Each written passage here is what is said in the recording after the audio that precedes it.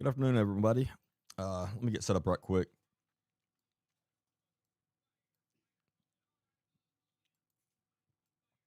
I wanted to jump on for a while and discuss all the crazy updates, breaking updates, in the Nancy Guthrie case with the FBI just releasing some security video footage from the front door Ring camera, Nest camera, whichever brand it was. And that is very big.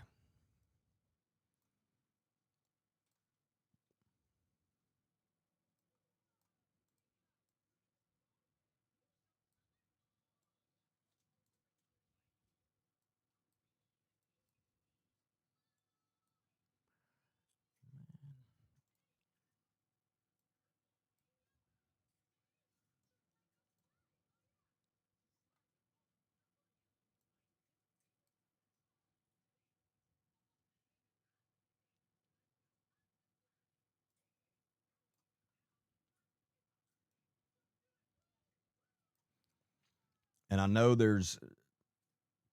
I'm going to get the pictures pulled up. That's what I'm working on right now.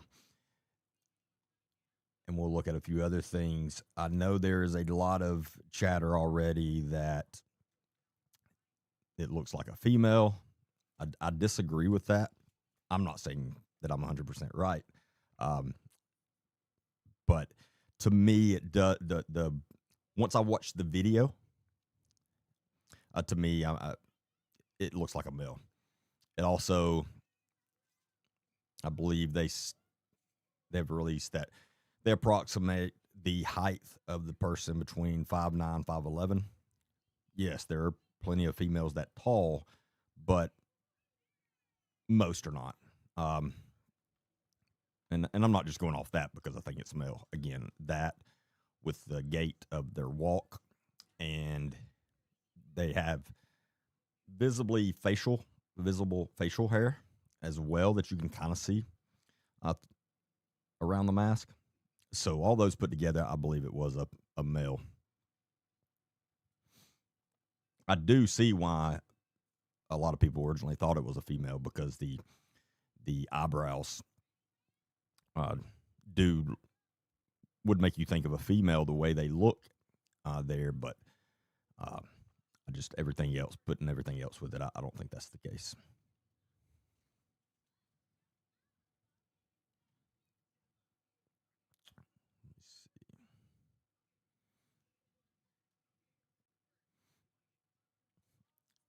The first thing that I want to be clear about, as far as my opinion, obviously, almost everything I'll be saying is still at this point pure speculation, as it has been from pretty much the beginning.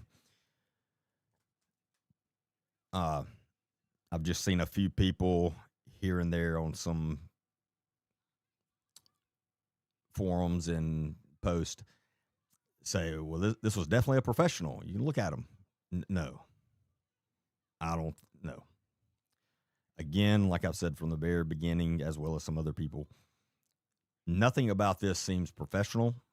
And now that's even more clear. That person in that video is not a professional criminal. I would bet almost everything on that.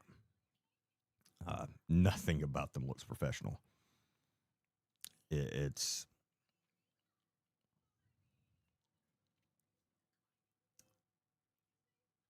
Is anybody on YouTube? Can anybody see me on YouTube? There's no traffic or it's showing me no traffic. I'm just trying to make sure everything's good over there. If anybody on my team could jump over to YouTube just for a second, just to see if it's showing over there. It's just showing me no traffic, which is odd. But anyway, nothing about this appears professional.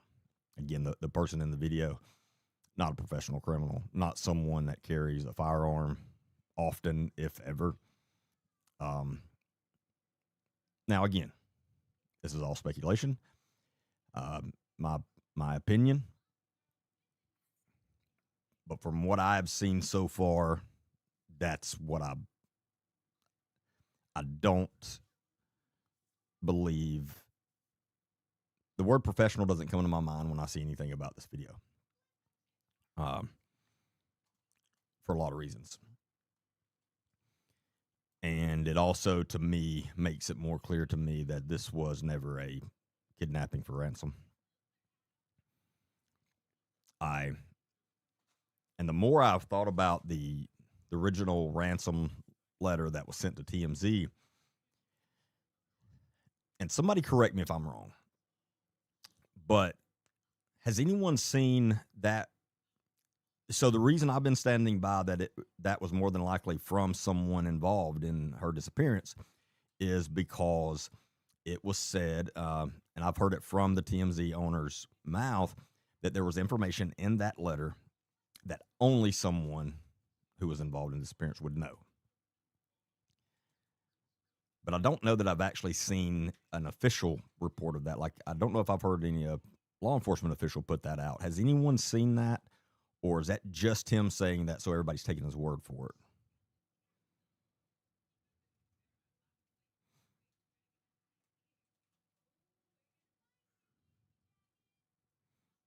Hey, I appreciate that comment, Taylor. I try to stay out of fantasy land, although my mind does go there sometimes too. Not going to lie. But the most interesting part about this right now, they released these images, which, discussing them very quickly, because I've seen people, why have they been sitting on these? Why are they just not putting these out or whatever? More than likely, they just got these. Now, I would bet they probably got them at least yesterday, maybe a day before that, but I do not believe they've had these for a while at all. And I think that's why they're just not putting them out, because these were obviously, they were able to pull this somehow from that Ring Nest camera, doorbell camera, that did not have a subscription service and was torn off the front door. So apparently they were able, the company or somebody was able to, there was some data still saved to the cloud, even though the homeowners didn't have access to it and they wouldn't subscribed. And so I'm guessing that took a couple of days, a while for them to find that and be able to pull that data. And again, there's a bunch of search warrants involved with that, subpoenas, things like that. So again, I don't think they've had this for a week. I think they just received all this too. And I think there's probably more that they have not put out yet. But the main thing that comes to my mind now that they have these videos and still pics, still pics from the videos, I am very, very confident they will solve this. I don't know if it'll be today. I don't know if it'll be tomorrow, but I'm very confident this is going to get solved now. And then also, I know I'm rambling a little bit, trying to stay on one. I just jumped on, so I'm trying to get my mind wrapped around everything. But anyway, one of the most interesting things to me right now is, if you're not aware, law enforcement is all over Annie Guthrie's neighborhood right now, going door to door. Possibly, again, this is speculation, possibly to ask for camera footage of each house and or permission to search around their properties. But there are quite a few and walking door to door in that neighborhood right now. And that's, again, it's not a coincidence that these were, like I said, let's say if they got these yesterday, and I mean, they may have gotten them this morning. I don't know. But here we are, a lot of action back around Annie's house. So again, this is more than them just covering all their bases at this point. It's too much action around Annie's residence for, again, law enforcement investigators to not think someone that resides in Annie's residence is involved. All right, let me get some of these images pulled up.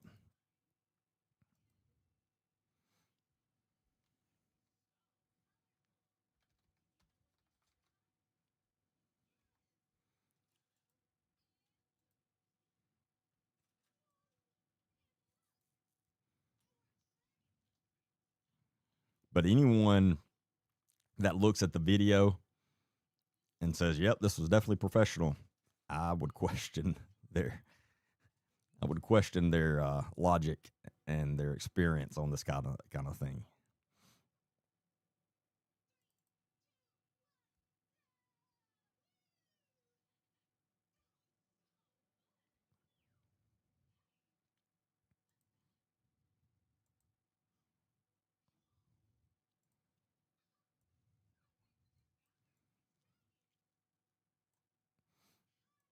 So here's 3 of the still pics from the video, and I was not at home when this hit earlier, so as soon as I got home is when I jumped on live. So I've not had a chance to like sit down and look at these until now. So you may hear me talking to myself, kind of going through these because there's going to be a lot to break down and analyze in this. Now, first thing I want to say is anybody that's been on my lives the last 3 or 4 times, what's one thing that I continuously say about your security cameras? Don't have the infrared on the night vision because it's hard to see anything. It's hard to tell anything. Keep them on daytime, but have lights shining where the camera would. Prime example right here. If that would have been the case here, we would have way better pictures, way better video. Now, again, this is still really good video, especially with the tools that the feds have to analyze these things and break them down and pull things from them. But it would be way better. But this is a prime example. Imagine if this was all in color right now. It would tell us a lot more. Do I think she knew the guys at all? So here is my observation from watching the video twice. I watched it walking through my house a while ago, and then as soon as I sat down, I watched the video. And actually, before I speak on it, let me pull that back up and watch it again.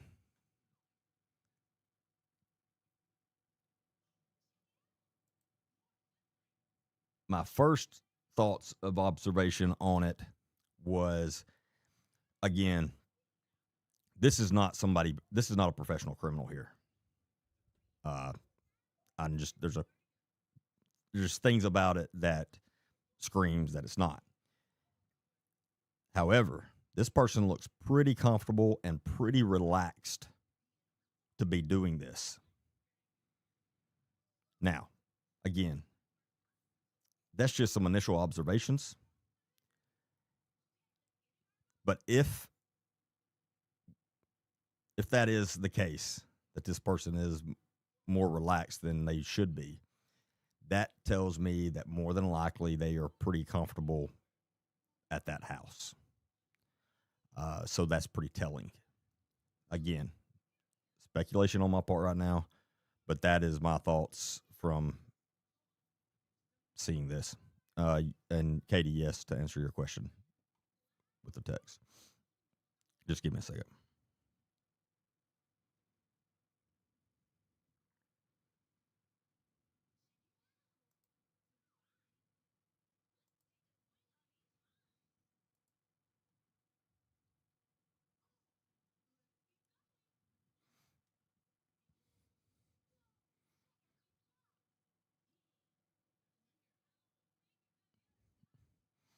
Yeah, so it also looks like law enforcement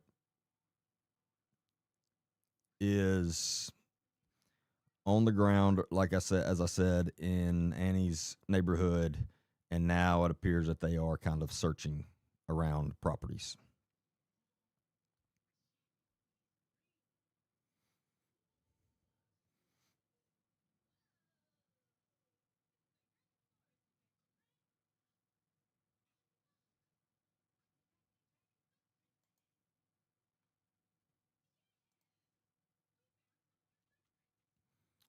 All right, let me get this video pulled up.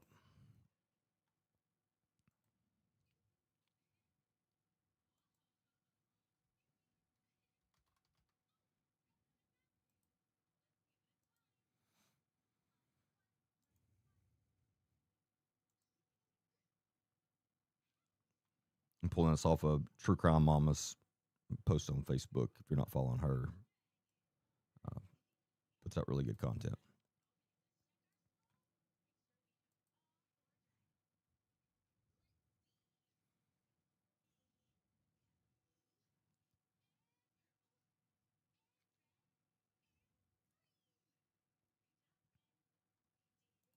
So right there, it appears that maybe that he's trying to cover up the camera with his right hand while he's reaching the other hand to try to turn the doorknob, is what it appears. Anyway, just from that.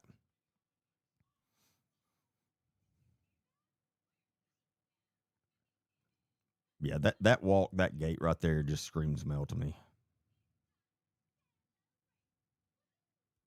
And the way he stepped up.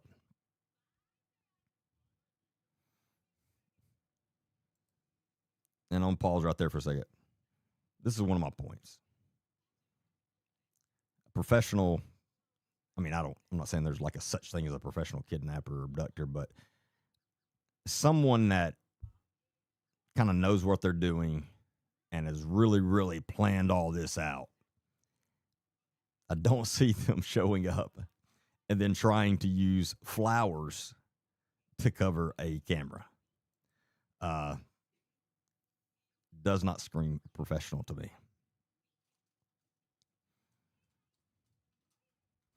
The gloves, I'm going to tell you what the gloves look like. I think those are black natural gloves on top of other gloves. You can kind of see the little, and again, I may be wrong. This black and white is hard to, it's just, that's what I think. Um, and I'll show you. Hold on one second.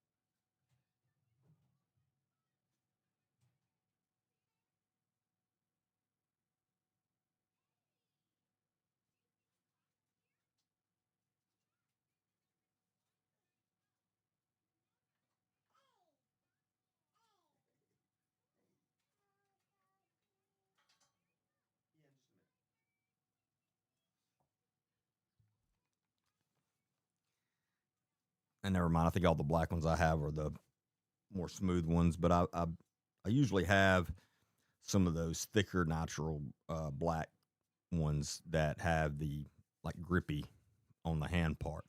That's just kind of what I think these may be on top of other gloves. Um, Now again, I could be wrong.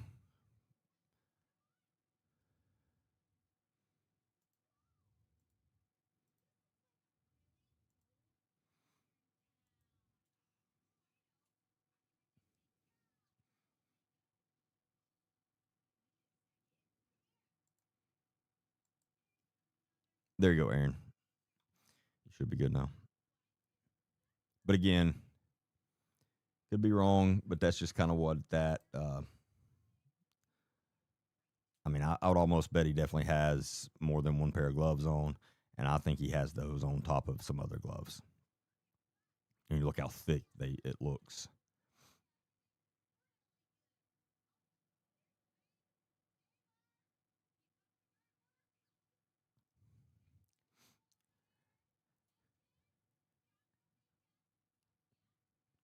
And again, I'm going to play it one more time after this. See if y'all who agrees with me on he doesn't look that stressed. He doesn't look panicked. He doesn't look excited. He looks kind of calm, which if you're doing this, most people are not going to be just see how he's like nonchalantly kind of looking around, walking around, like he seems comfortable there, and that's odd to me because if it wasn't for the other evidence of me just knowing almost positive that this is not a professional, then I would think this is a highly, highly professional criminal. But with the other things, no, I don't think that at all. But yet he looks very calm and kind of relaxed as what he's doing.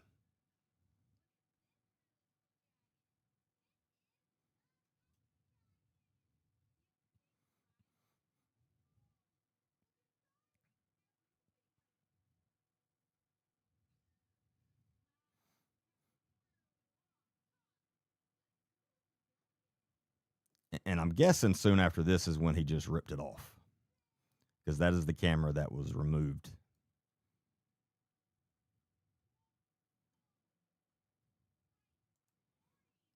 Anyway, all right. So did everybody kind of see what I was talking about?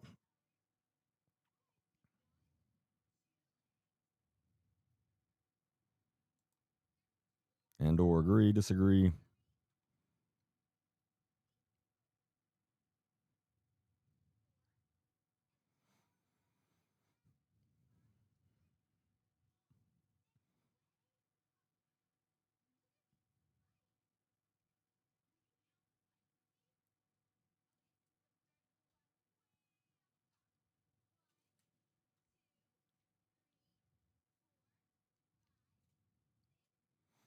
So again, that's telling to me. It's a good clue, as we would call it. It's a pretty big clue.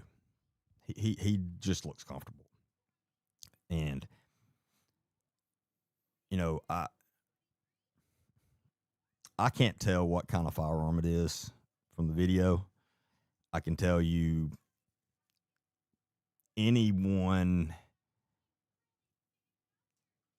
that is not where and I've already seen the argument. Oh yeah, that's very common. That's called appendix carry. No, not like this. Not in that type of holster, and not outside the waistband. No, that doesn't make any sense at all.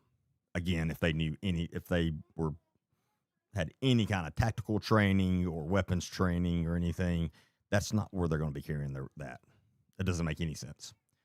So that's part of the reason I don't think this is a professional at all, as well as obviously with everything else we've seen come together with this.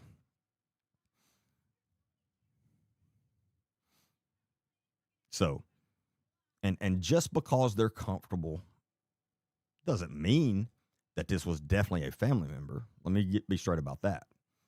It means they're comfortable on that property. It means they definitely know who is inside. So this is not a random thing, obviously. Definitely not. They know who's inside. They don't seem rushed, hurried, stressed. It's just very strange behavior for what they're doing right now.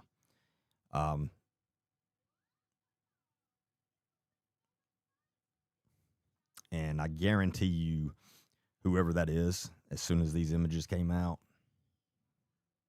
somebody around them is going to notice something's up with them, because they're not going to be able to sit still. They are going to be stressed to the max right now. 100%.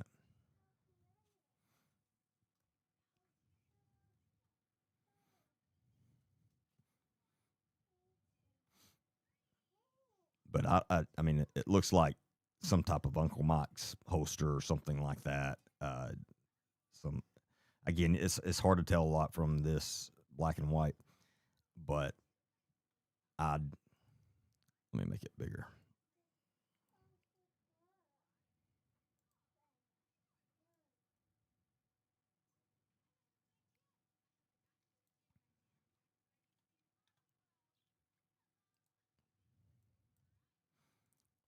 Let me pull up the single images of them.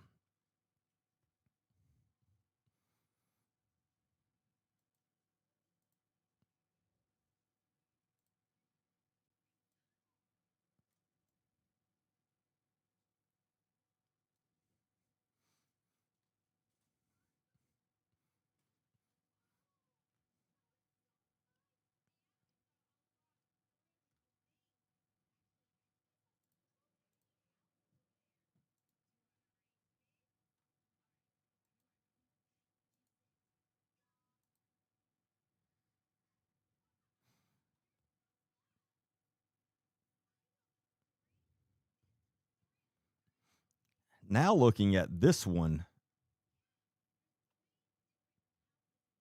I know y'all can't see my cursor. I keep thinking you can, but where earlier I thought it was eyebrows, I'm not so sure now. That may just be like a shadow from the mask to the skin. I don't know. Again, it's hard to tell.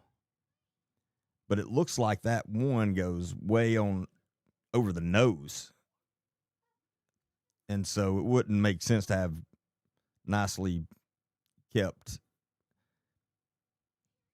eyelashes, but have a unibrow. Again, it's just kind of what it looks like here. I don't know.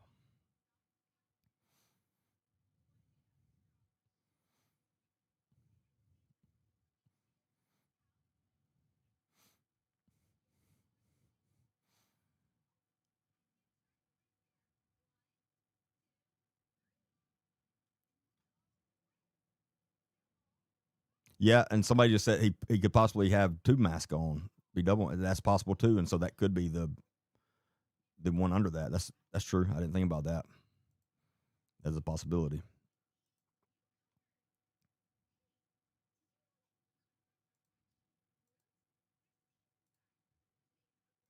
Now this one is not as clear because it's further back. The interesting and I don't know. Again, with the infrared, things are tricky because here it looks like he does not have a backpack on. However, I can't say that for sure with this infrared and that distance. Because this could be a completely different person. But again, it looks like he does have that black stripe that goes across the chest that's on the jacket that we see in the other. Let me compare them.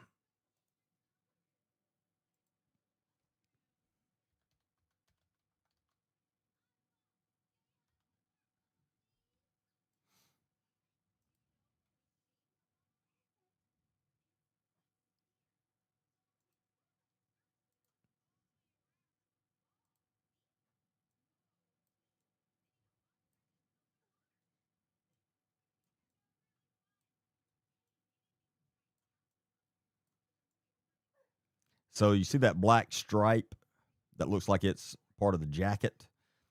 It I think you can kind of outline that on this other picture. And again, it doesn't look like he has a backpack on here. Now, again, it could just be the way the infrared is shining on him.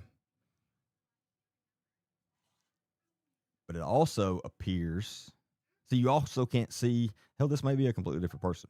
And they may have the same jacket on. Because it doesn't look like he has the firearm on here either. Now, yes, his jacket could be coming down over it a little bit, but this one,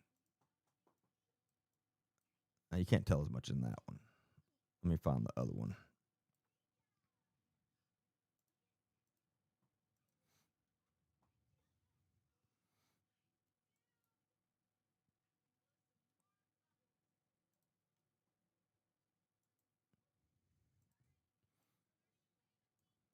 You see how low it looks like that it's down on this one?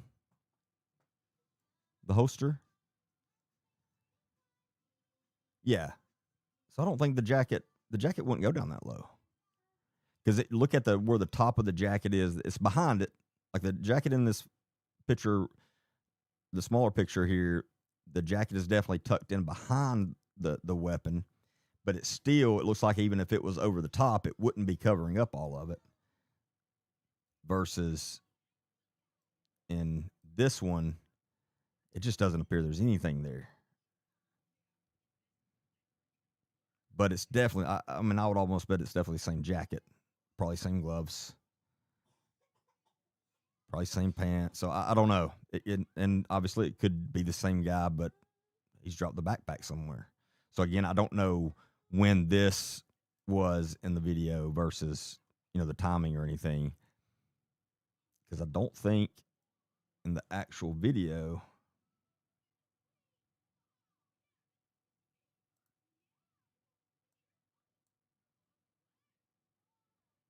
Yeah, in the actual video, he's never back that far.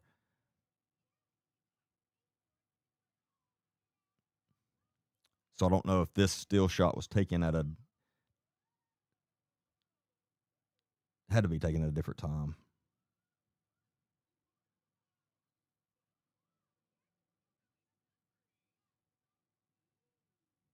Yeah, because the only time he was back off the steps in that video is when he's either reaching down, he's bending down, or when he stands back up, he's got the flowers in his hands and they're together. So this is not from that same time. So again, I don't know. Could be the same guy just without the backpack. He could have the backpack on and the holster, just the way the infrared's hitting it. I don't know. And I saw somebody talk about the timestamp. I know there is not a timestamp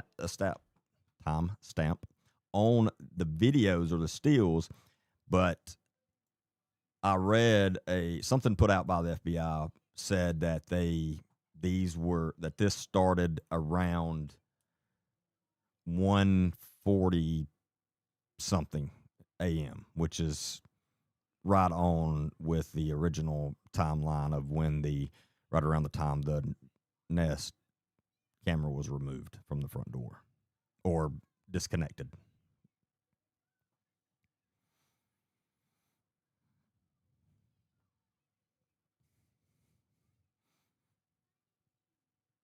And I don't think you can definitely say left-handed off of just that video. Now, I'm not saying he's not left-handed. I'm just saying you can't determine that from that because the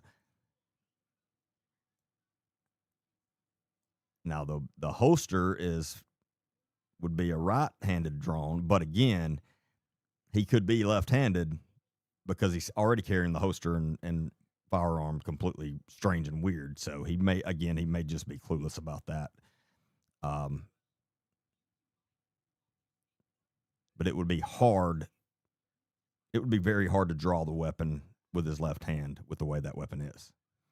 That would be because it's not even a cross draw. It's not even like set with a cross draw or anything. It would, because the handle of the firearm is pointing towards his right hand side. So again, I don't know. I definitely couldn't say he's left-handed, but I definitely couldn't say he's right-handed either.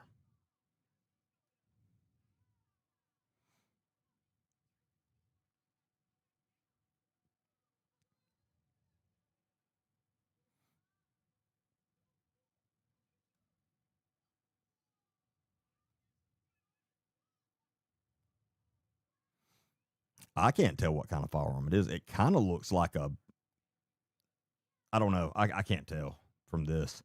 I mean, the handle on this one picture. Let's see.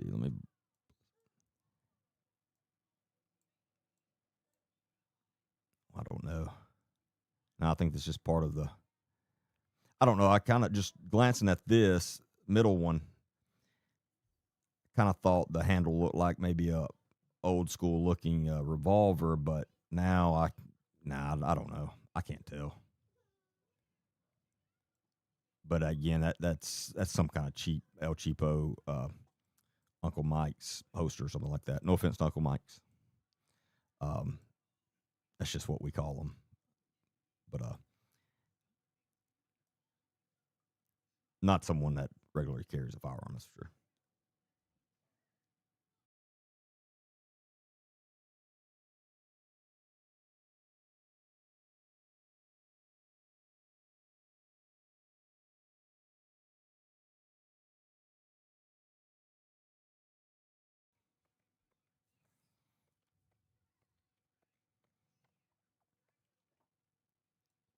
And if you're just joining, if you're not following me, I'd really appreciate hit the follow and hit the like button a few times.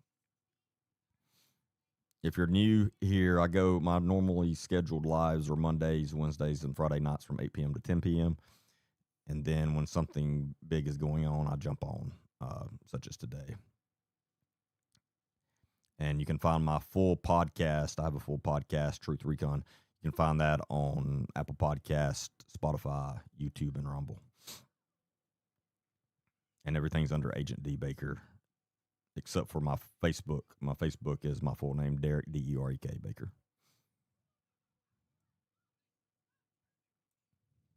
I'm a prior 10-year plus detective in law enforcement, combat military veteran, and I teach interview, interrogation, and body language.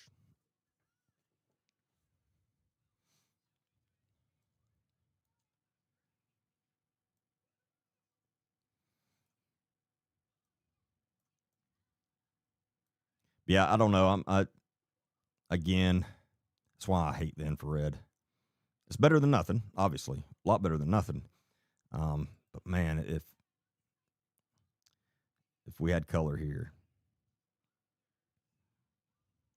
it would make a big difference. But I am very glad they were able to pull this. I'm sure, and that's why I don't think they've had this long, because I can't imagine what all they had to go through to get this pulled like that. And again, I would bet they have more footage that they haven't put out. Um, and I hope that's true anyway. But I'm telling you, anybody that's watching, especially if you're from around there, whoever this is, when this hit today, they're not going to be able to sit still. They're going to be stressed to the max. So pay attention to people that you know, because somebody out there knows them, obviously. And we do need to be careful about jumping to conclusions as far as specific people right now, because that creates a lot of noise, which does affect the investigation in certain ways, especially with tips and things like that. Because if everybody's, if tons of people are saying it's this certain person, and everybody's constantly seeing that, then they're not going to be looking around at people they know and thinking about it, because they're going to be thinking in their head, well, they know who it is already. So be careful about that. Now, again, my opinion on possible suspects, I believe more likely than not, investigators believe someone that resides at Annie's house is involved. Speculation, but too much action going on there, and has been going on there for something. For them not to, at least, I'm not saying somebody from there is involved. I'm saying investigators believe somebody from there is involved.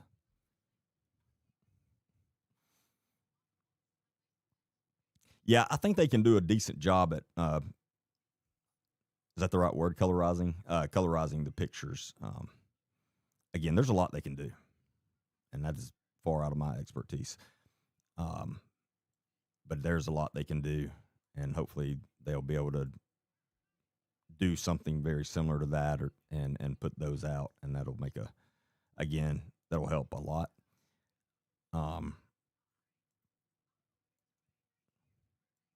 Because if you at least had color, you could definitely tell a lot more about possible brands of the clothing, which can be a really big break, possibly even shoes. But again, from experience, you have to be careful with the infrared because it'll trick you sometimes. Yeah, this one you can't tell anything from. It's too blurry. They blew it up. It's been blown up too much or something. Um,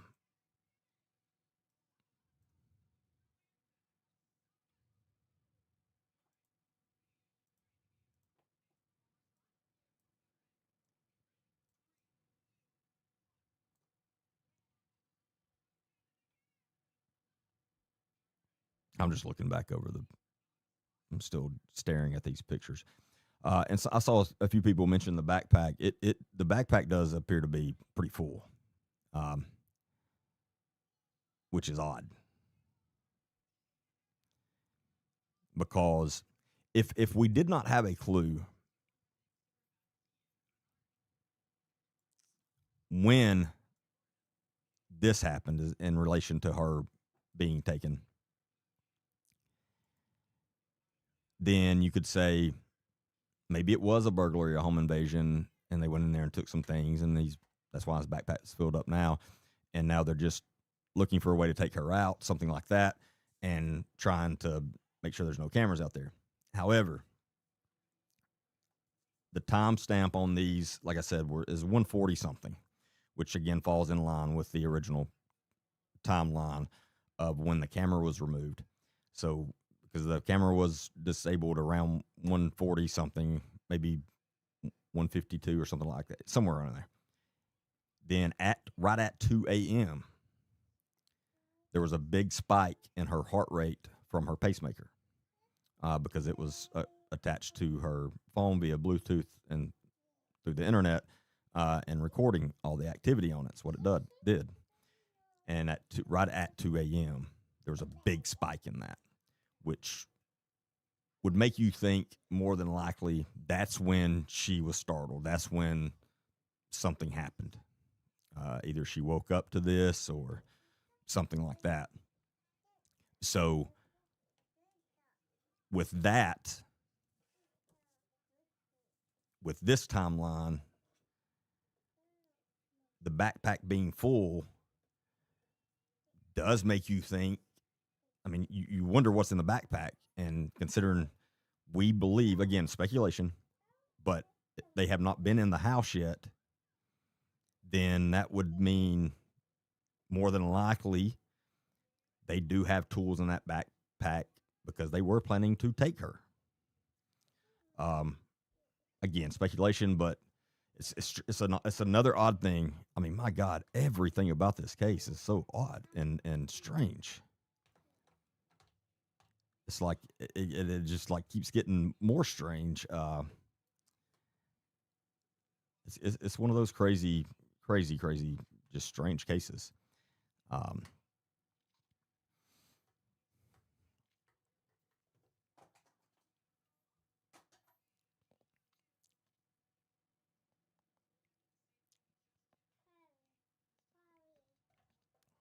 So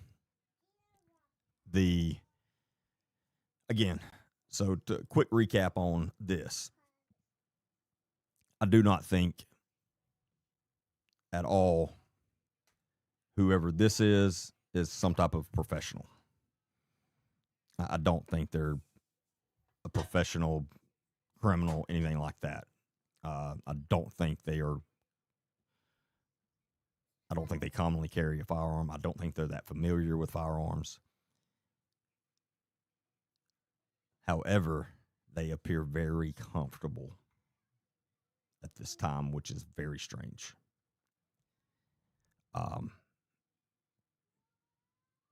Because the only other thing, logically to me, and if somebody else has any different ideas, I'm open to them for sure. But what I'm thinking logically, as far as how are they so calm, especially if they know they're about to go in there and try to kidnap someone, would mean they're either a professional criminal and do home invasions and break into houses all the time. There's no way that's the case with what we see in this video here, again, with how they're carrying the weapon and just trying to cover up the camera with flowers. I mean, none of that makes sense. So the only other people I could think of, okay, we would look at, with them being this calm, let's look at law enforcement. However, that goes right out the window because simply of the firearm and how they're carrying it. That would be crazy. And then next, I would say let's look at special ops, military type people. Again, I'm just going. If we were just talking about the very calm behavior, again, all that's off the table just due to the way they're carrying that weapon, and just not prepared for the camera to cover up the camera like that. So, because they obviously did not have a plan of what to do with this specific camera. Because again, he walks up, he looks over at it, and he's trying to cover it with his right hand while he's trying to open the door. Then goes and grabs flowers to try to cover it up. So I don't know. Again, so the only other logical explanation I have for why are they so calm is they are very, very comfortable with that residence.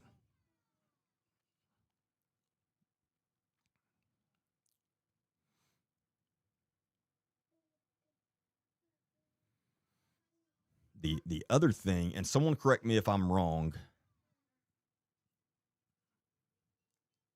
because I don't know if it's been actually put out by law enforcement, but I know everyone from the beginning that I've seen has said there was no forced entry. There did not appear to be any forced entry. So if that's true, that could also be pretty telling. That would mean either she left some doors unlocked, which is possible. That is possible. Or they had a way of getting in without having to force entry. So that would be very telling, obviously. And so if it is true that there was no forced entry, that, along with how calm this person looks walking through this, tells me they have access to the inside of the residence regularly. Again, pure speculation, but and then we go back to what all the action we've seen at Annie's house. Set late Saturday night. They're in there searching, taking tons of pictures, removing some items from there. And I originally thought, well, they definitely probably had a search warrant. But then we started hearing yesterday that they did not, that it was purely consensual. But still, there's still a reason they would have gone through all that. Something. There's some type of reason. Again, they just don't go out and do random things in an investigation like this. So we have that. And now, today, what a big law enforcement presence in Annie's neighborhood, going door to door. And it appears they're searching around people's properties in Annie's neighborhood.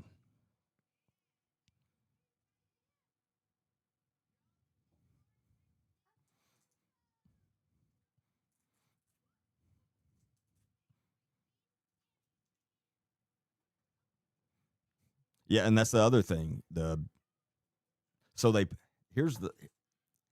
I told y'all that day when they were on the roof and we see them pull one of the cameras down pull a camera off the roof.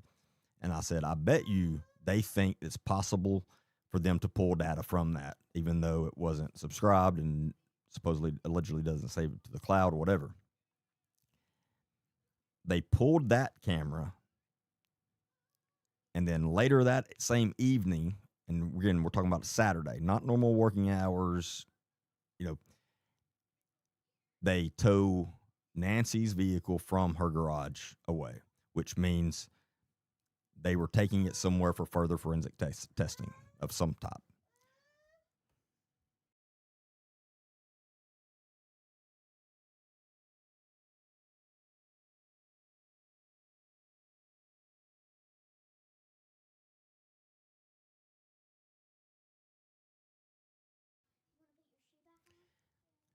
So towed her car later that same evening. Then later that same night is when they were at Annie's house and searching and taking tons of pictures. And as looking at this from an investigator side, I hate to keep going back to that conclusion in my head, but for some reason I keep doing that of there was something on that camera. But then I think even if they were able to pull data from that, they probably wouldn't have been able to do it that quick. So a good investigator is constantly trying to argue against what their narrative is popping in their head, and that's the way you need to be. Cross-examined is what I call it, and that's what we would do to each other. We would, somebody would say, "All right, this is one of my theories. Y'all tell me and then the rest of us would act like a defense attorney, cross-examine them, and try to eat that theory up. And that makes everybody think and helps everybody think. And so that's what I'm trying to do with myself here. And so I don't know. Again, everything about this from the very beginning is very strange, very out of the norm. I mean, a type of case like this, a type of crime like this is very uncommon and out of the norm anyway in the United States. And again, seeing this, I still don't believe this was ever a true kidnapping for ransom. Because nothing about the ransom note made any sense, if it is even real. Again, waiting almost 2 days or at least 2 days before sending a ransom, that doesn't make any sense, especially when you have an 84-year-old with serious medical issues, heart issues. None of that makes sense. But again, now really seeing how unprofessional whoever is involved in this was, it is possible that was their plan all along, and they just was coming up with things on the fly. I don't know.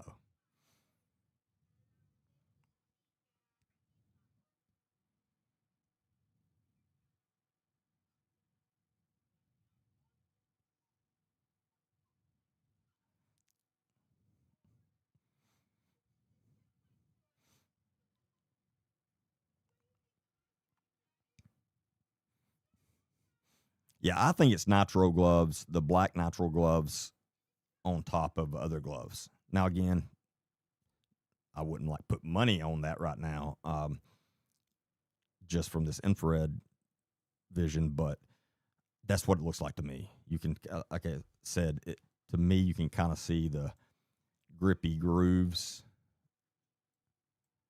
and the way it's kind of bunched up. It looks like those natural gloves, like they would do, except obviously they're on top of other gloves. They're on top of other gloves for sure. There's no doubt about that. When I first saw this picture,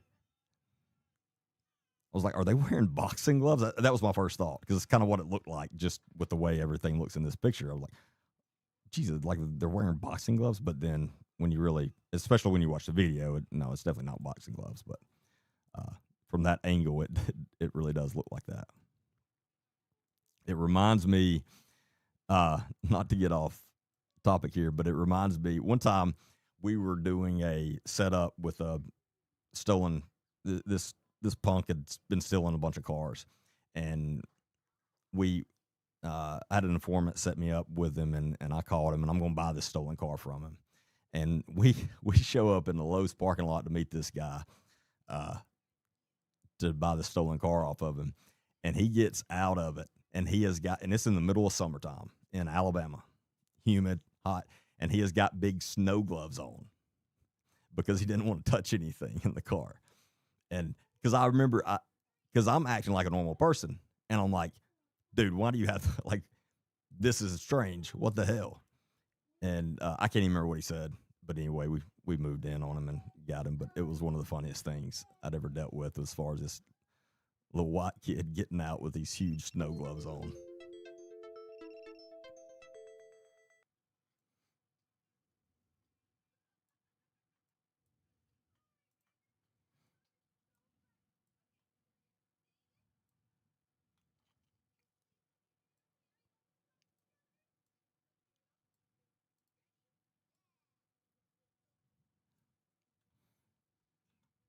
Also, team, I mean, I'm sure y'all are, but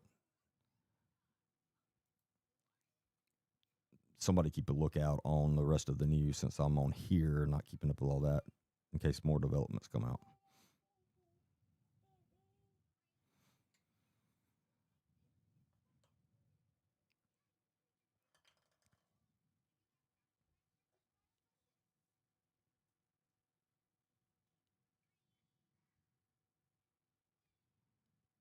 Yeah, he could have protective shoe covers on. I don't know. Again, I can't tell from this.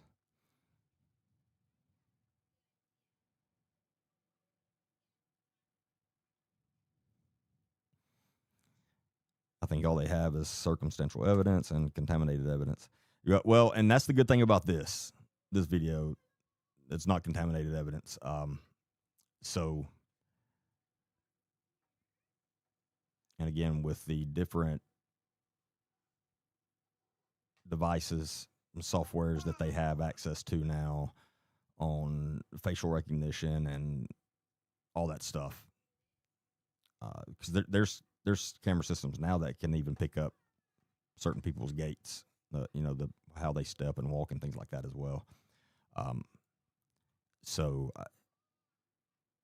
like I said, now that we have this, I feel very certain that this will get solved at some point.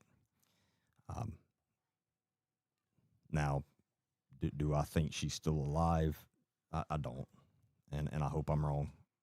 Obviously, I mean, I really hope I'm wrong on that, but I don't think so. And this could have been a home invasion by a amateur, and they weren't planning on taking her, but then things went south inside, which is not. I mean, just seeing this one video of this, it's not surprising to me that once they got in, things went bad. There's no doubt in my mind about that. Something didn't go the way they planned. Even that, I still don't understand them taking her unless, I don't know, my mind goes in about 1,000 different places on that. Again, now we've got the full backpack, which would suggest anyway that there's a possibility that they had items in there to help them take someone. Because if it was just a burglary or home invasion burglary, the backpack wouldn't be full before they go in the house. It would be very common for them to have a backpack, but not before they go in, unless they had some type of breaching tools in the backpack. But that doesn't appear to be the case because he's using, I don't think they plan like that because he's using flowers to cover up the camera. So I don't know. Wow. The more I think about it, the more confused I get. The other, another theory, again, pure speculation. Just walking through another theory that's a possibility. This was something planned by someone close to her for another reason, and maybe the original plan was to go in and make this look like a natural death, but then when they got in, things went sideways, and they couldn't pull that off anymore, so they freaked out and they took her to put her somewhere else. And then 2 days later, while they're still freaking out, trying to figure out, oh shit, they come up with the harebrained idea of sending the ransom letter. Again, if it was really them that sent it.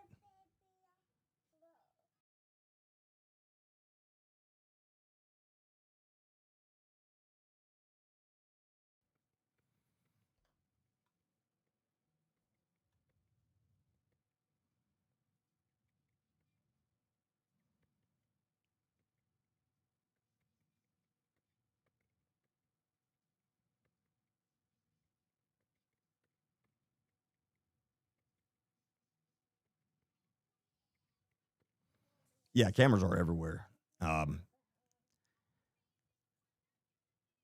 It's still crazy to me because I'm sure they've already gone to probably every house in this neighborhood and requested for the ones that have security cameras, which probably almost everybody, Uh, from what I understand, this is a semi-wealthy neighborhood, so you would think everybody would have cameras, and they have. I would be sure they have already gone through the neighborhood, ask everyone and everyone that has saved that their footage is saved, whether to a hard drive or cloud or whatever, and have reviewed all of that to look for cars going by around this time or whatever. And it's crazy to me if they don't. Again, they may and they just haven't put it out yet. But it's crazy to me if they have not found anything on any other cameras as far as a car. But again, I don't know exactly how. Well, I'll take that back. So it does appear from the bird's eye view that a lot of the houses sit a little further back from the road. So I guess looking at it like that, that it would make more sense that if they're not able to get that they wouldn't. But then you've got any businesses around there, gas stations. Gas stations has caught a lot of criminals after serious crimes like this. You have to have gas at some point, and it just depends. So, unfortunately, my God, some of the service stations cameras are the worst I've ever seen. It's like they still have a camera that they bought in the 70s, which I don't understand. You can get really good cameras for not expensive these days for a business, for sure.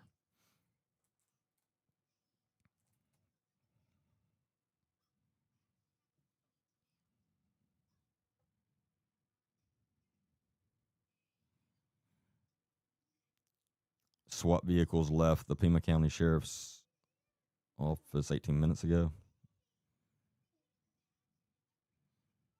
Yeah, like KJ just said, that could be for a completely different situation. This is a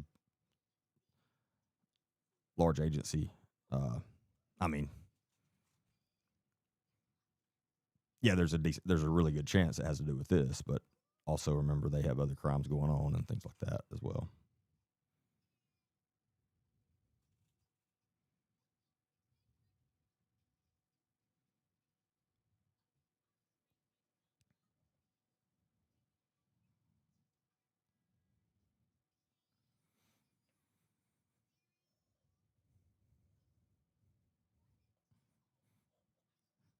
That technology, Christy Christie stated, I wish we had technology to see who was in that area at that time on the cell towers.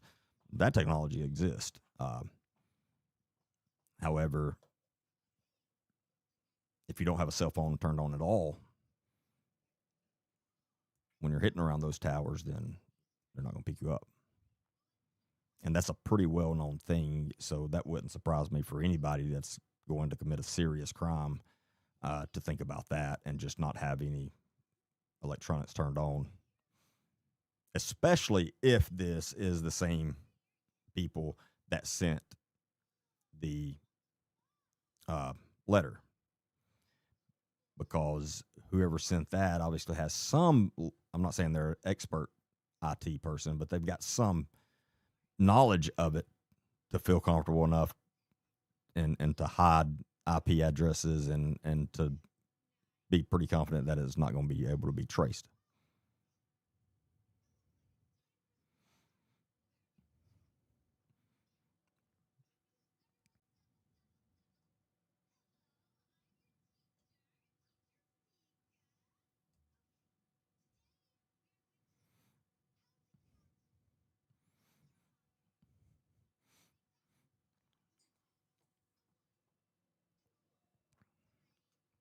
Yeah, as far as cell towers and that stuff, there's a lot that I'm not going to talk about because not that it's top secret information, but just there's a lot that a lot of people still don't know, and I don't want them to know.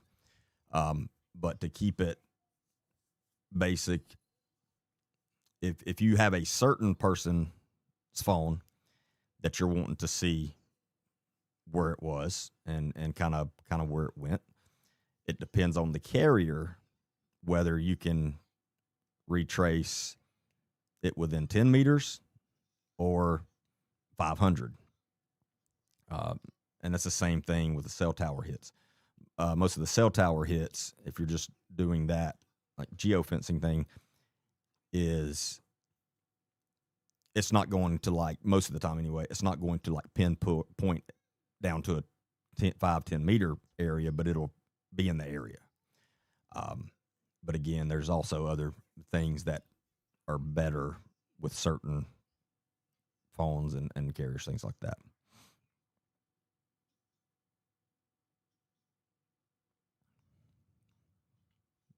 You didn't get a notification? I have to check into that. Team remind me to check and make sure we've got all the settings right on YouTube, that it sends out notifications when I go live.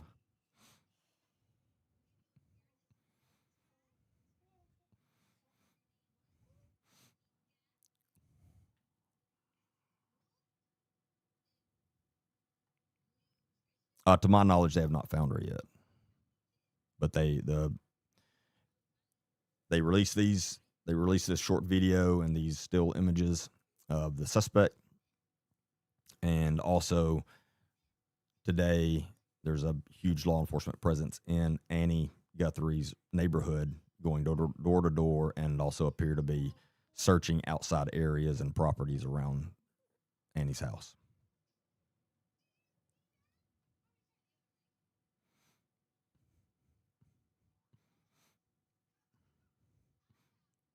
Pima County law enforcement is corrupt. They've covered up my nephew's murder. Well, I mean, I'm very sorry about your nephew, for sure.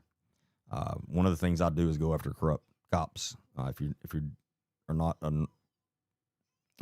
if you are a new follower to me, that's one of the things I do. However, only real corrupt ones, and there's not a lot of corrupt law enforcement. There's way more than there needs to be. That's why I go after them. But anyway, what I was going to say that is 600 deputies. You can't say the whole agency's corrupt. That's not to. Again, I hate that what happened to your nephew for sure. And I'm not saying they didn't botch that investigation or whatever. I don't know. But I hate that for your family and for you for sure. Now, we have an agency here in Alabama that I've been on a lot. Go watch some of my podcast. That literally the entire agency, but it's very small. They have 80 employees in all, a little under 80 employees in all. And that's 20-something sworn deputies, all they have. But yeah, that entire agency is, and so much so, a little over 30% of the entire agency has been federally indicted in the last year, and more are coming. But that's extremely rare for an entire agency like that. But unfortunately, that is there. And with an agency the size of Pima County Sheriff's Office, I'm not saying that they may not have a corrupt person here and there. Again, corrupt road deputies and officers with police departments are not that common. Now, if you're talking about corrections officers inside the jails, that's a lot more common. A lot more common.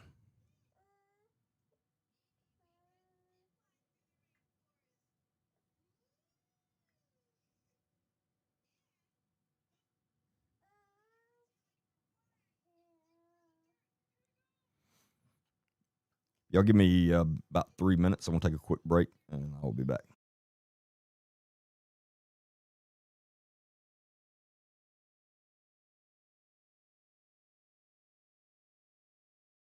Before you open your door, pause. Did you check the back seat? Meet Clever Ellie, a simple, affordable plug-in that helps you build the life-saving habit of checking your back seat every single time you exit your vehicle.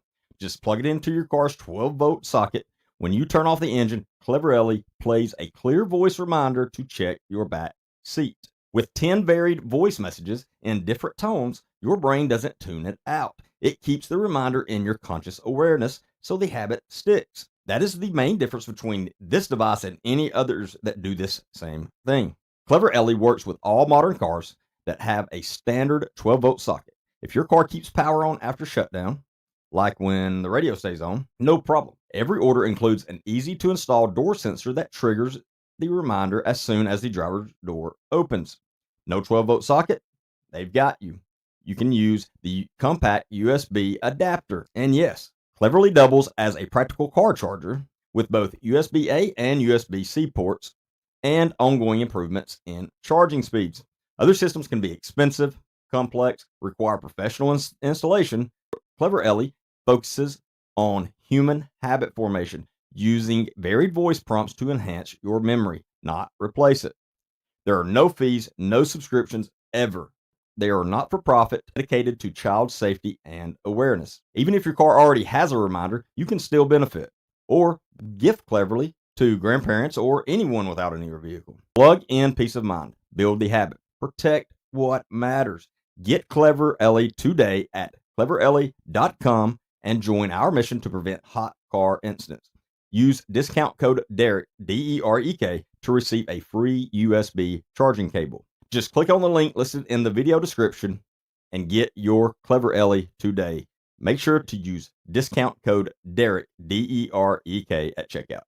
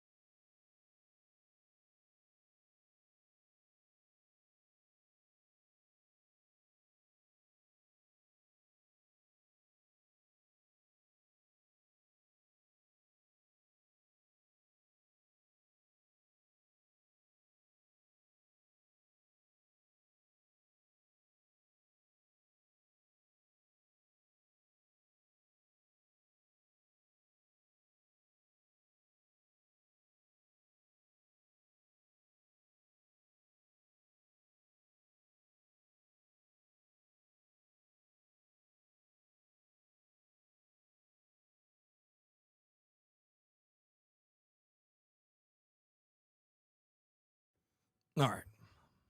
Apologize for that.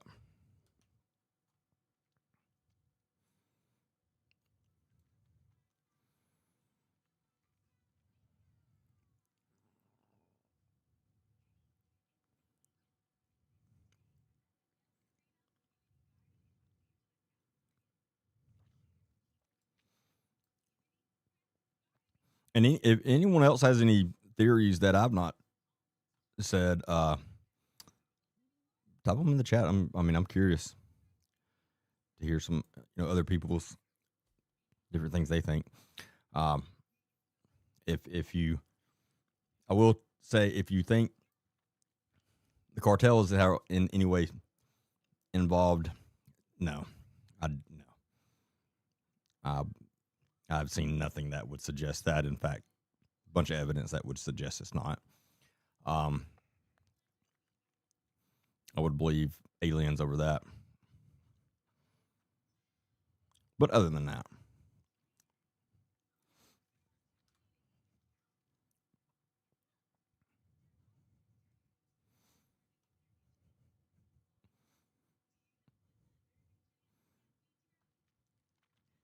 yeah, Dr. Sue, we'll check on our settings and make sure that everything's set to where you should all get notified when I'm going live.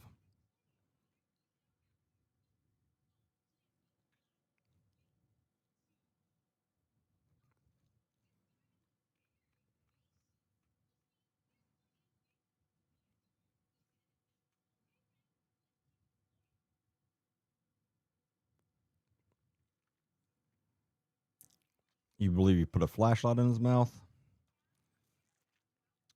What was? Hold on. Let me see if I can find what you're referring to there.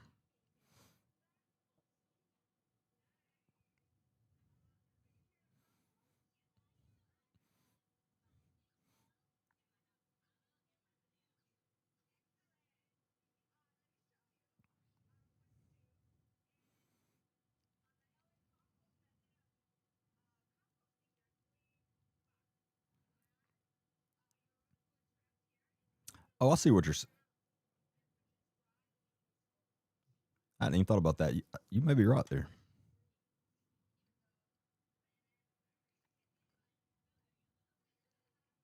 Yeah, you may be absolutely right there.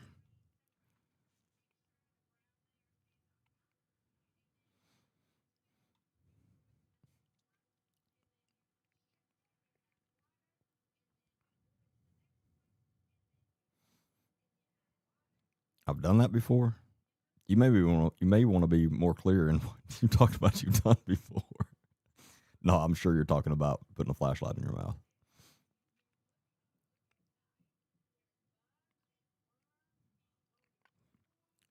Don't criminals leave behind approximately 15 pieces of evidence at a crime scene? I've never heard a stat quite like that before. Very common for them to leave behind some type of evidence. I've never heard like the a specific number or anything like that.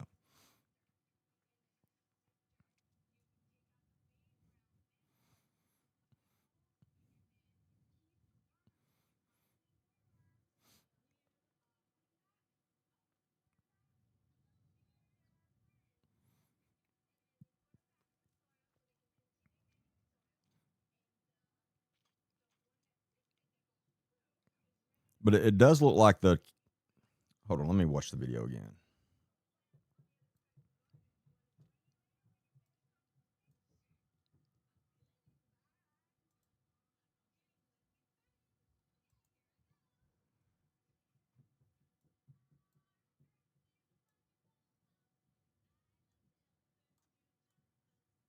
See, it kind of jumps for a minute. So yeah, he definitely could have, in between that jump, put a flashlight in his mouth.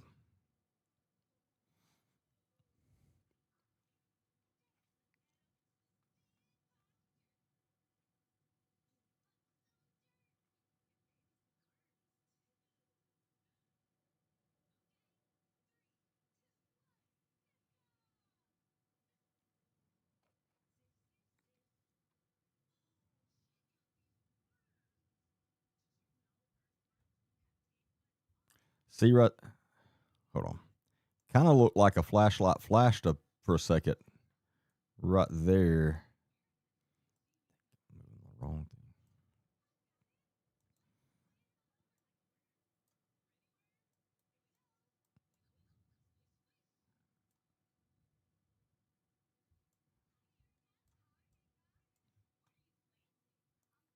Let's see. When he goes to bend down at the flat around the flowers, watch and see. Again, infrared can play tricks on you, but it does kind of look like a quick little flash.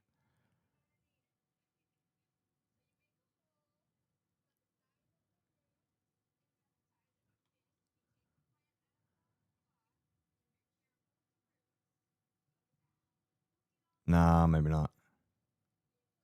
I don't know. I can't tell. That is very bright, though. I'd almost bet that's a flashlight. That's very bright for even for infrared, just to be teeth of any kind.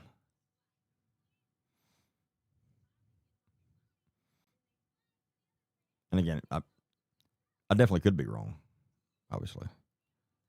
But just I think as of now I'm erring on more of it. It is a small flashlight he's got in his mouth.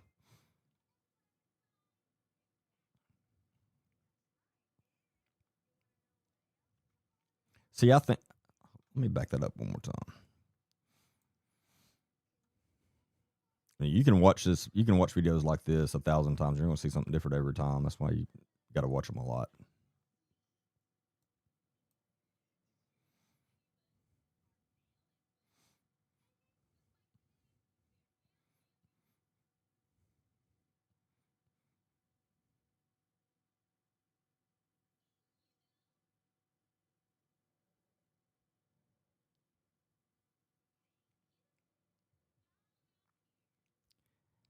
I mean, it kind of looks like he may have a small flashlight in his mouth and just he's biting down every once in a while to turn it on.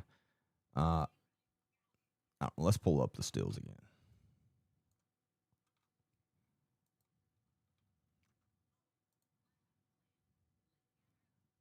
Nah, right there, he doesn't. But let me pull up the other stills.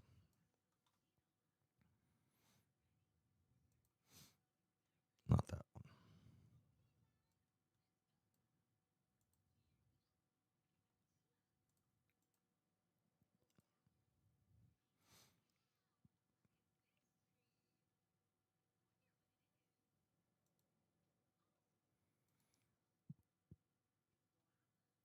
So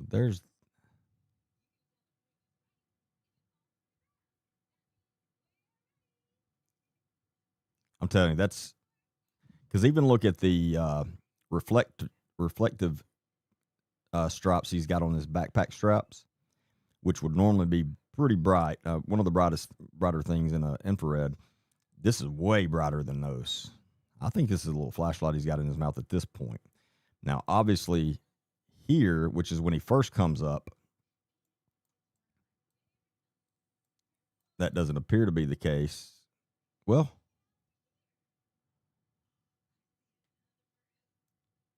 hell, I don't know.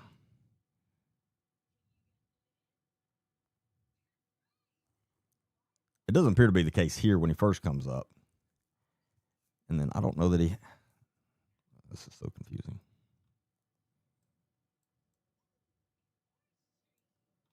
Welcome to my mind when I'm trying to figure things out.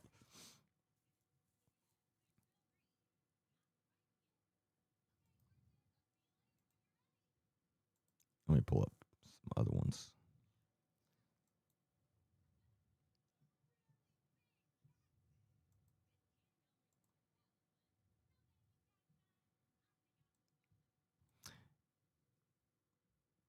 So unless it's like in his mouth, because it looks like his lips are closed here.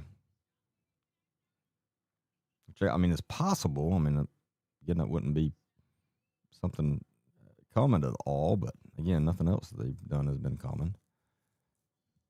I mean, it's possible he's got a little flashlight in there. I don't know.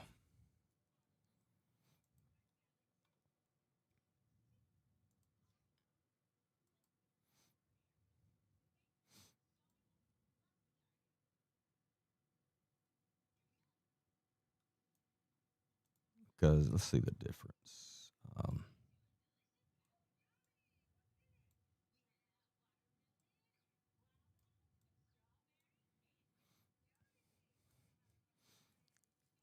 That it just looks like teeth, but again, it's not like shining crazy bright.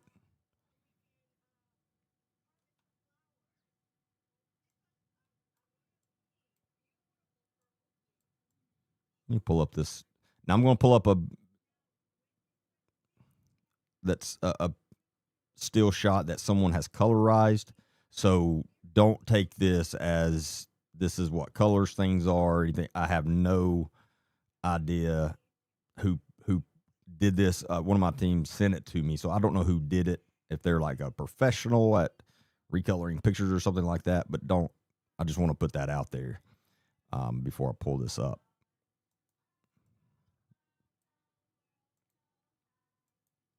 I just want to see if we can see different from that.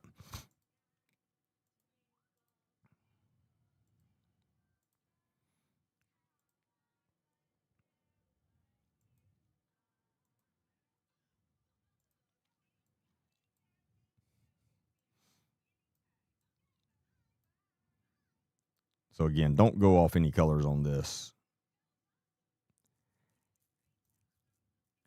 But yeah, there it just looks like it's. I mean, I think that's definitely his teeth, just teeth.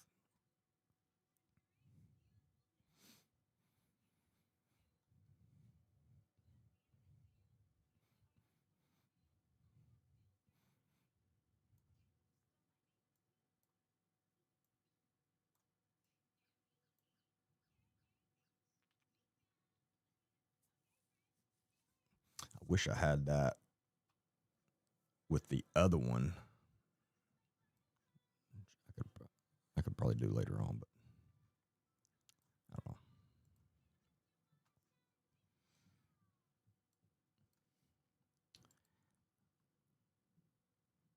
Let me make sure I've got all the images that they've put out.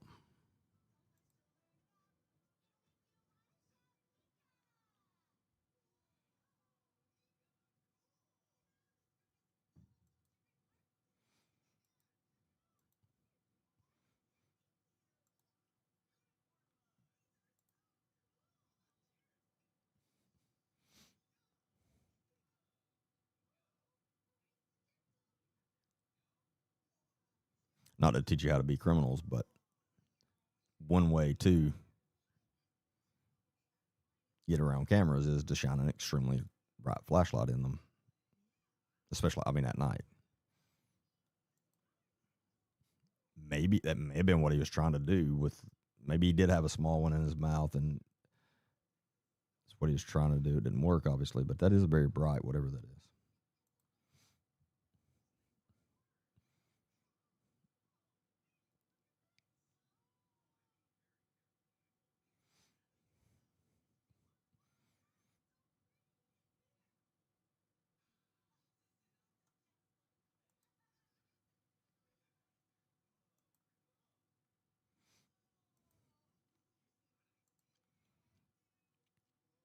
Yeah, I think I've got all the pictures that they have put out.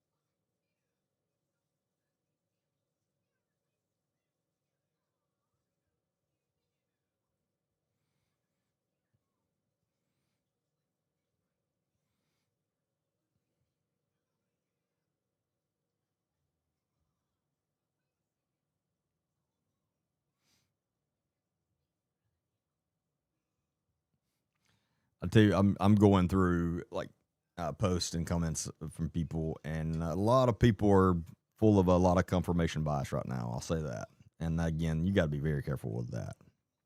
It is easy to fall into that trap.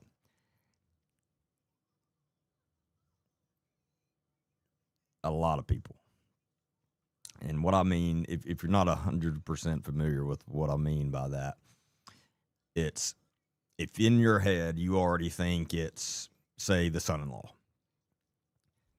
and you pull the pictures up, and then you pull his face up beside it, your brain is going to only pick out the things that falls with your narrative subconsciously. You don't realize you're doing this, but and so it's going to fall into only picking out the things that agree with your narrative, and you're not going to see anything that disagrees with it. That's confirmation bias, and again, it's very easy to fall into. You have to be very careful with that. A lot of people are falling into that right now.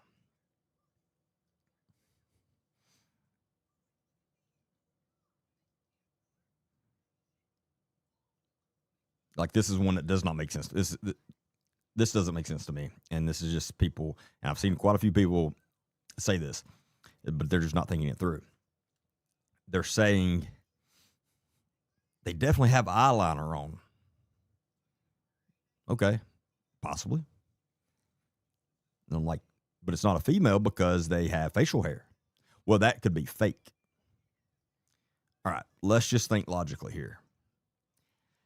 If they're going so far to say it's a female, and they're going so far to disguise themselves to wear fake facial hair, are they going to wear eyeliner?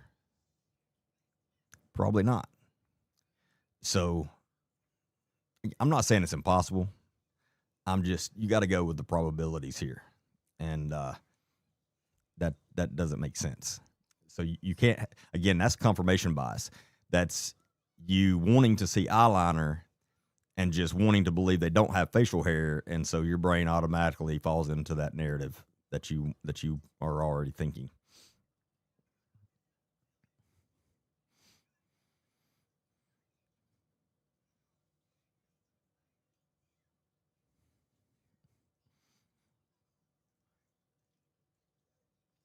And I am looking at it more, again, speculation. I am kind of looking at the stills with that face mask. We know they have double gloves on. It is. I do kind of think there's a good possibility they have at least two masks on, because that face looks like, looking at it straight on, it looks awfully round.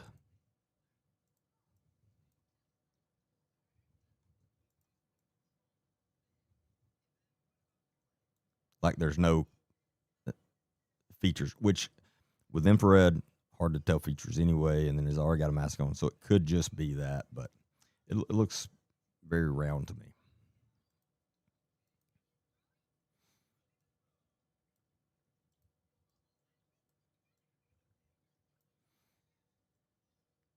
And so you can barely see the ears and the nose. I think it's a decent possibility to have two. But again, I mean, they may not. It's a guessing game at this point with the infrared. Unless, I mean, for me anyway, I'm sure there are people that have a lot of experience at reviewing infrared and know a lot more about it and can determine more, but not me.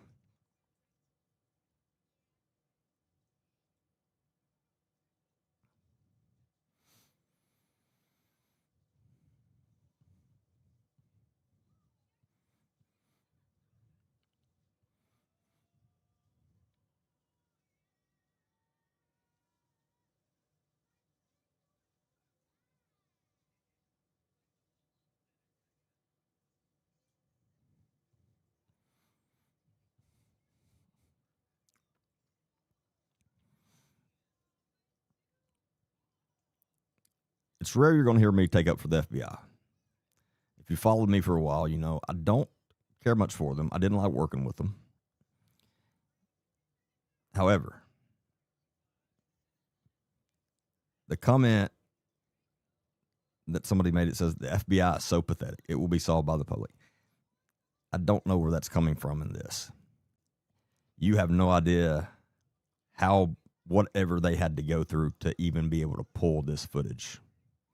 I'm telling you, it's something no other law enforcement agency could have made happen. No doubt. So, no, this is a very strange case. Also, the FBI had to come in and clean up. They had to play cleanup first, and that is always so much more complicated.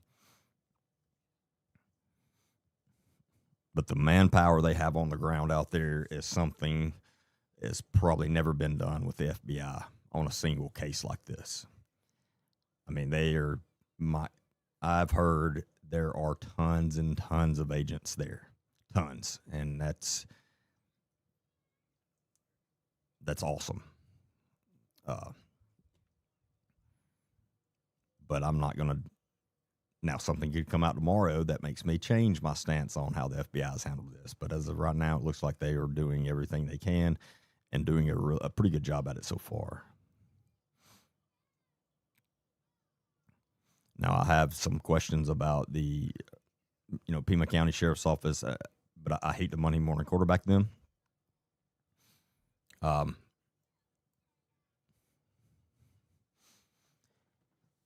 They did screw some things up in the beginning, but I want to say that by saying there's a decent possibility most agencies would have, just with the way this has gone.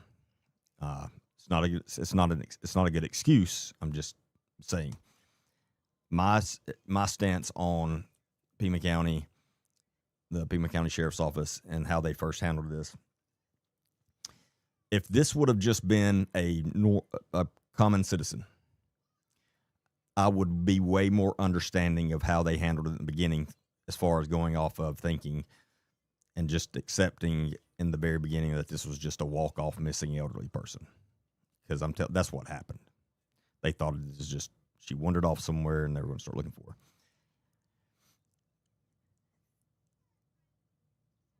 However, this was not a common citizen. And at least one of the investigators involved the very first day hopefully was able to put together whose daughter this was. And then tell their supervisors, and their supervisors to go, okay, every eye in this entire country is about to be on us. So we need to make sure we're doing everything exactly correct, crossing all the T's, dotting all the I's, because that's how you handle high profile cases. Because they should have been able to pick up pretty immediately this was going to be very high profile, no matter what the case was. And it doesn't appear they did.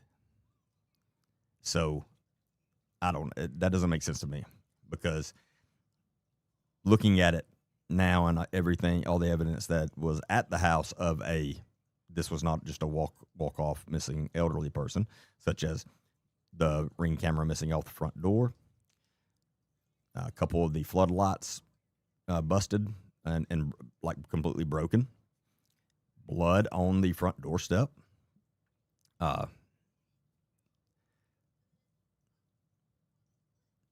It seems that at least one investigator walking around the scene should have picked up on at least one. I'm not expecting anybody to immediately pick up on all those, but it looks like somebody would have picked up on at least one of those and then started thinking, okay, maybe more to this. But again, they should have realized immediately this was very high profile and everybody was going to be watching this, and should have handled that accordingly. Now, I know what a lot of you are saying. Well, why wouldn't they do that to every case? And every case should be treated like that. And I agree. You're exactly right. Every case should be. But I'm just being real with you and how the real world works. Every case is not, unfortunately. However, high-profile cases, especially for a sheriff's office, talking about an elected official, is a politician. High-profile, they know, I can't screw this up, because if I do, I may not have this job next election. And so I don't know what they were doing. I don't know what they were thinking. I think some chain of command failed there for sure. 100%. That's just not how you handle a high profile case for sure.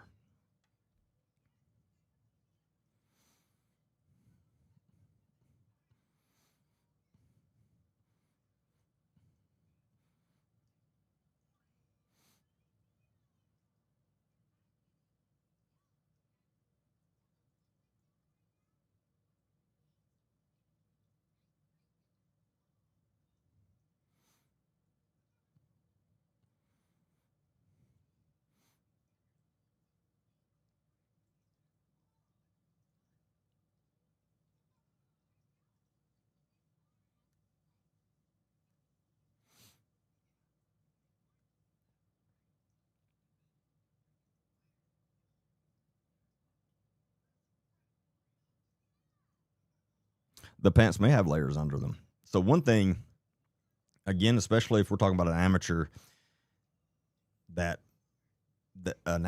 planned this out, I could see them going, well, I'm going to wear a couple of layers in case I have to shed a layer to not be identified.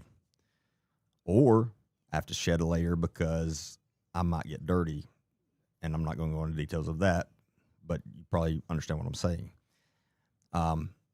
So that would make sense either way to me, whether it's an amateur or professional. But again, I'm telling you, this is not a professional. I saw somebody mention the serial name earlier. That is a possibility. You never know. I mean, it's definitely I mean, it's always a possibility in something like this. And that would definitely fall in line with if that person is who sent the email to TMZ. Some of those love that. They love seeing what they did on the news and loves all the publicity and things like that. Obviously, I mean, we've seen that quite a few times before. So, I mean, that's definitely a possibility.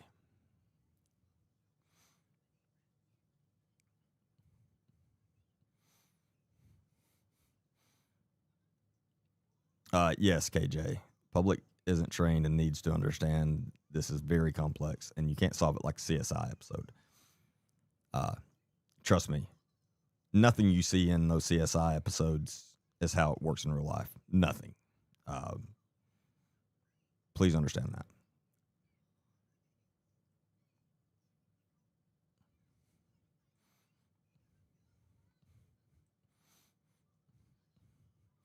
Wouldn't you use like psychologists to figure this out since it's so strange? I don't. I mean, if you're talking about the like trying to build a profile of the suspect or suspects, the FBI has an entire behavioral unit that does that, and I'm sure they've been working on that. But that's just a tool.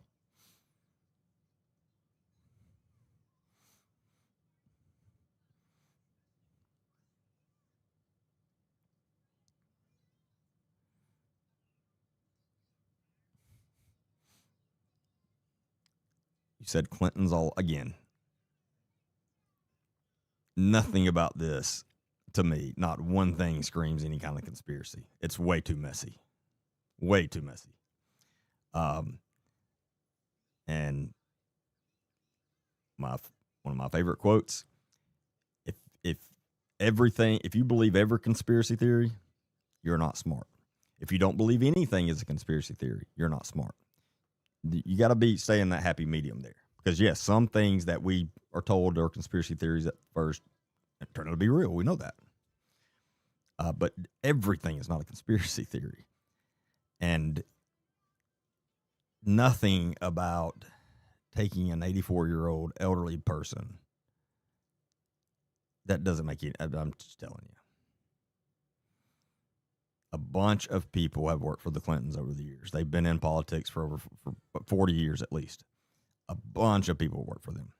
Do I think, my opinion, that the Clintons are responsible for taking some people's lives? Absolutely, I do.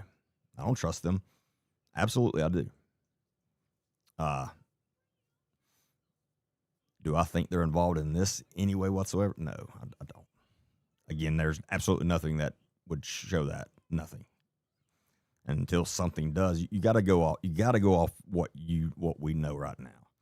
Again, when you start playing Fantasyland, I'm not trying to be an asshole about that. That's just the way I put it. When you start playing Fantasyland in your head, then you start falling into a bunch of confirmation bias. That's why you can't make stuff up in your head about it. You have to just, all right, what do we know for sure right now? What do we have? And let's try to put this picture together. You can't add anything to it that just literally you pull out of the sky. If that makes sense.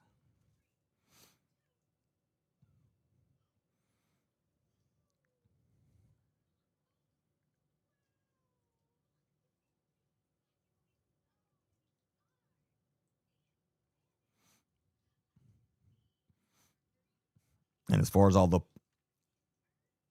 attention this case is getting, it wouldn't matter if this wasn't Savannah Guthrie's mother. If this was just a common citizen, this would still be getting national attention. Now, would it be getting as much as it is? Probably not. But it would be a huge deal and very big case because it's so crazy, it's so strange, and it's so uncommon.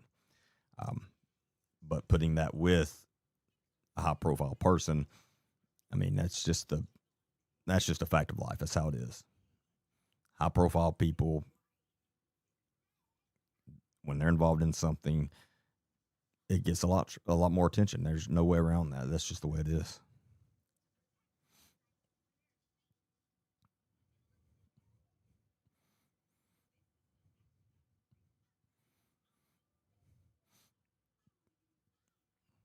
Now, like somebody said, I think whoever did this wanted to be recognized through the news, maybe a viewer of the daughter. That's definitely possible. This could be, if this turns out to be a complete stranger, which I don't think it's going to be, but that's speculation on my part. But if this turns out to be a complete stranger, that's definitely a possibility that it was somebody that was obsessed with her or something like that. Or again, is just mental and wanted to make the news and is sitting back loving all of this attention until they saw that, until those pictures came out today, because they probably thought, especially over the last almost 2 weeks, nothing, and they probably thought they were good as far as that goes, and then that comes out, and they're squirming right now. And that would make sense. I mean, that would make sense and fall in line with, why did they send it to TMZ? Why? That doesn't make any sense.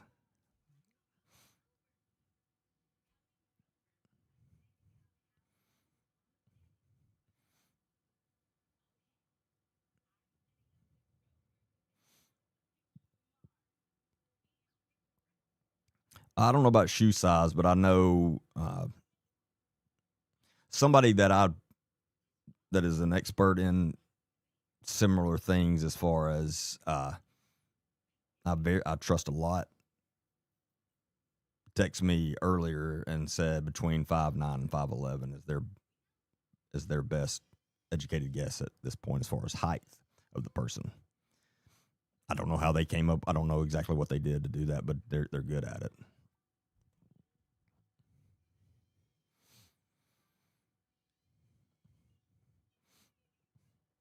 Now, for the FBI investigators on boots on ground there, it'll be very easy for them to come up with a pretty much, I mean, close to a spot on height, because they can go to the actual scene and recreate, and that's pretty easy.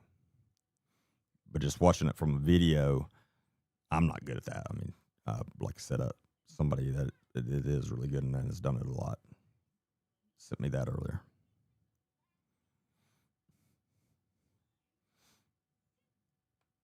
I would say the archway is between 7.5 and 8 feet tall. But again, don't quote me on that. That's a guess on my part.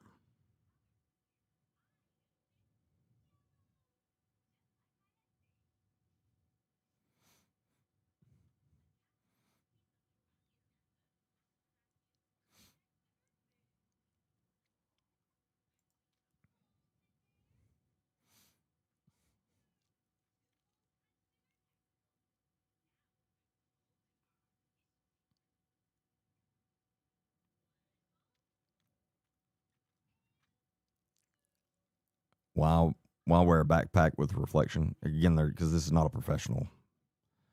Um, Now it's only reflecting like that because it's infrared, but no, you're exactly right. I mean, it's a great question, and that's another clue that tells me this is not a professional.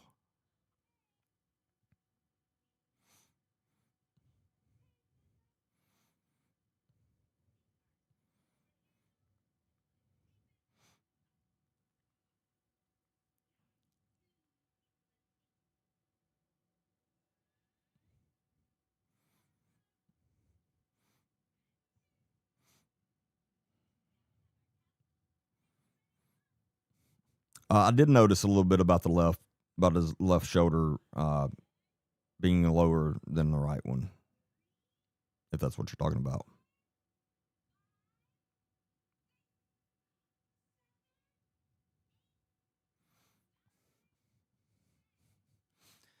Abby's question is, how did we get video footage if there was no subscription and the camera was destroyed and taken?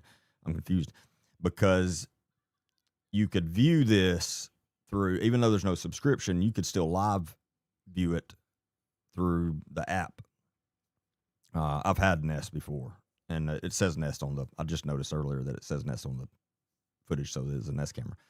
But it's just like Simply Safe, the exact same thing. Nest, Simply Safe, and Ring. So you can view them through online. So I'm not an IT person, so this may not be correct in the way I'm explaining it, but I'm just trying to make it make sense. That device, even though it's not saving to the cloud, is constantly bringing in data and has to store it for a short time, no matter what. And so what I'm guessing is they went through Nest, the company, with search warrants and subpoenas and their tech people, and was able to pull this little bit of data from the cloud. So they didn't pull this from the actual device because, as far as I know, it's gone. But they pulled it. They were probably able to pull it from the cloud because, again, it probably still saves a little bit of that and catches a little bit of that data, even though the homeowner can't rewind it or anything like that. And again, that would also explain why it's been so long before this came out, because they probably just got it in the last day or so.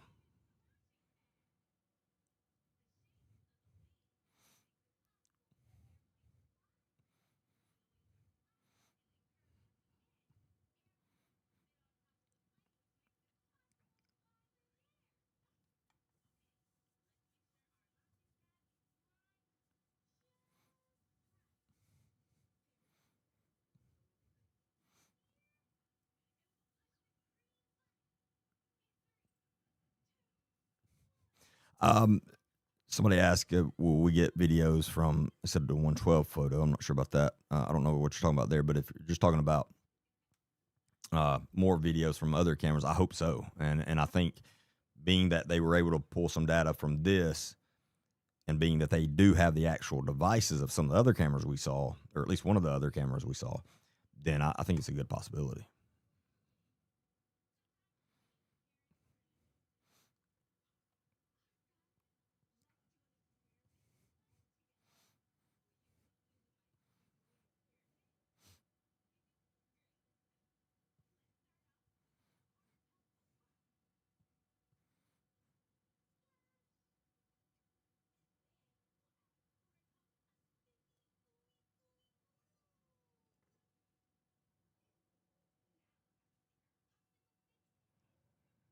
Okay, so my team just sent me this article that was just, I'm guessing, just put out.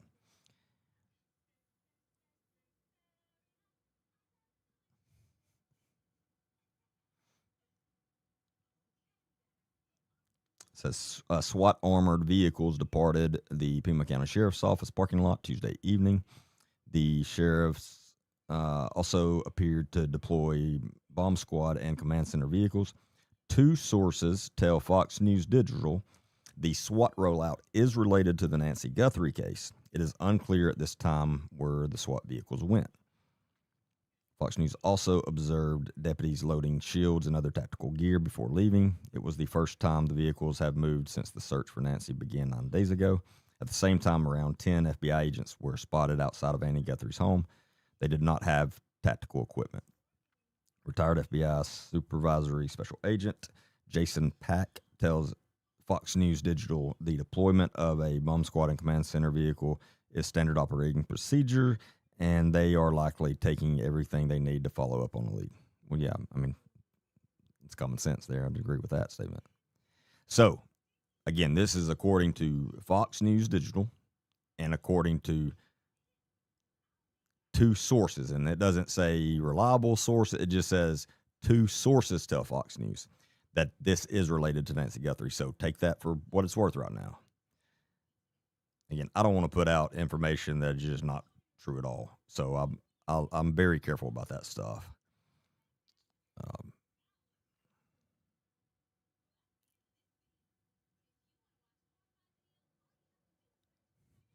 Let me see if I see that anywhere else. Again, yeah, I mean, chances are it's related, but there's also a chance it's not. So I just want to make sure.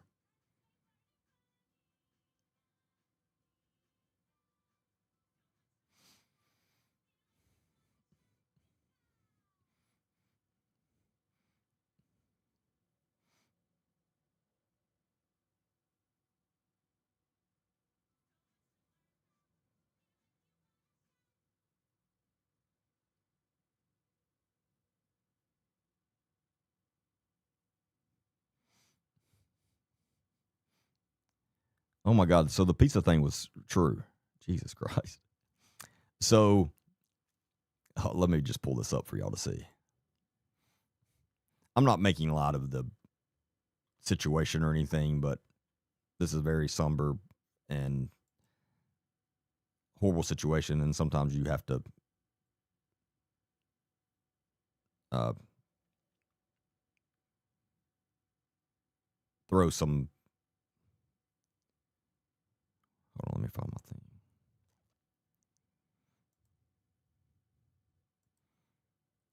Throw some a little comedic relief in there. That's not right. I didn't word that right. Comedic. I don't think that's a word. I think I just made up a word.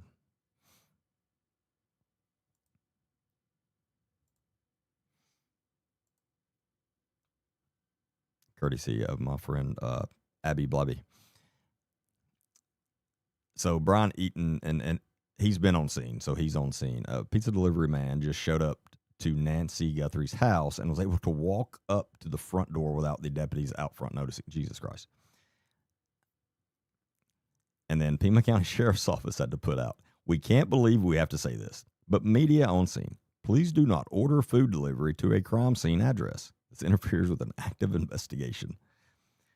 Wow.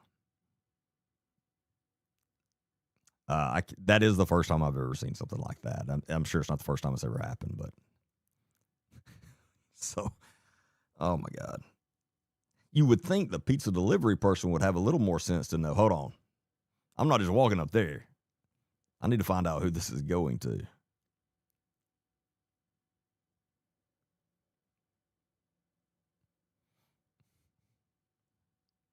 So, according to some comments here, again, take it for what it's worth, a fan of JLR, which is another creator on YouTube that's been on the scene, a fan of his ordered it for him, and he didn't have anything to do with it.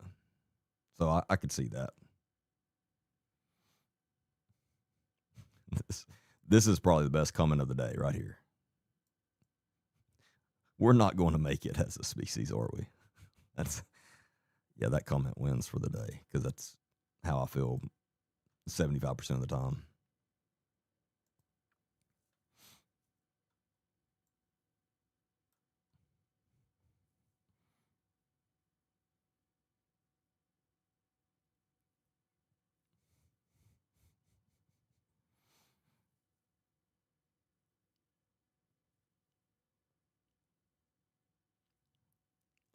Nancy, I'm not trying to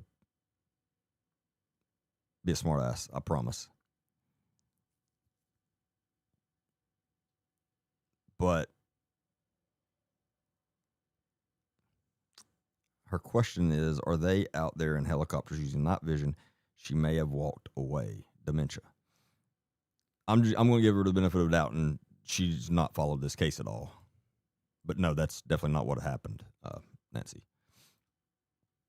There's pretty good evidence of it. Hold on.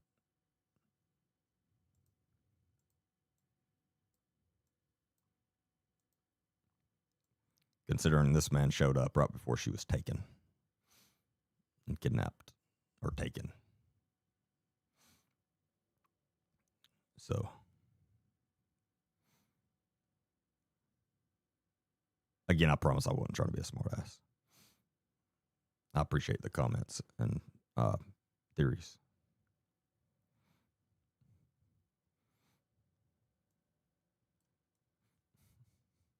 Now, without a lot of the other evidence, I would agree with you. And we discussed that last night before this stuff even came out. And my point there was the timeline of how things happened was too it was too spot on for us to now think that that was a possibility because her camera was torn down purposely, and a couple of the floodlights were broken down. And then that all coincided with her. The camera was disabled around 1:40 something a.m.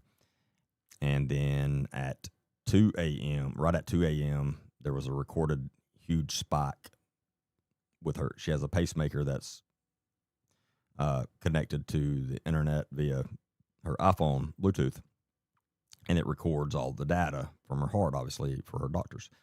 And right at 2 a.m., it recorded a huge spike in her heart rate.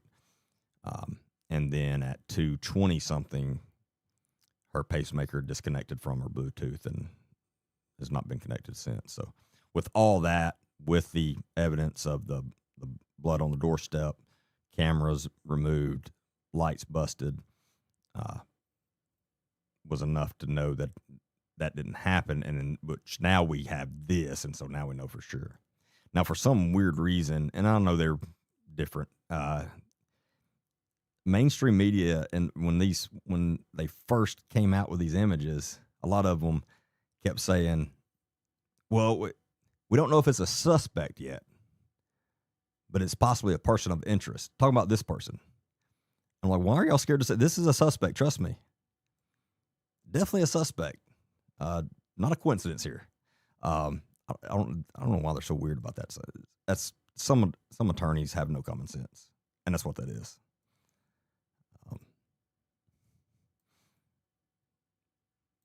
I live with an attorney, so I'm allowed to talk about them at times. I think that's the way it works.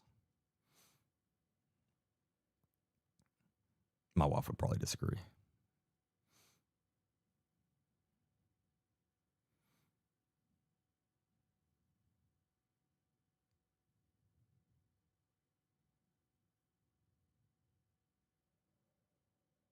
I'm guessing you're trying to say, did I see a cell phone in the perp's pocket? I didn't. Let me see. Let's pull which picture. Well, let me pull up this. And again, this colorized picture was just done by somebody, like, not professionally done as far as I know or anything like that. So don't go off the colors here, because they're probably not accurate. I don't see anything there that could look like it. I mean, yeah, I don't see anything there. Like, you can see the firearm. And then here, let's pull up the other stills. Let's see if I can figure out, find what you're talking about.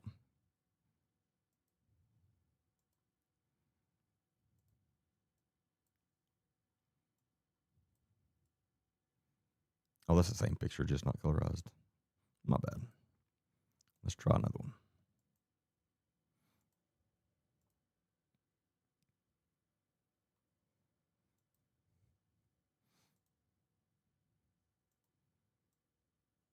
I can't see any pockets from that one.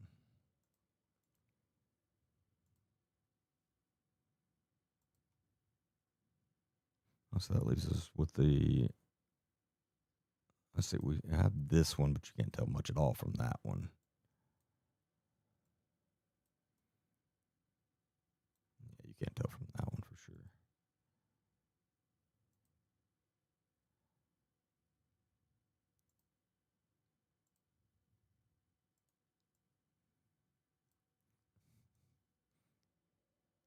So unless you've got more pictures or you've seen some that I haven't, you got to be talking about one of these.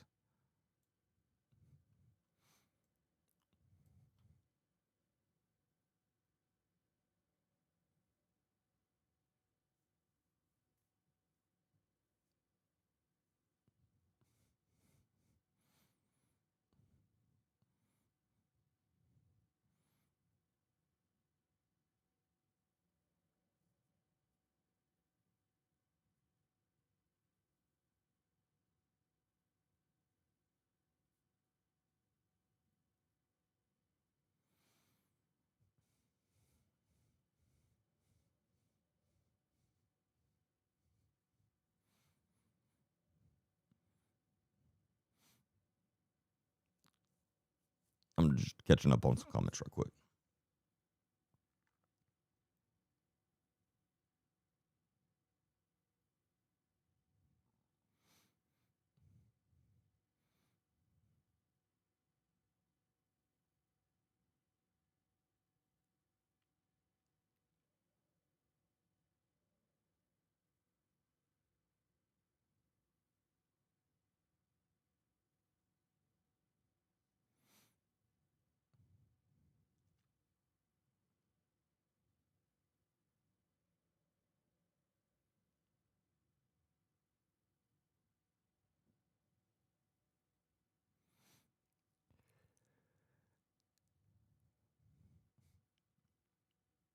Tammy, I believe it's a man. Yes, from the video, from the way he walks and his movements, his gait, and everything. And then it also appears that you can see facial hair. Again, I can't be 100% sure on the facial hair, but it appears that. Uh, but I believe it's a man. Now, I definitely could be wrong, but I'm erring on right now. It's a man. From what I've been told, they have not paid. They did not pay any ransom. If they did, they didn't tell anybody. But I don't think they did.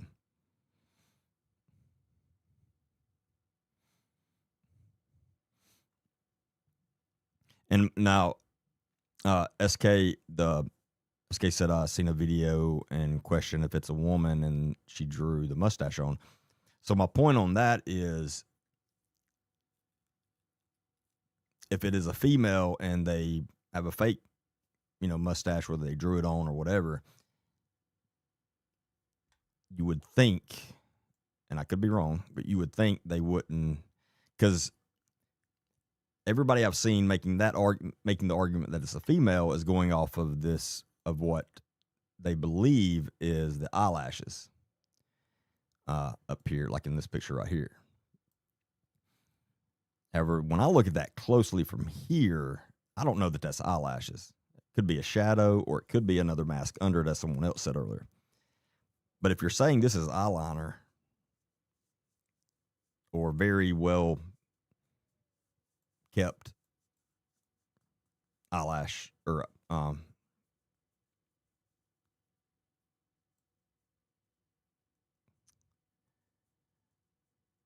anyway, if you're saying that's why you're saying it's a woman, would she use mascara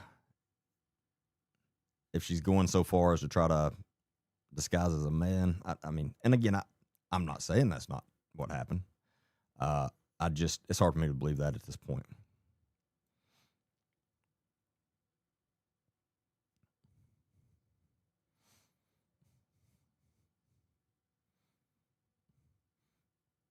But I'm telling you, from the gait, the way he's walking, and just his movements, I don't think it's a female.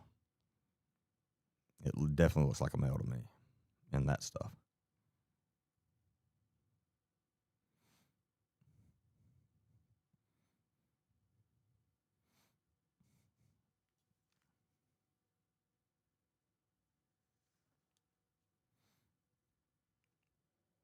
Okay, Casey. Yeah, let me look right quick.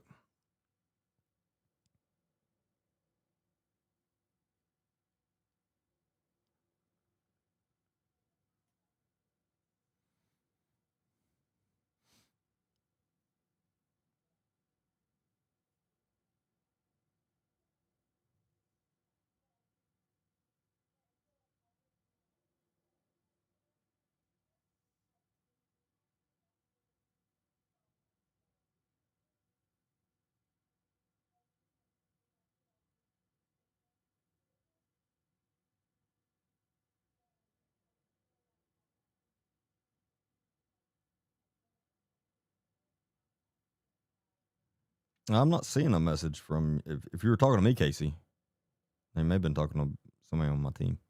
If you're talking to me, I don't see anything from you.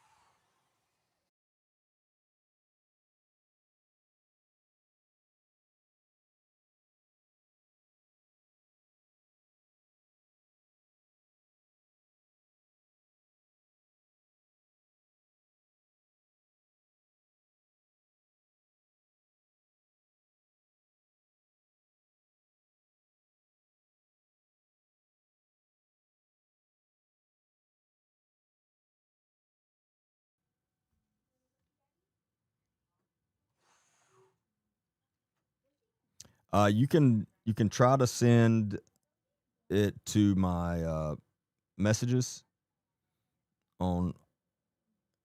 I don't know. You're on TikTok or YouTube. If you're on TikTok, you can try to send it to my messages, or you can email agentdbaker315 at gmail. It's agentdbaker315 at gmail.com.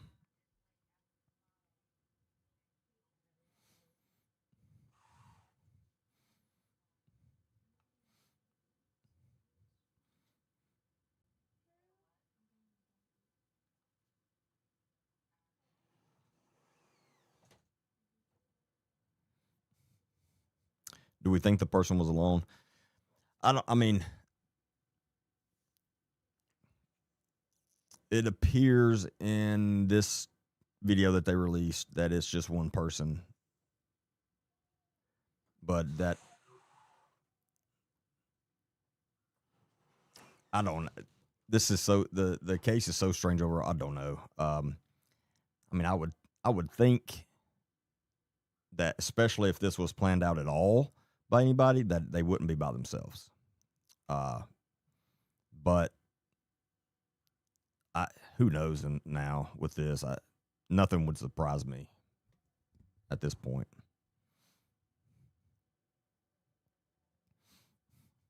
Yeah, they're definitely going door to door in Annie's neighborhood.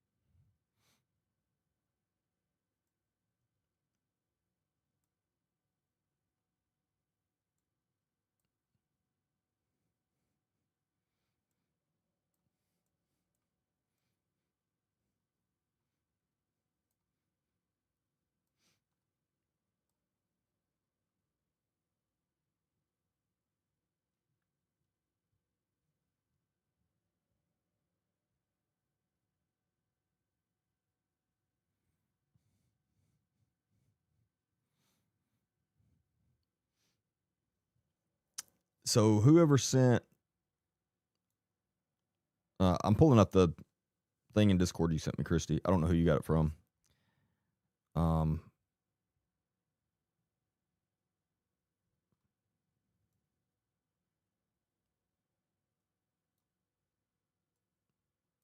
so who is this guy in the picture and what you sent me, Christy? Do we know?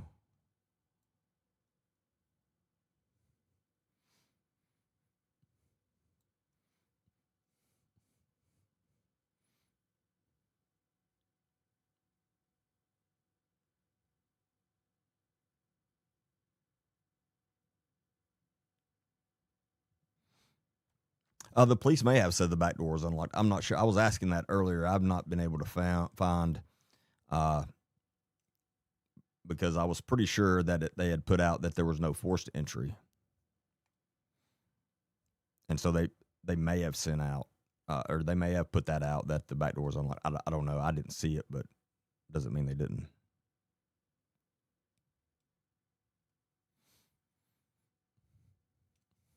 Okay, yeah. Let me pull the email up.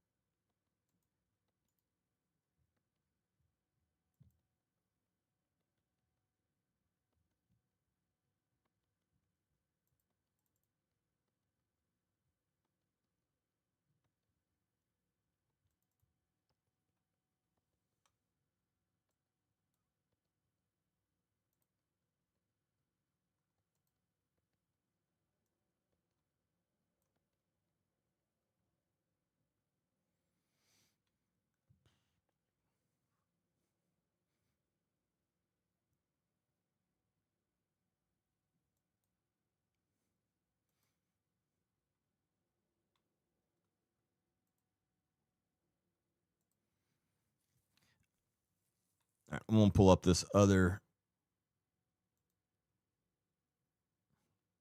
the colorized picture that Casey emailed me.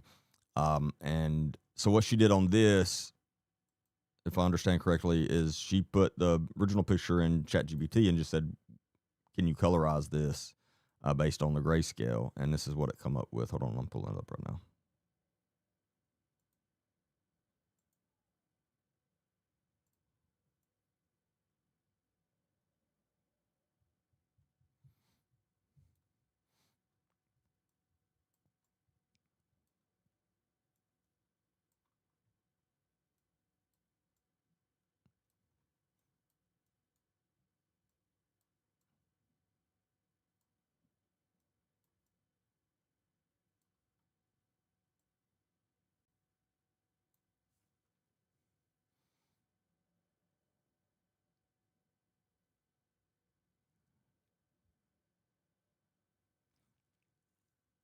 Yeah, I still can't tell much difference in any, I mean, as far as anything else.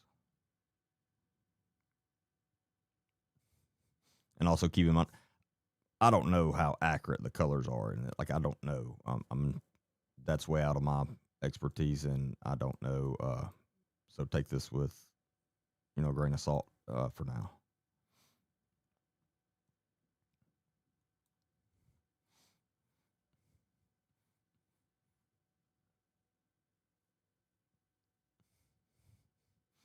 It's still in that one. It does not look like he has anything in his mouth on that one.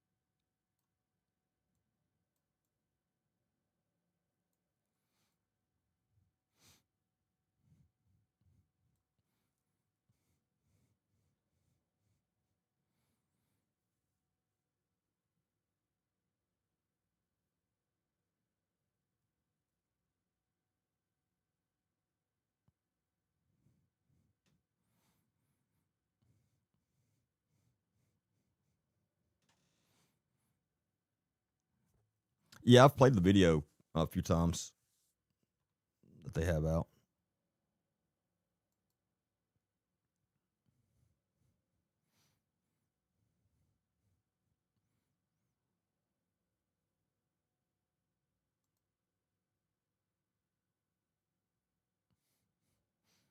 Yeah, I wouldn't.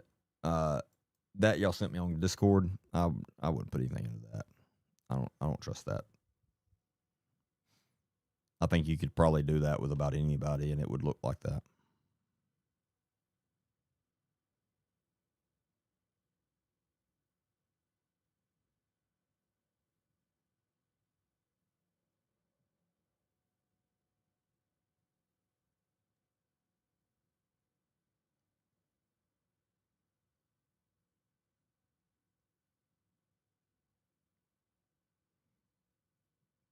I obviously, as I always say, I could be wrong, but I wouldn't put anything into that right now. I wouldn't trust that.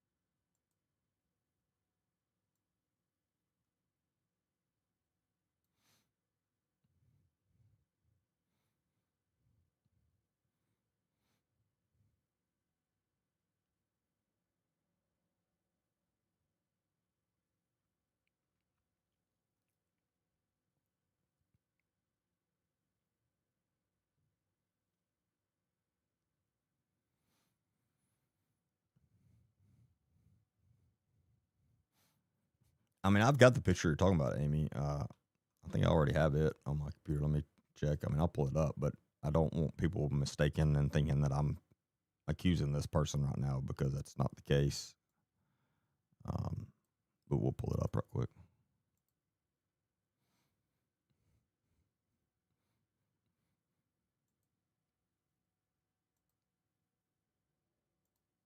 We were talking about this one.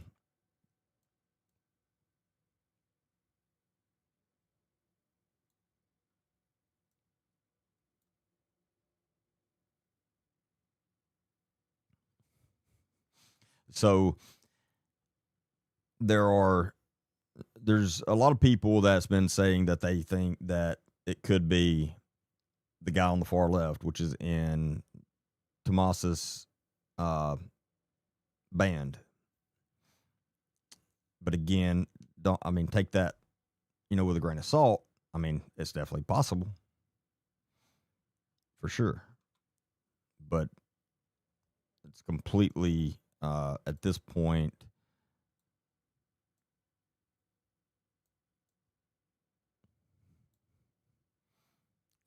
pure speculation, but it is definitely possible. I see what you are saying about the eyebrows and stuff there and the little facial hair, for sure. But again, you got to be careful with confirmation bias there.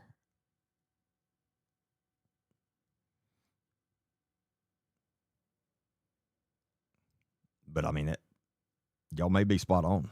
I'm not saying you're wrong. That's for sure. I just want to be very careful about accusing someone. But it's definitely a possibility, and y'all may be spot on.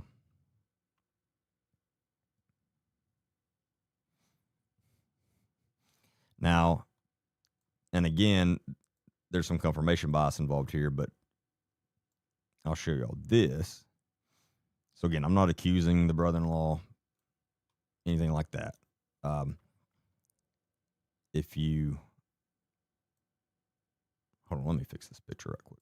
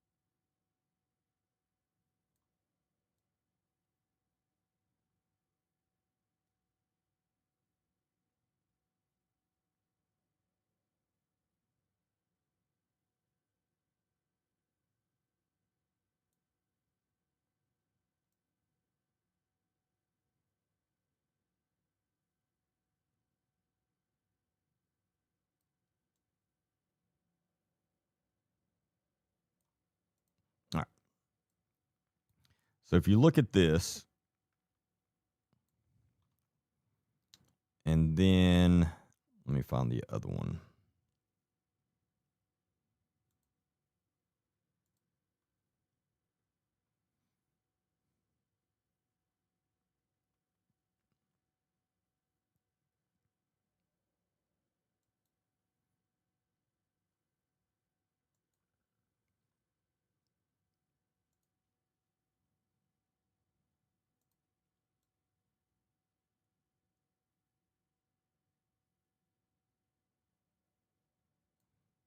See, it don't even look the same again to me now.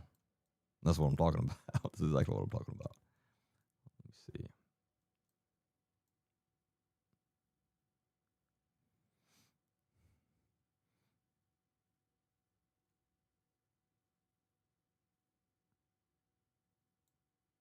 Hold on, let me pull up the other picture. That must not have been the one I was looking at earlier.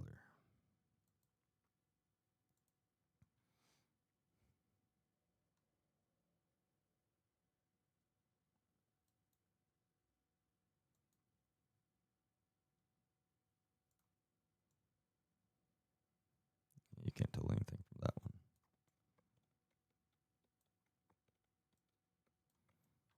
See, earlier when I was just glancing at some of these, It obviously wasn't this picture, but it kind of looked like, you see how he has this little dip in his real picture in his mustache right under his nose, and then also it looks like kind of the same like up dip in right above his upper lip. It kind of looked like the same thing on the suspects. But again, now that I'm looking at it, I can't even find how I found that earlier. I just remember thinking that. But again, it was a quick glance. But again, definitely confirmation bias involved in there. But could be him, could be his bandmate, could be somebody completely different. We just don't know yet.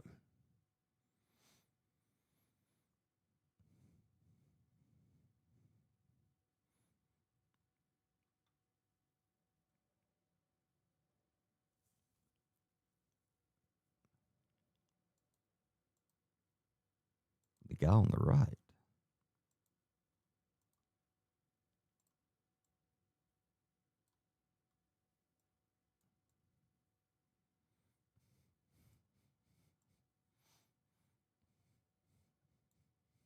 Oh, they're right.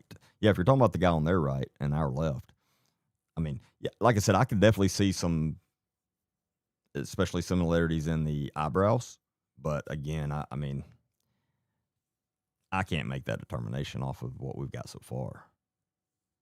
Plus, I don't know the height of these guys. That would make a difference for sure.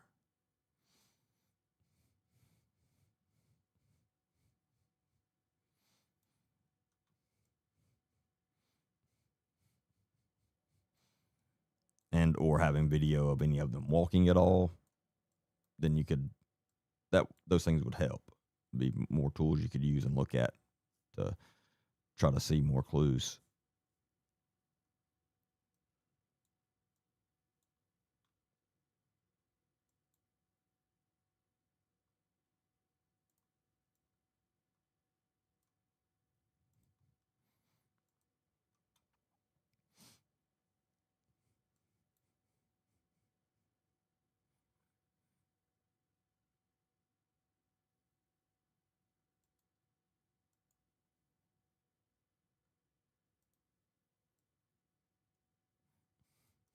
This must have been the one I was looking at earlier. You can kind of, but again, I would not put any money on it. But I think that may have been what I saw. But now, again, now that I'm looking at it, it doesn't really look like that. And again, I don't know that that's eyebrows up there. That could just be a shadow, or like somebody else said earlier, another mask on underneath. Now it could be eyebrows.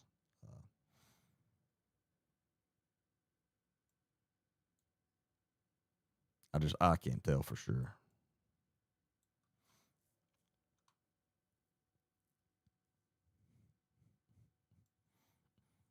Hope something comes out tonight for the film. I feel extremely confident that they will solve this. Now, I'm not saying they'll solve it today or tomorrow, or I mean, I don't even know if they'll solve it next week, but I'm very confident this will get solved. I mean, there's two with video like that, and like I said, hopefully they have more that they haven't put out.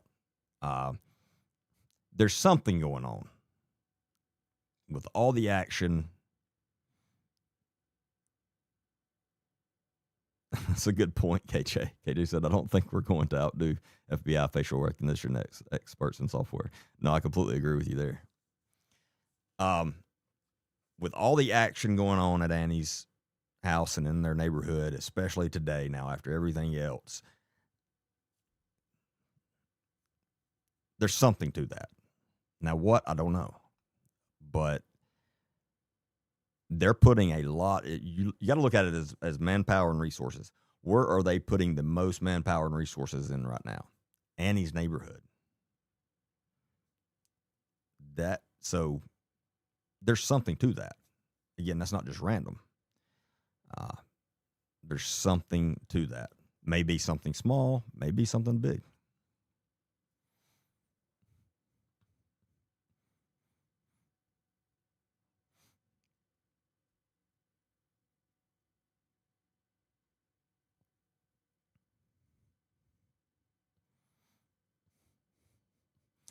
Gina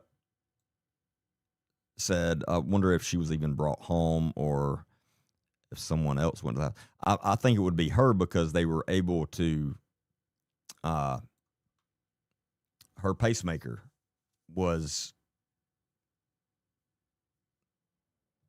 still hooked up to her iPhone, and the timing of when things happened at the house with that, even if they couldn't tell the location at the time of her iPhone, would still lead me to believe she was probably at the house when this started.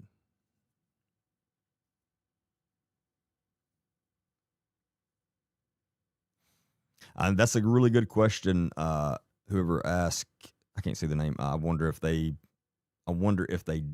did do it for what. That's a really good question. Um, and I'll be honest, that may be something we never know. We may never know the why. I mean, hopefully, we will, but you can't count on ever knowing the why. But I hope we are able to figure that out. But I'm definitely very confident they're going to catch who did it.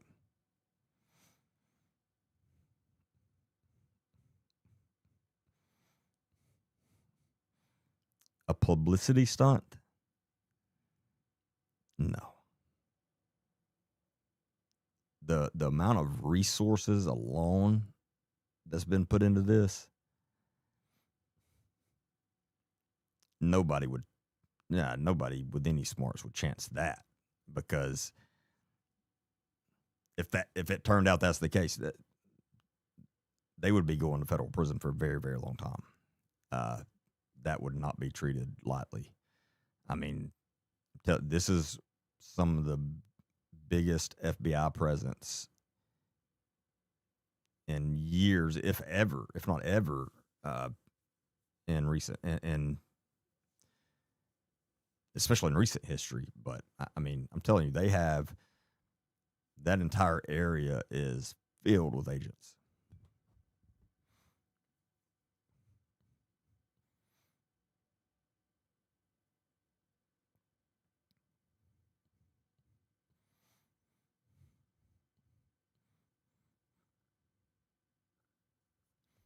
And as an investigator, and I'm not picking on you who said this. I'm just something I like to point out when I'm talking to people.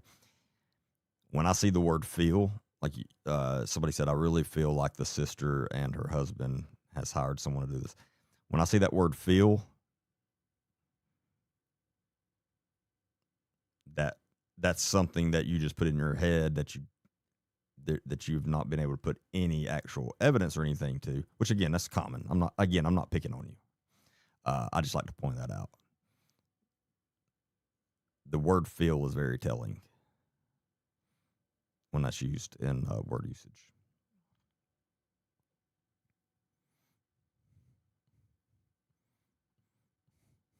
I bet she's held up in a motel somewhere. I hope you're right, but I don't think she's alive.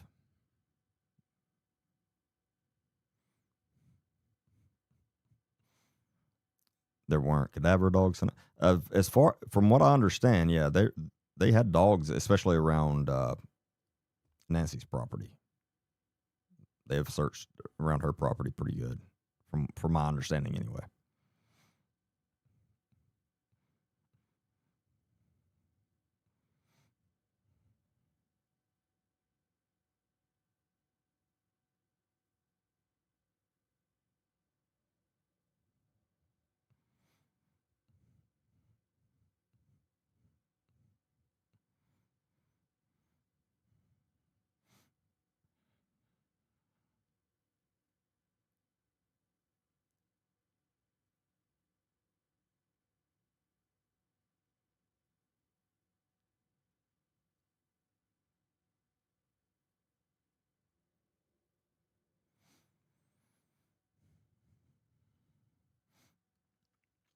Dogs lost the hit, which indicates she was carried or placed in a vehicle. Uh, Now, from some blood experts, as I call them, there's a more technical term, but we'll call them the blood experts. The blood on the front porch was drops, which to them indicated she was probably upright when that blood landed where it did. Uh, so again, I don't think nobody can be 100% sure about that. But that is a belief of some of the experts in that. And if that's true, then still doesn't mean that she was alive when that happened. It just depends on how they carried her or whatever. But I do believe there's a decent chance that when she walked out of the door, when she was removed from inside the house, she was probably still alive. Um, Again, that's pure speculation. I don't know either way, obviously, but that's just a little piece of little clue there.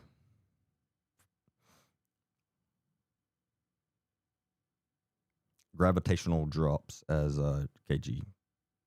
I have no reason to doubt her. I'm not a blood expert.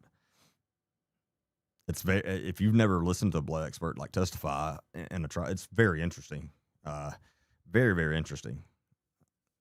I've learned a lot just by listening to them in court before, but I've forgotten most of it.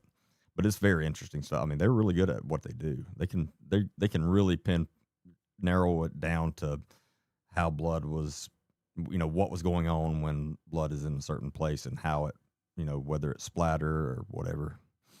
They have all these technical terms.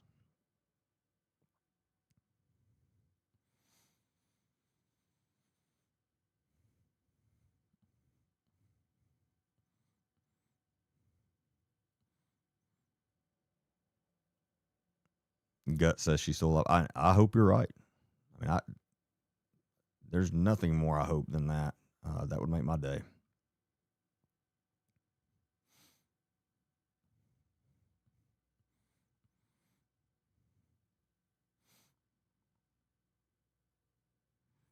Why did they take her? I have no idea at this point. I couldn't even speculate, honestly, with how crazy this has been and everything we know as of now. I have no idea. Anything I said would be a complete just guess, not even an educated guess. It would just be a guess. So I don't know. I would love to know.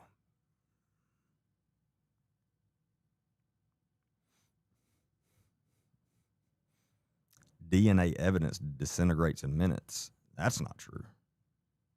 I don't know exactly what you're referring to, but I know that's not true. I mean, I've sent items off, and they were able to test them for DNA a year later, 6 months later, at least. So, but I don't know exactly what you mean by that. Maybe you mean not what I'm thinking about.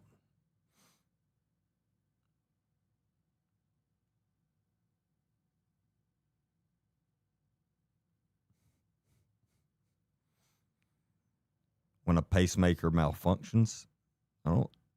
Nobody said the pacemaker malfunctioned. So there was a spike in her heart rate, and that was recorded. Did you see somewhere where somebody said the pacemaker malfunctioned? I haven't seen that. If you have, yeah, I'll pull up the colorized photo again.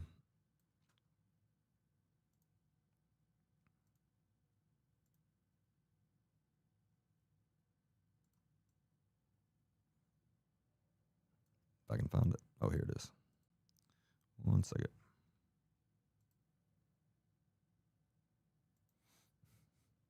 I'll tell you what I'll do. I'll do even better. I'll pull both the colorized ones we have, and we'll compare those two. Let's try that.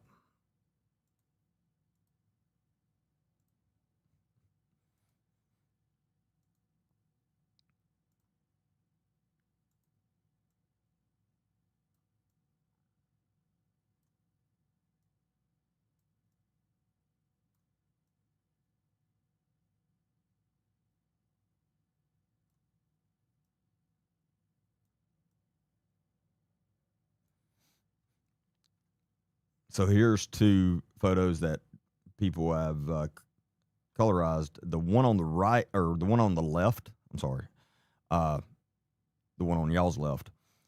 The red was done by ChatGPT, and the one on the right, I don't know. Somebody sent it to me, but I don't know how it was done or anything like that. So again, understand these are not like official colorized photos that the FBI's put out or anything. These are just regular ones that, again, one was done by ChatGPT and the other one was done by somebody, I'm guessing.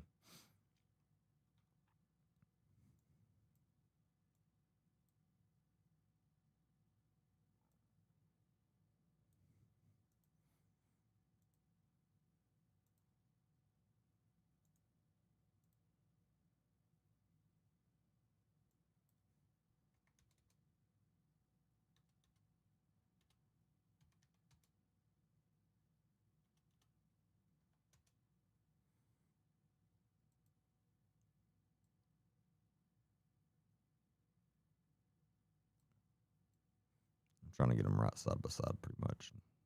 Let's see what we think here.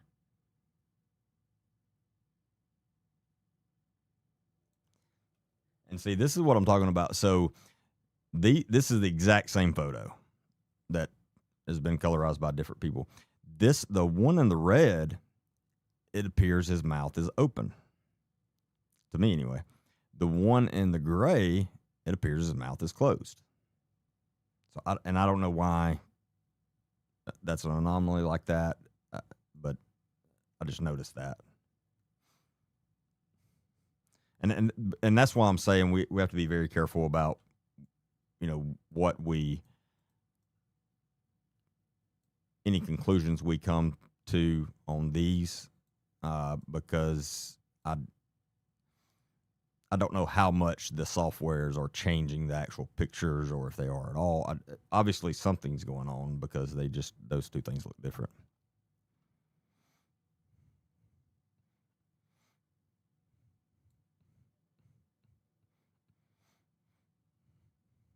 I think the one on the one in the red looks. Here, let me pull up. That's a good point. Let me pull up a picture from like a real picture from the in front of her house, and let's see which one the bricks look more like.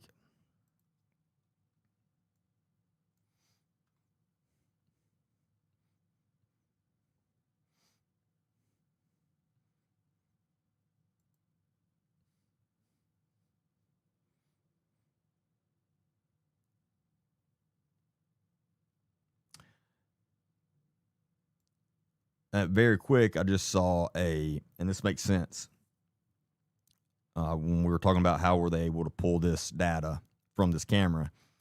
So this just says an expert. Take it for what it's worth. It does make sense, though. This expert weighed in on how they were able to recover the Nest Cam footage without a subscription. And basically, they are saying that the abductor completely screwed himself by removing the camera because if he would have just left it up without a subscription, it would have been overwritten with new footage. And that does make sense to me. So that's probably what happened. So that answers that question we were talking about earlier.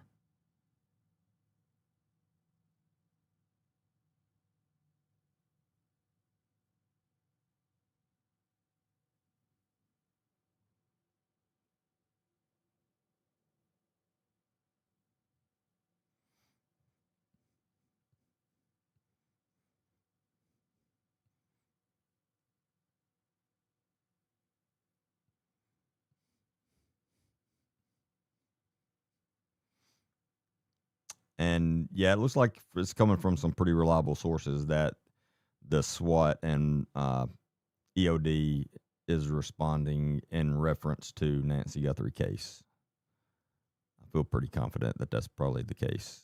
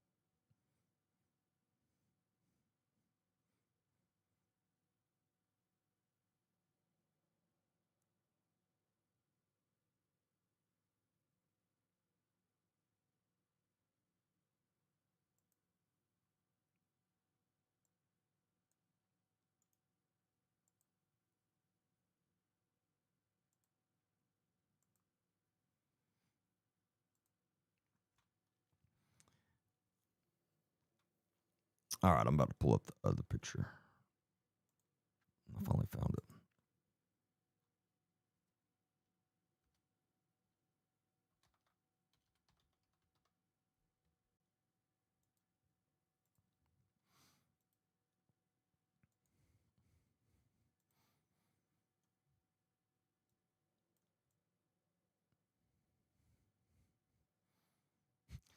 I guess kind of. I mean, lighting makes a difference too. Um, but just by looking, see,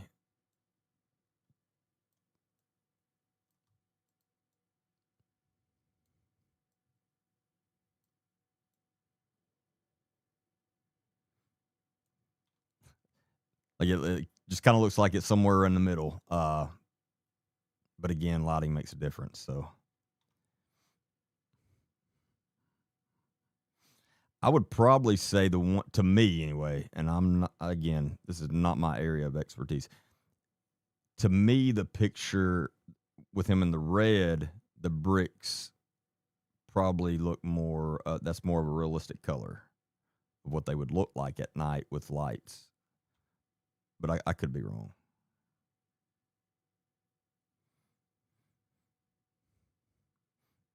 And I guess I should have said that this middle picture is an actual picture of her front door during the daytime.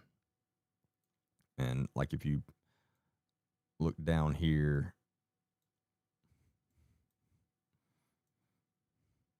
you can see the blood and the flowers that he picked up, and then some blood right there on the floor. And then you can see right here where the doorbell camera was. Again, and he just removed it. And so, and it doesn't look like it was wired, so it must have been a battery powered one. Um, so I'm guessing he must have, when he took it down, removed the battery too.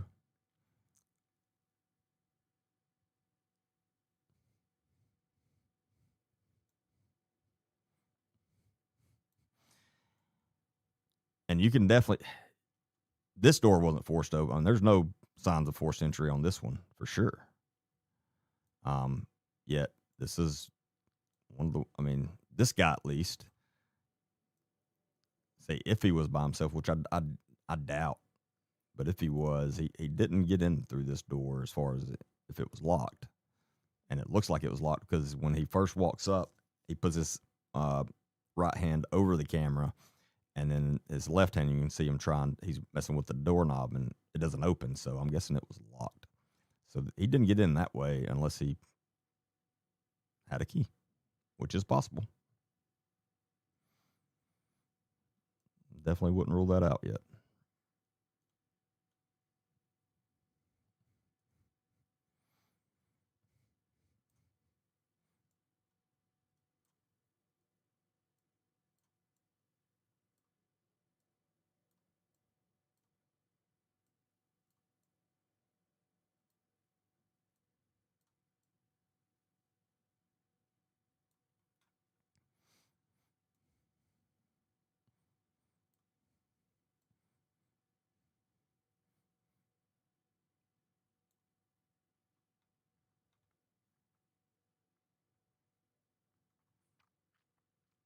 And so the little flowers down on the bottom left of the middle picture is the ones in the video. We see him reach down and grab some up to use to try to cover the camera up.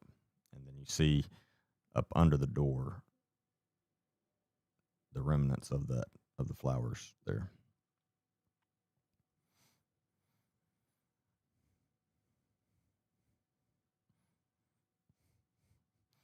So I'm seeing now these two, the way this door entry is the doorway, and it has these two small windows on the side of the door too.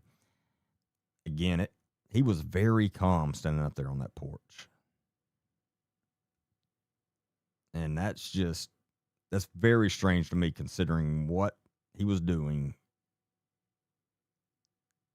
and whatever his plan was.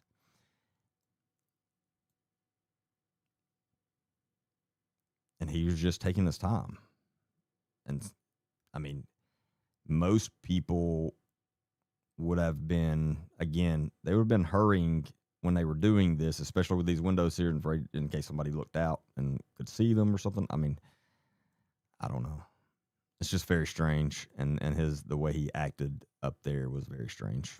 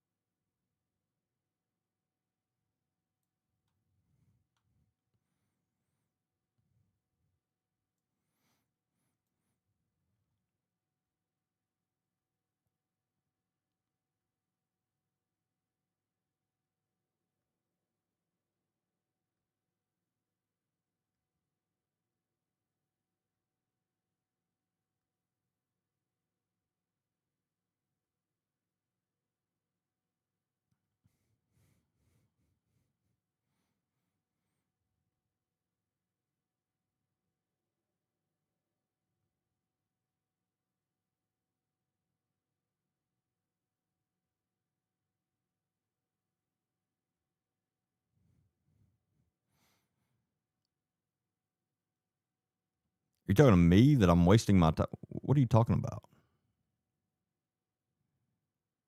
I'm not wasting my time. I hope I'm not wasting yours. If you feel like I am, I mean, go somewhere else. I don't know what to tell you.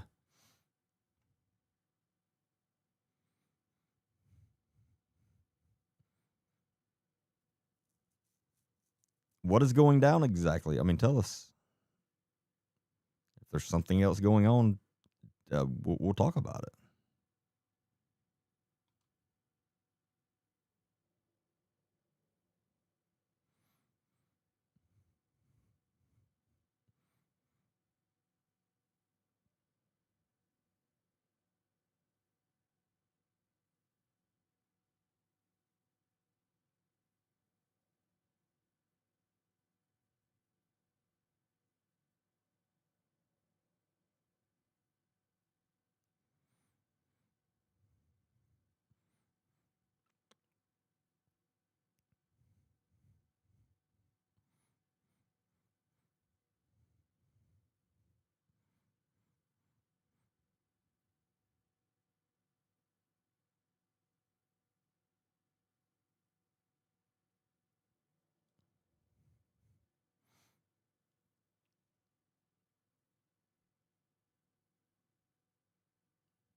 I the last I heard, the ransom was not paid, as far as I know.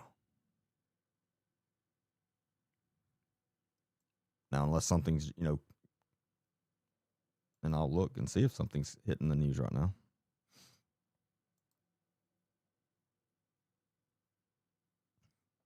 But anyone that's on the live right now, if you see of something that's come up or something, pass it along to us and we'll check it out. Instead of just saying it's going down right now and you're missing it, tell us what's going down.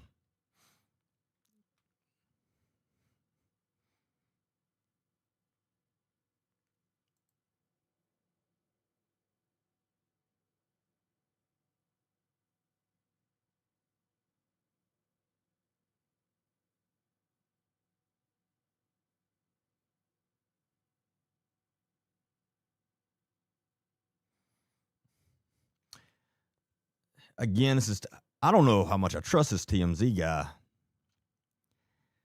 but because the only things we're seeing about the Bitcoin is coming from him. I'm not saying we shouldn't trust him. I don't know. I'm careful about that. But anyway, this says breaking. TMZ's Harvey Levine says within the last 15 minutes they've seen activity in the Bitcoin account that was mentioned in the original alleged ransom note for Nancy Guthrie that TMZ received. Now, see, why say it like that? They've seen activity. Why not tell us what the hell you're saying?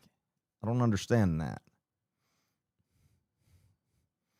I don't know how much I trust this original ransom note at this point.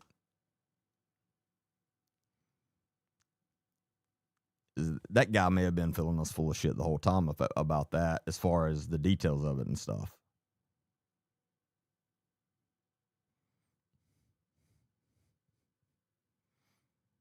If that turns out to be a hoax on his part, I hope I hope they put his ass in jail. I'm not saying it is. It's just he's the only one talking about the Bitcoin. Like nobody else is talking about it.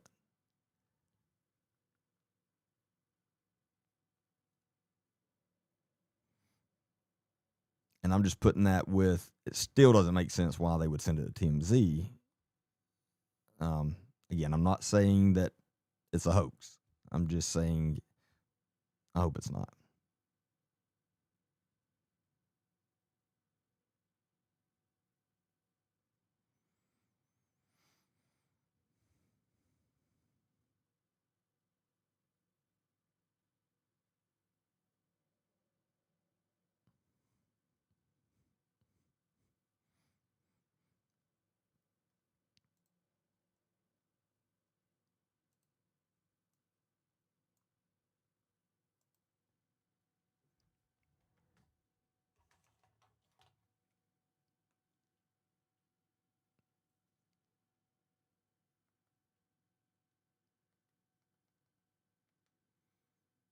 I'm gonna see what they're.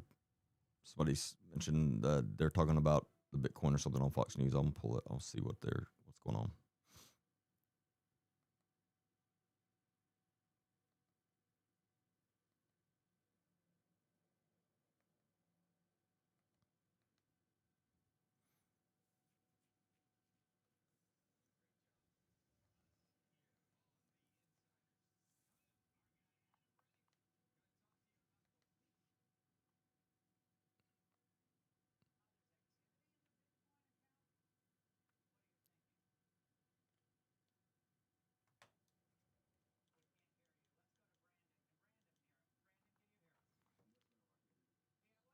In full transparency, I'm not a regular viewer of Fox News or CNN or any of the mainstream media.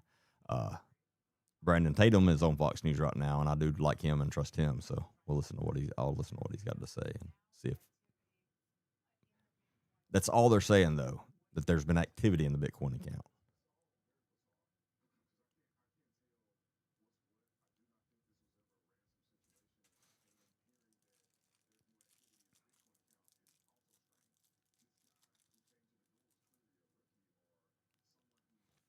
Telling you, I'm airing on more of that original ransom letter was a complete freaking hoax by somebody.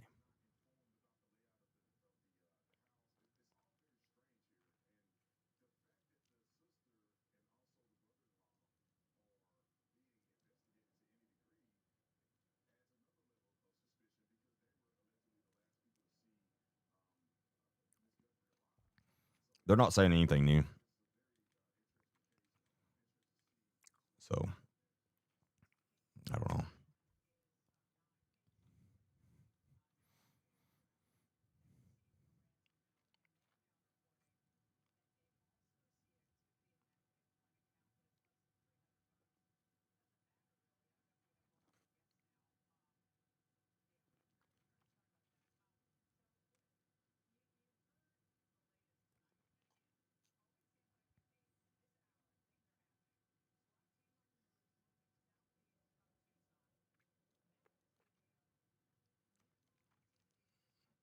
Because again,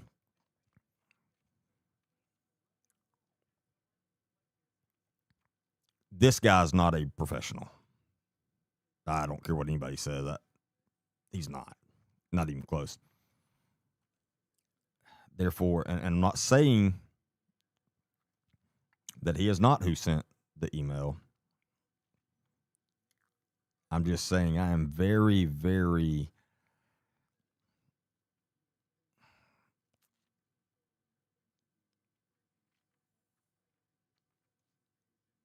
I'm trying to be careful of how I say this. I'm saying I don't have a lot of confidence right now in that he did. Just, I mean, I don't know. Nothing about this makes sense, though. I don't know.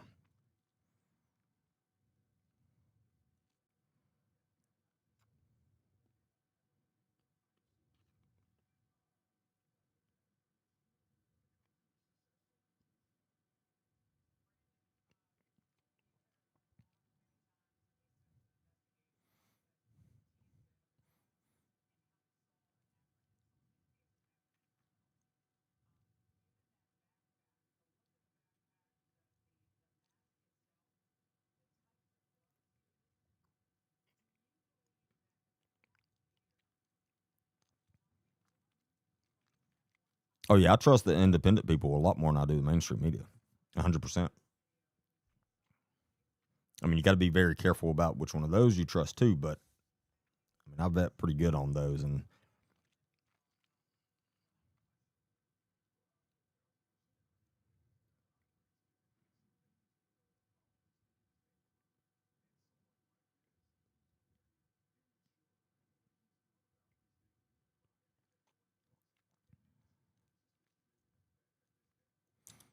yeah, activity can be a dollar. Yeah, that's what I'm saying. Uh, if TMZ is saying anything about putting anything about it out, why not just put out what you're seeing instead of this vague seeing activity? That could mean a bunch of different things.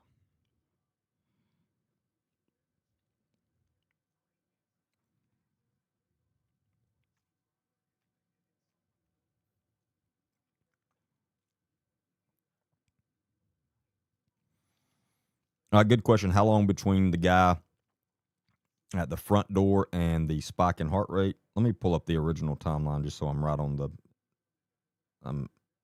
the exact times. So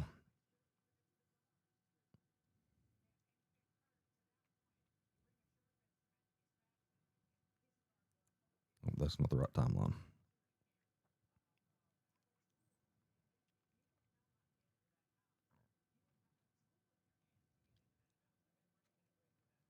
Here we go.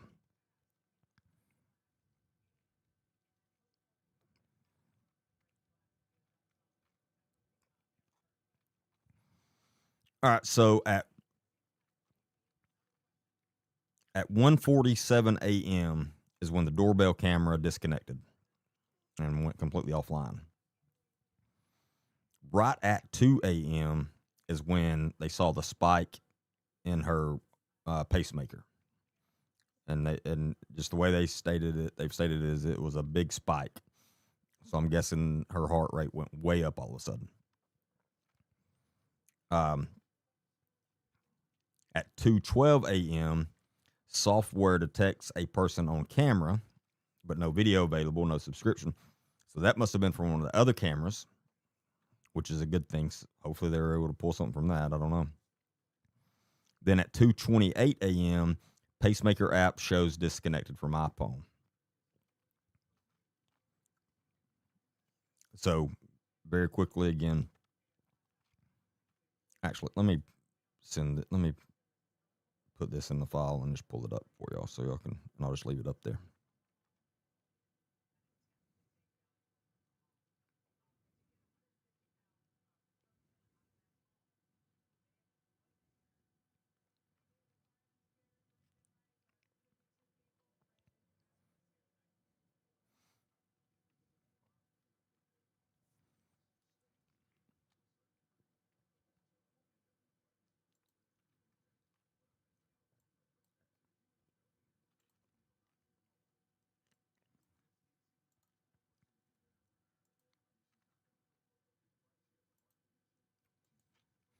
Now, the only thing missing out of this timeline is that spike at 2 a.m., but I've seen that in other timelines, and I've heard that from reliable sources numerous times.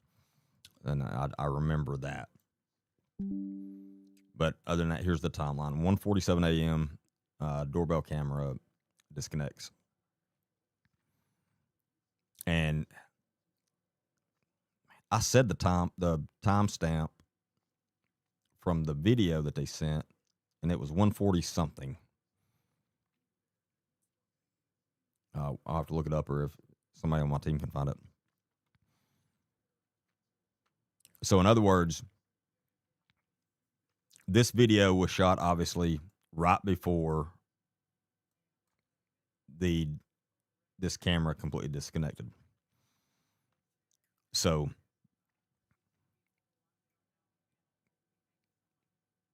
we'll say 1:48 a.m. So that's 12 minutes. So within 12 minutes from him being at the front door doing all this is when the big spike on her pacemaker was recorded.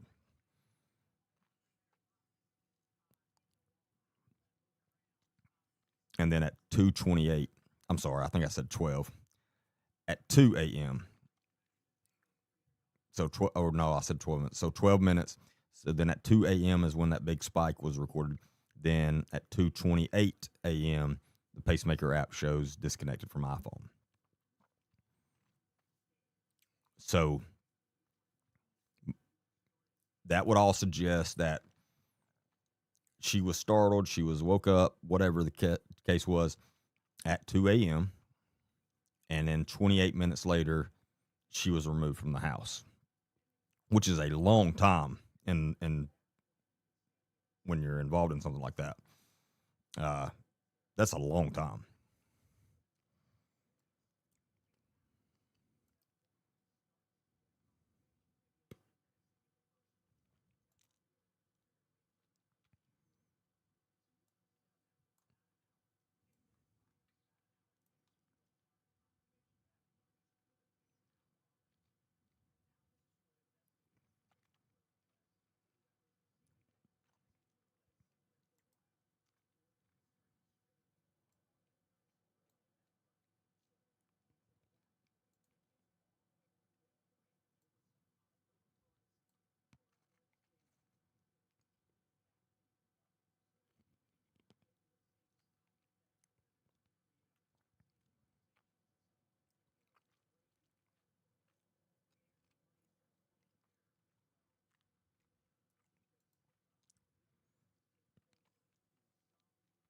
Team, am I missing something on Discord y'all talking about?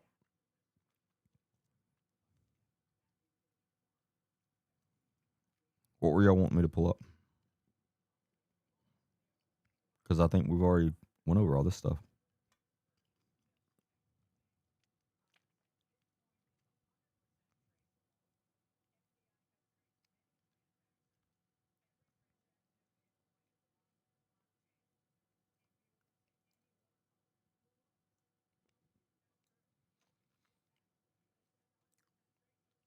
Yeah, I pulled up the Google Doc. What was significant about it? I mean, it doesn't have anything we haven't said, does it? If it did, I missed it. Here, let me pull it back up.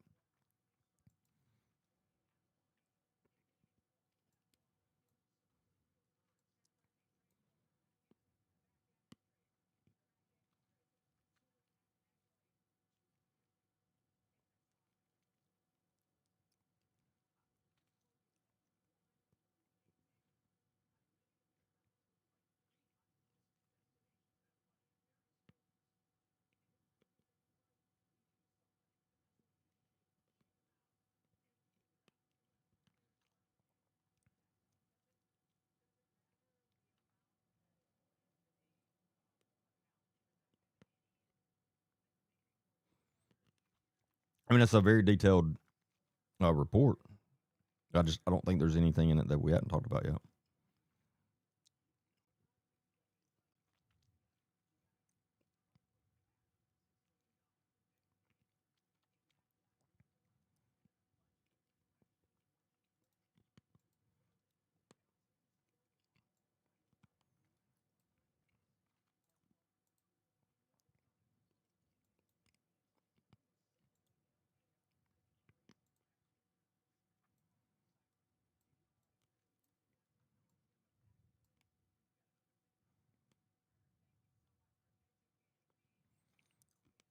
They're setting up a command post at a church. Do you know where is the church in relation to the area? Like, is it closer to Annie's neighborhood or Nancy's neighborhood, or just somewhere random?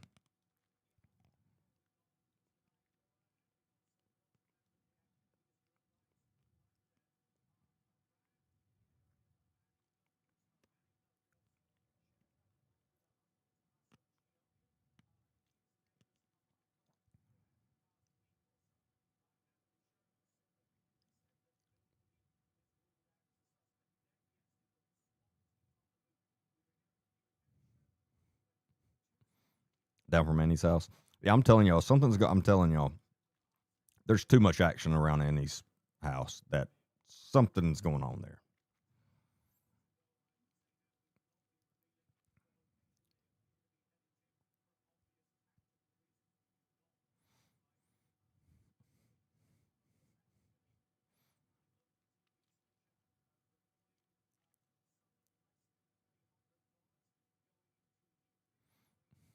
No, Holly. From what I understand, it's hooked up to the iPhone via Bluetooth, and when it gets out of Bluetooth range, it disconnects, and that's what happened because the iPhone was left at the house.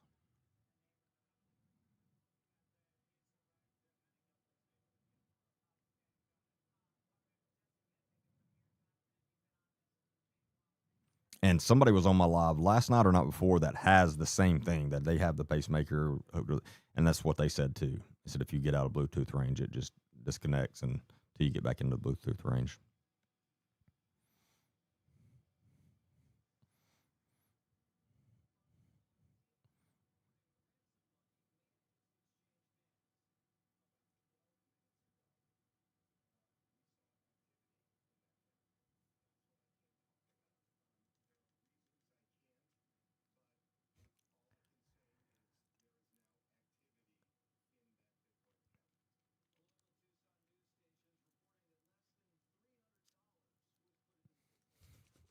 So they're saying less than $300 was the Bitcoin activity.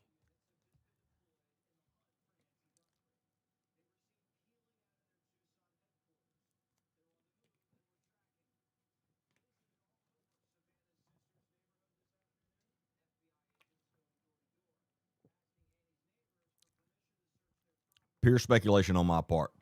So let me being completely transparent. This is pure speculation on my part. I wonder, and I have a feeling, and y'all know what I said about feelings. You got to be careful with those in cases like this. But I have a feeling they possibly have someone in custody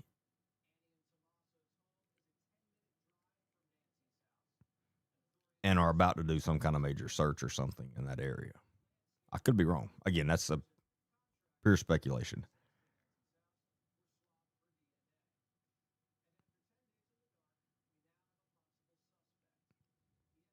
But the timeline of when these photos have been was released, and then now all this action again. When we went a whole day yesterday, as far as I know, no action at Annie's house, and then today, all the action is around Annie's house. Right after this video is put out, I think again, I have a feeling that may be what's going on. They said 300 Bitcoin. Now Fox News said $300. Now they may have misspoke, but he definitely said $300.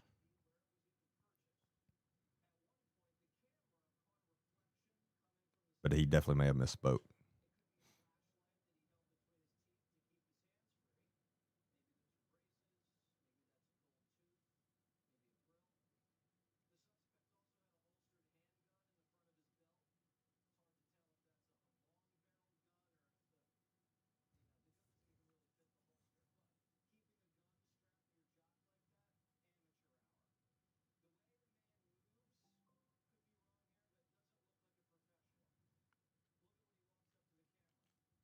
Somebody, or one person says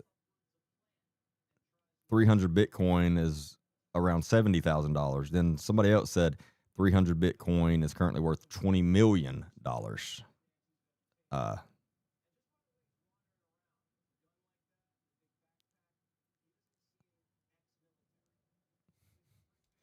yeah, they just said they're saying $300. Again, they may be misspeaking. So I don't know which is correct.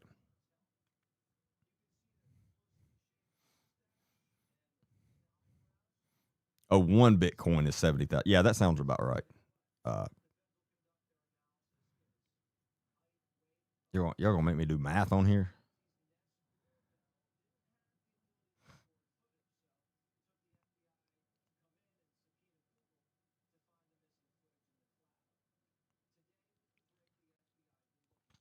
Yeah, there's no way it was 300 Bitcoin. That's $21 million. I mean, give or take a couple million. The whole ransom was only 6 million. I don't think somebody just moved $21 million. So I think it's $300.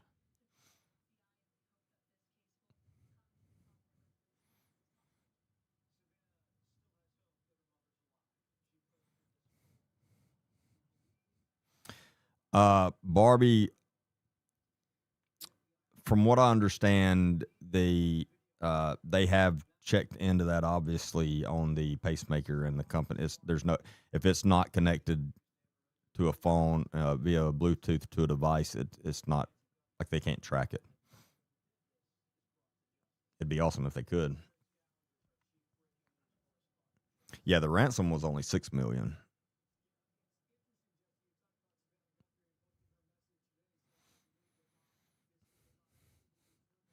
Yeah, no, KJ, and that's exactly what I'm thinking. If it was $300, that may just be a way they're testing and trying to see if they can trace it.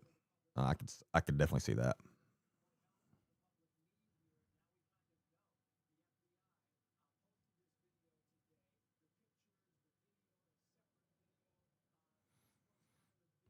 But again, you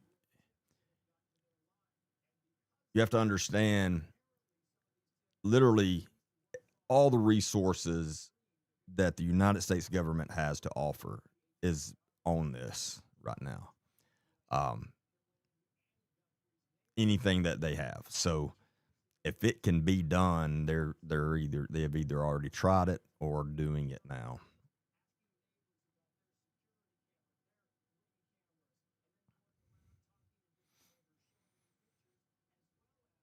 But you do when you're involved in an investigation like this, you learn a lot about different things that you didn't have a clue about before.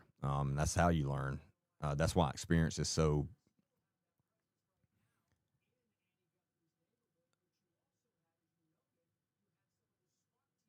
That's why experience is worth a lot because you learn little things here about different companies and what you can, you know, different subpoenas and search warrants you can write and what data can be pulled from certain things and all this stuff. It can get very interesting and it's a good way to learn a lot. So I'm sure there's a lot as they're going through this, they're learning, um, and they'll know from next time. I mean, yeah, I could say I hope there's not a next time, but at some point there will be.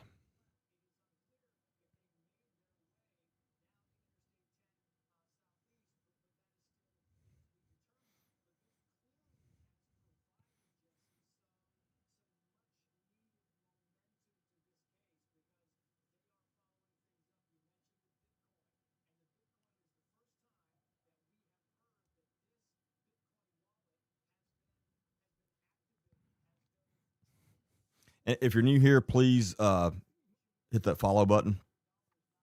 I would really appreciate that. I'm on I'm on all platforms. You can find me Agent D Baker, and I have a full podcast that I do that you can find on Spotify, Apple Podcast, YouTube, and Rumble. Go check that out. But I really appreciate the follows.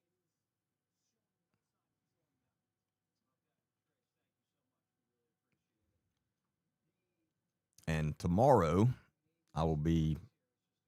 It's not airing tomorrow. We're recording, but tomorrow I'm going to be on a very pretty large podcast, and I'm looking forward to that. And obviously, as soon as we record and everything, and its announcement to be put out, I'll announce who it is and what it is and stuff. But very excited about that. I think that's going to gain us a lot of followers as well.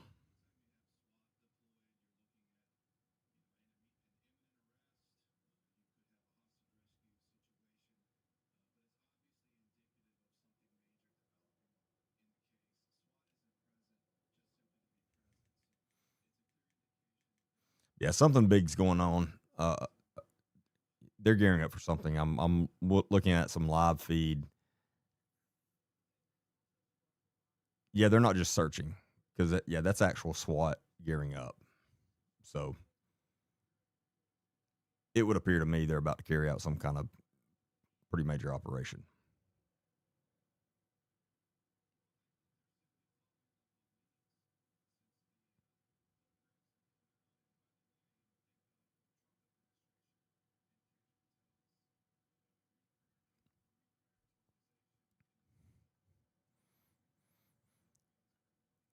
Uh,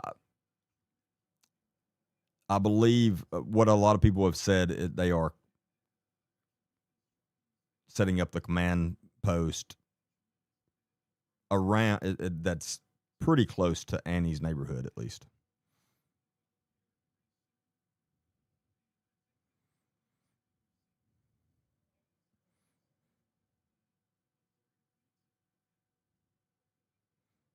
The SWAT activity I was watching, I've got Fox News pulled up, and that was them at their headquarters. It looked like gearing up, and they were all loading up. I'm sure it was previously recorded 30 minutes ago or an hour ago or whatever when we were first told they were gearing up.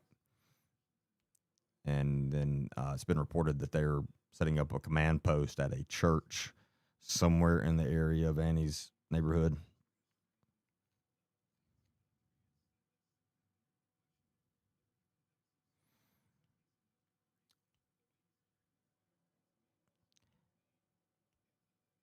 The chances of her actually still being alive. I hope I'm wrong. I hope I'm dead wrong. And this could be an indication that they think she may be alive somewhere. They may be gearing up for a HRT, a hostage rescue. I hope that's the case. Um, so honestly, I'm not even going to comment on that right now with all this going on. Because I hope I'm wrong. I've been saying about a 5% chance, but as I've said from the beginning, I hope I'm wrong about that. I would love to be proven wrong on that. And again, this could be an indication of that. So I hope that's what we're seeing. I mean, that would make sense with how quick this all jumped off this evening. And like I said, with SWAT actually gearing up, I mean, they're getting ready to do something. You don't put on all that mess for the hell of it, trust me. So I mean, something's being planned.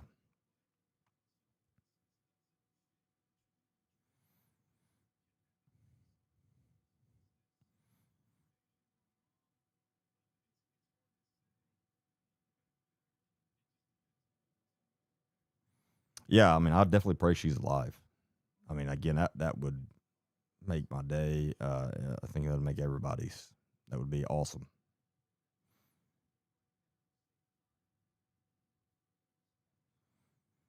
Doesn't that activity near the daughter's neighborhood create some serious problems for the daughter? I mean, I think it creates some serious problems for someone that resides in Annie's house, the daughter's house. Again, we've seen a lot of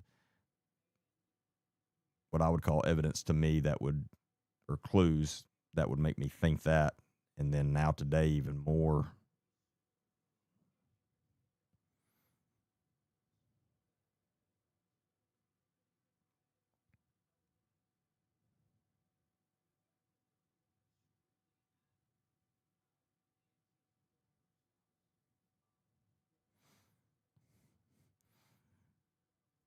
I would think since agents are searching for something, the suspect dropped. I would,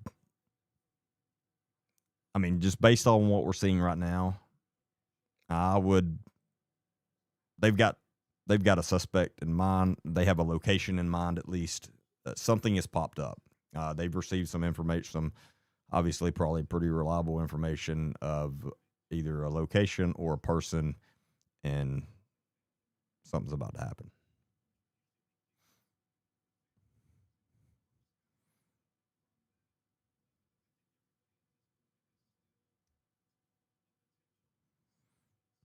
Oh, they're looking for something that was dropped. Oh, that's interesting. Hmm, that's very interesting. So again, I mean, yeah, that points to what we've been saying. That makes that that would be in line with someone around Annie's residence is involved, or they at least think they are, believe they are involved.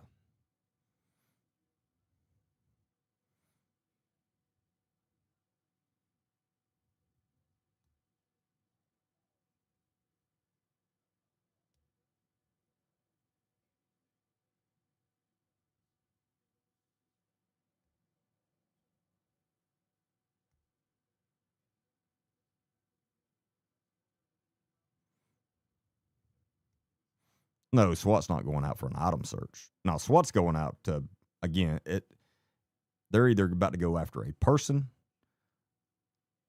or an HRT situation, a hostage rescue situation. So they're either about to hit a location or looking for a specific person, for sure. About to execute some type of search warrant, more than likely. About to kick some doors in. The stuff that's what people love to do.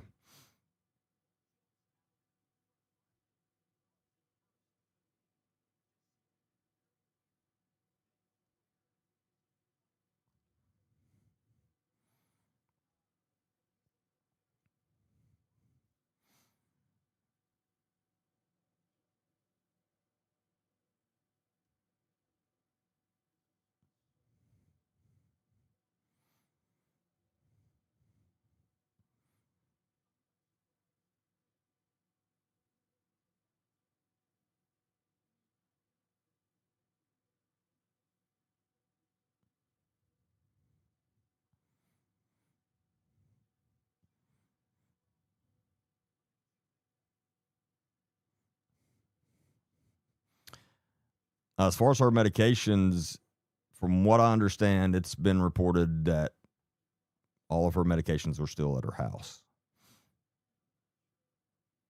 That weighed into, part of the reason I don't think that she's still alive. But again, I I'm getting a little more optimistic at the moment. Uh, I wouldn't get too optimistic about it right now, but uh, again, that would obviously be amazing, and I hope that is the case, that she's alive and they find her.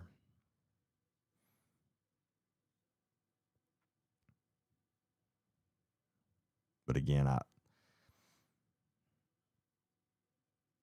hard for me to believe that that's going to be the case, but I hope I'm wrong.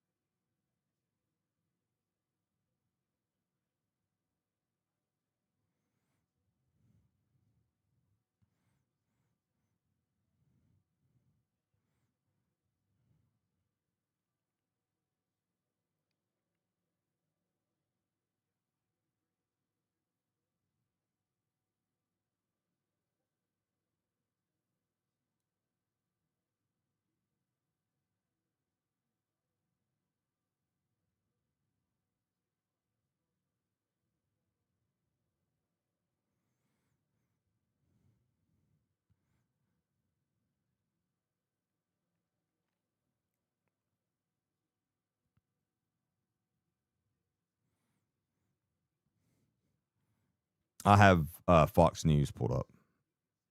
I'm not promoting for them. Again, I don't normally watch mainstream media at all, other than instances like this where something breaking is hitting off or something like that. But I don't watch mainstream media. I don't watch Fox News. I don't watch CNN. None of them. I don't trust any of them.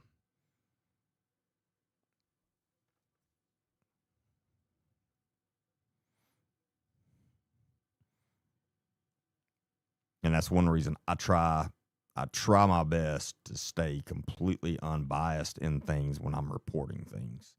Uh, if I'm being biased, I try to state that, hey, this is my biased opinion, but here it is. But on reporting something that's going on like this, I try to stay completely non-biased and just report facts. I try to be extremely careful with what I, put out. I don't want to put out things that are just completely false. It's going to happen sometimes, but we try our best to not do that.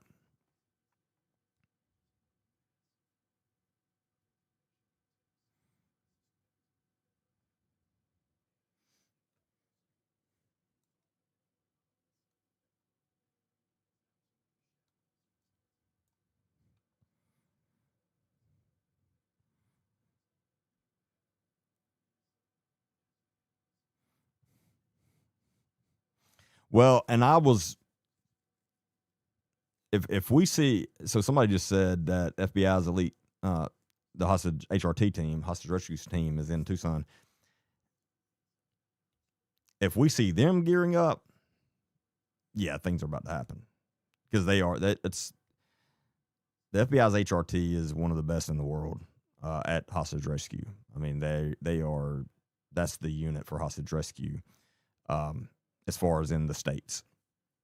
I mean, they assist on some things out of country too, but as far as in the country, uh, I mean, that's what they do all the time. That's what they train for all the time. They're very specialized in that. Them and the DEA's team is up there too. But those two are the top tier law enforcement units in that. Very, very selective and hard to get into.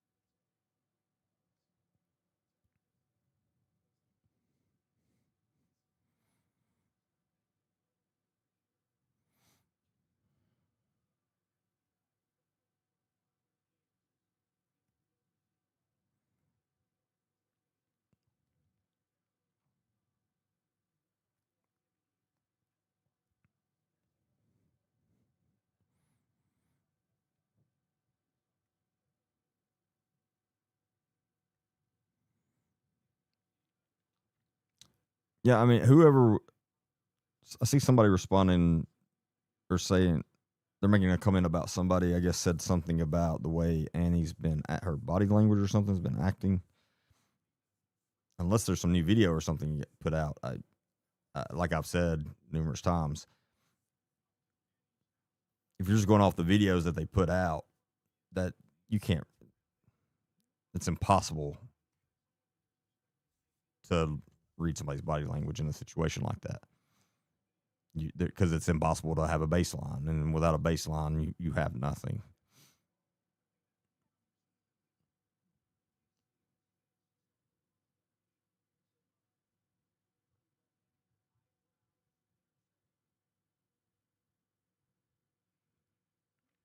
Because body language acts off of stress. If you're literally in the middle of the most traumatic event of your entire life, you're already stressed to the max. So you you can't build a baseline off of that just off of a short video or anything like that. I mean, if you sat down with her for 2 hours and had a conversation with her one on one, you could, but not. I mean, other than that, no, because all their body language is going to be all abnormal and screwed up right now.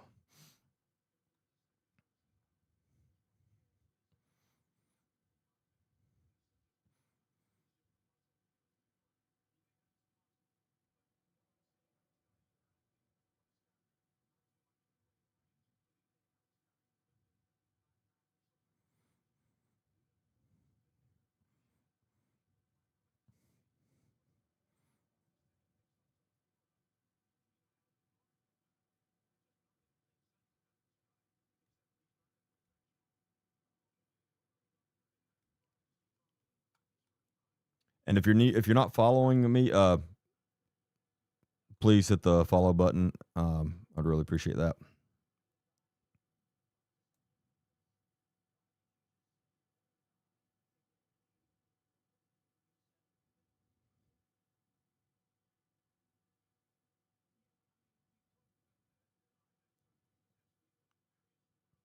My normal lives are Mondays, Wednesdays, and Friday nights, 8 p.m. to 10 p.m.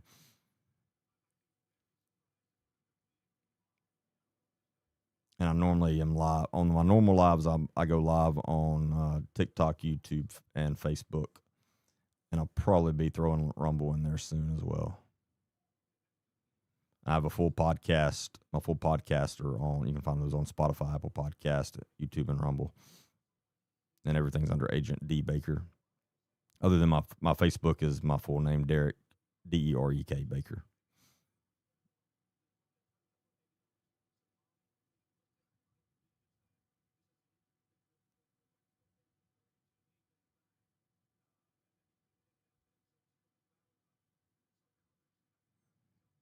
And you can also read my bio on. I know my full bio is on YouTube, on my YouTube channel. You can go there to look. I think Facebook as well. TikTok is like a short. They don't give you much room, but you can read my full bio, pretty much my full resume on YouTube.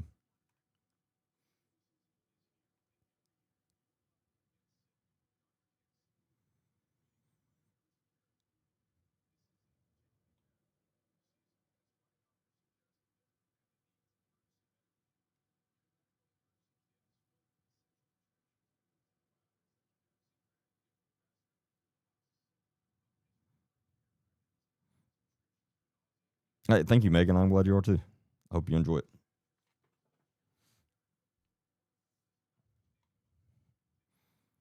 Thank you, Tamara. I really appreciate that.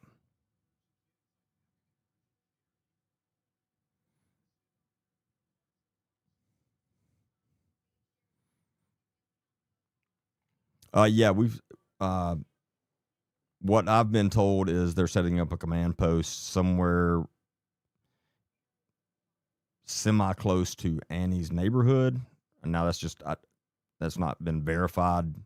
That's what a couple of people have said. I do know they're setting up a command post somewhere because I saw that SWAT in I saw SWAT loading up from their headquarters or wherever they or normally are, and heading out, and allegedly EOD as well. So something's about to happen. I mean, they're about to do something.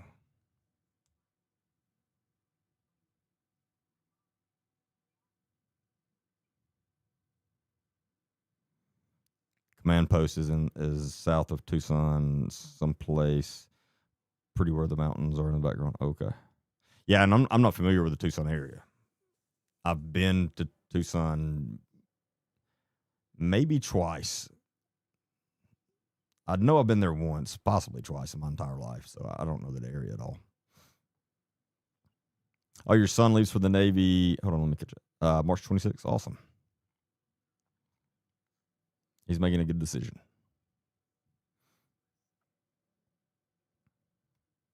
We got Ireland in the house. Awesome. I appreciate you being here. Your country is on the top of my list of next countries I want to visit. I've been to a lot of countries, but I've not made it to Ireland or Scotland yet. Definitely want to. It's my homeland.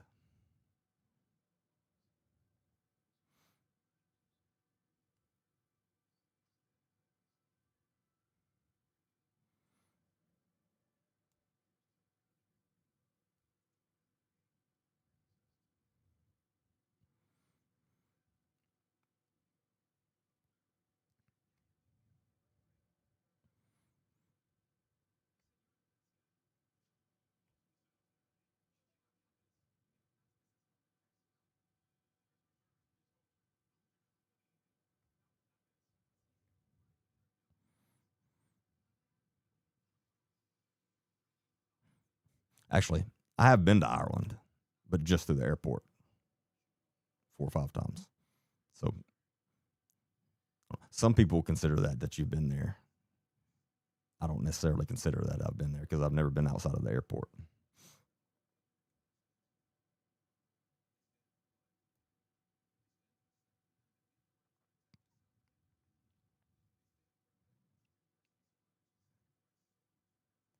Going to Scotland in August, awesome. Yeah, I definitely want to go over and hit both of those for sure.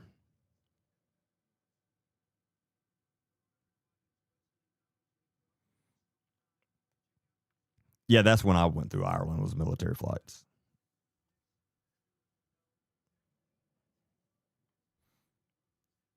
I really appreciate that, AJ. Thank you.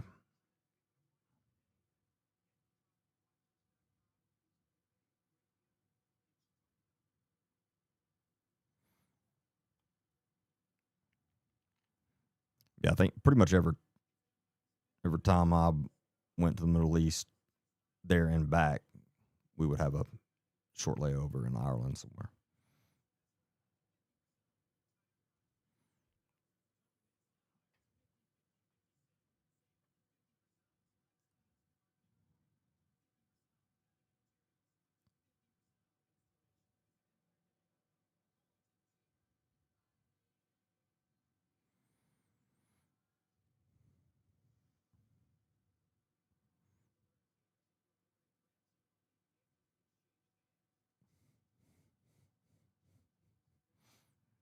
We were able to drink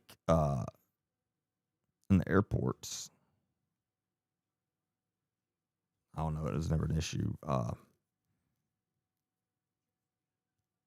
I remember drinking. I've got a picture of me and one of my really good buddies, and I think it was in Germany, and I was drinking one of those canned Jack and Cokes, and that's been 15 years ago now, at least.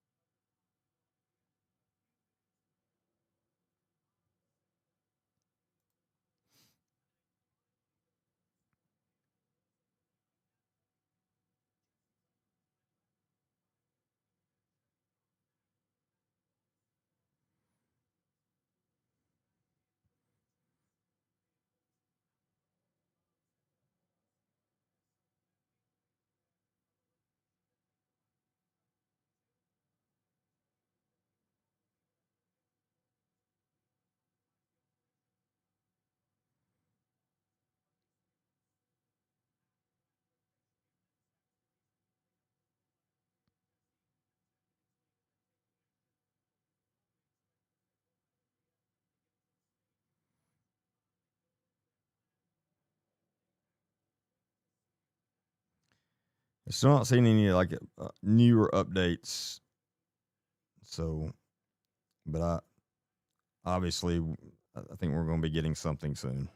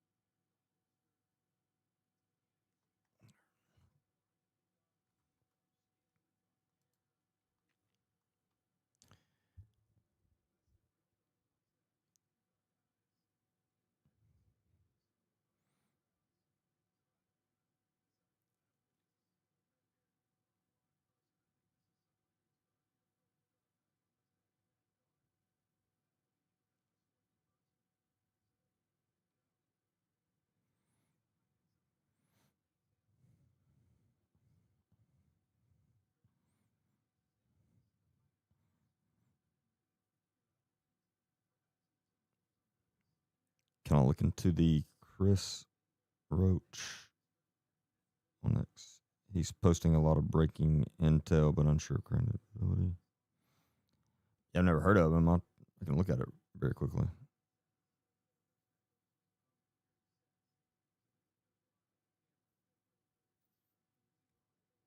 No, it was Jack and Coke in a can.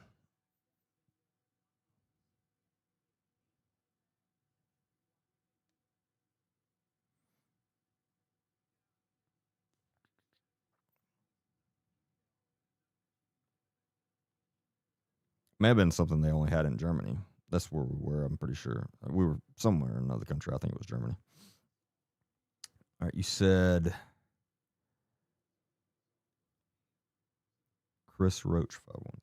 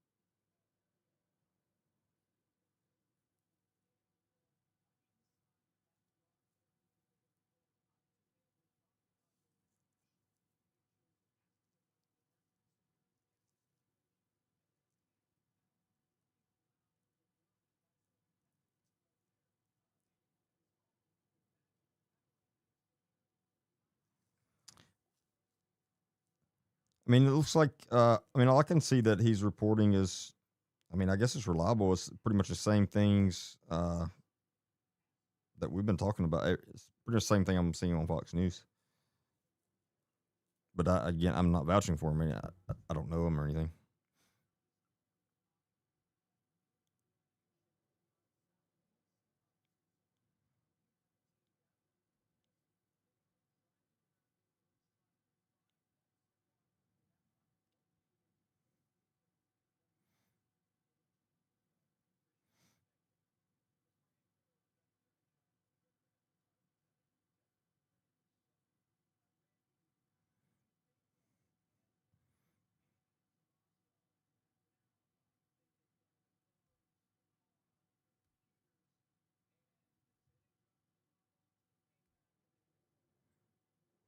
Is that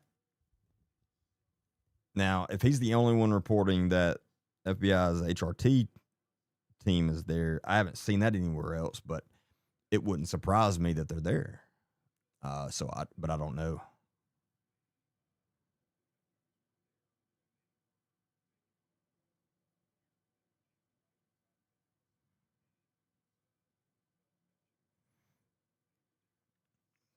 He says elite tactical sniper group.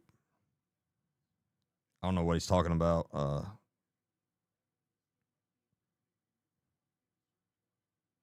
Never heard of anything like that as far as that way that's worded. Their HRT team has snipers as well as all the SWAT units as well. So I don't know. HRT is the hostage rescue team, and the FBI's HRT hostage rescue team is the best in the business for that specific for rescuing hostages.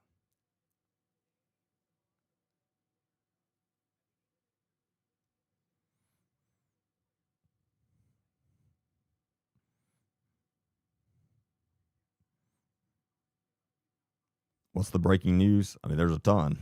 I don't know where to start, honestly. There's a lot.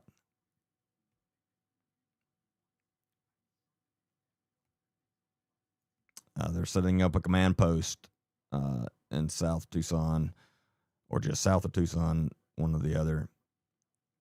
SWAT is gearing up. EOD is at the command post.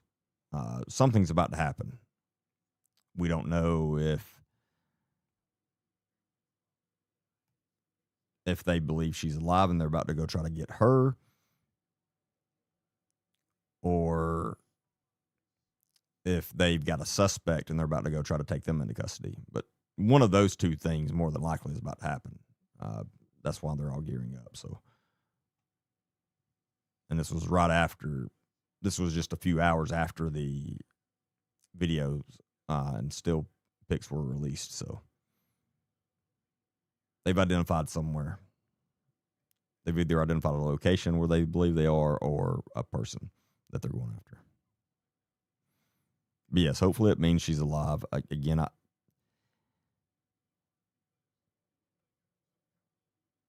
it would be hard for me to believe, but I hope I'm wrong.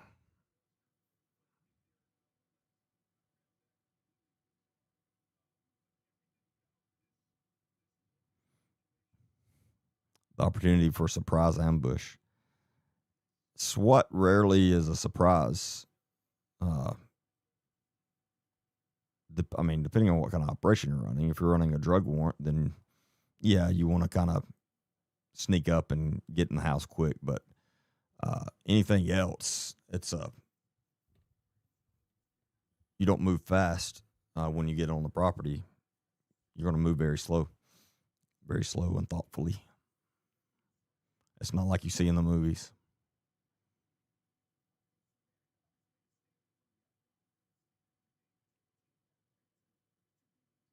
Now, if it's an actual hostage rescue, then yeah, you go. Again, it's not going to be a surprise because they're probably going to know you're there or coming or whatever. But they're not going to get on scene and then take their time. They're going to go most of the time.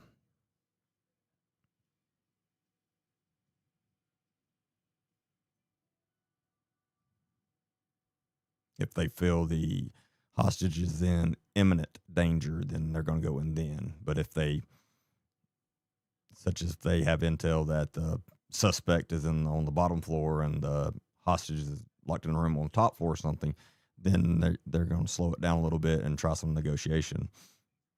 But like if they get there and they see through a window and the hostage has a firearm to her head by someone, then they're going then.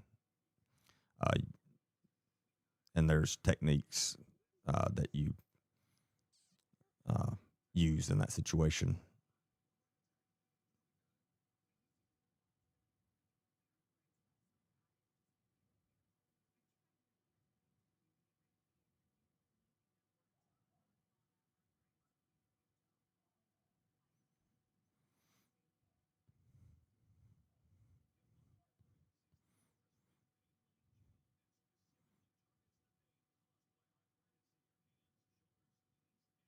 I appreciate all the follows.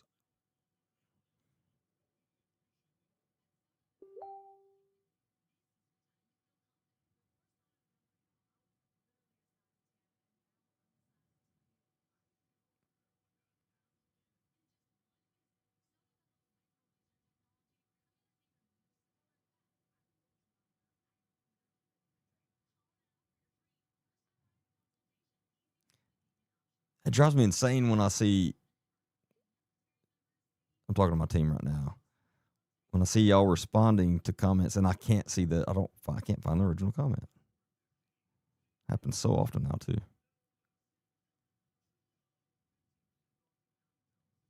I'm trying to catch up on all the comments, by the way. Give me 1 second. I'm going through them right now. At what point would the public be notified of the reason of SWAT? There's no protocol. It would be after everything, was kind of geared down. But the news, there's journalists literally following the police around right now. So Uh, I wouldn't be surprised if we have live video feed from outside of. I mean, obviously they wouldn't be able to get close, but from wherever they're going, so that may tell us something. But I wouldn't count on like them. I mean, they're going to put details out more than likely before. It's going to be well after.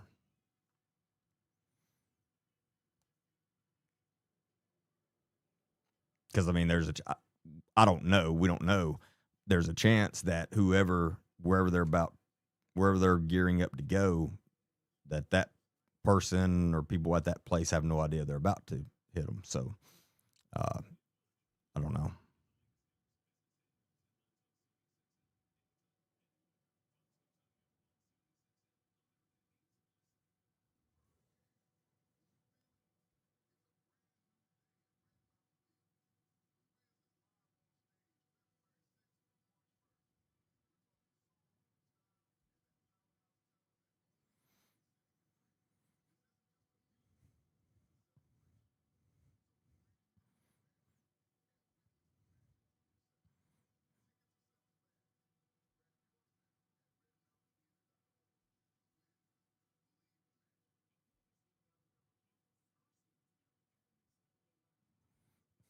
Scanner's been quiet for a moment.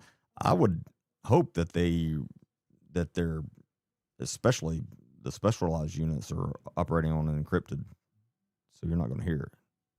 I mean, surely.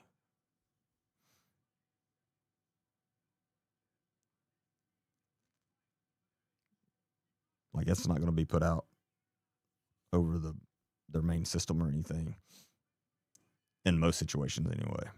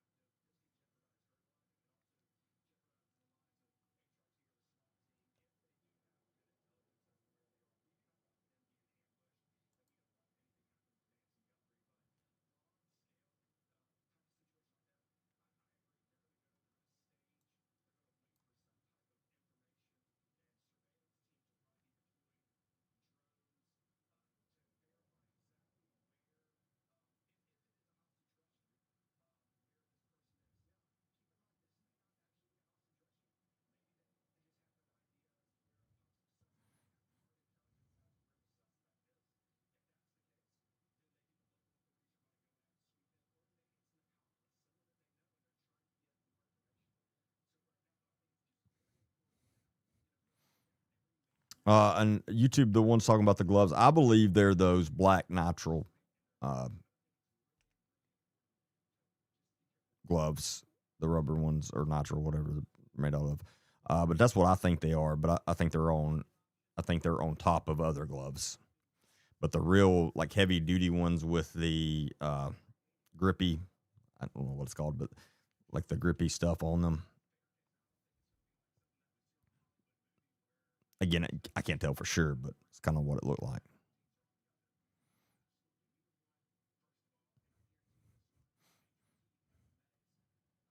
Who is Dominic?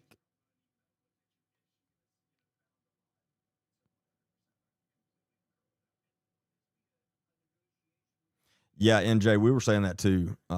It's a possibility. There's two masks on that he's got a mask on under the other mask. Again, you can't really fully tell, but kind of looks like it.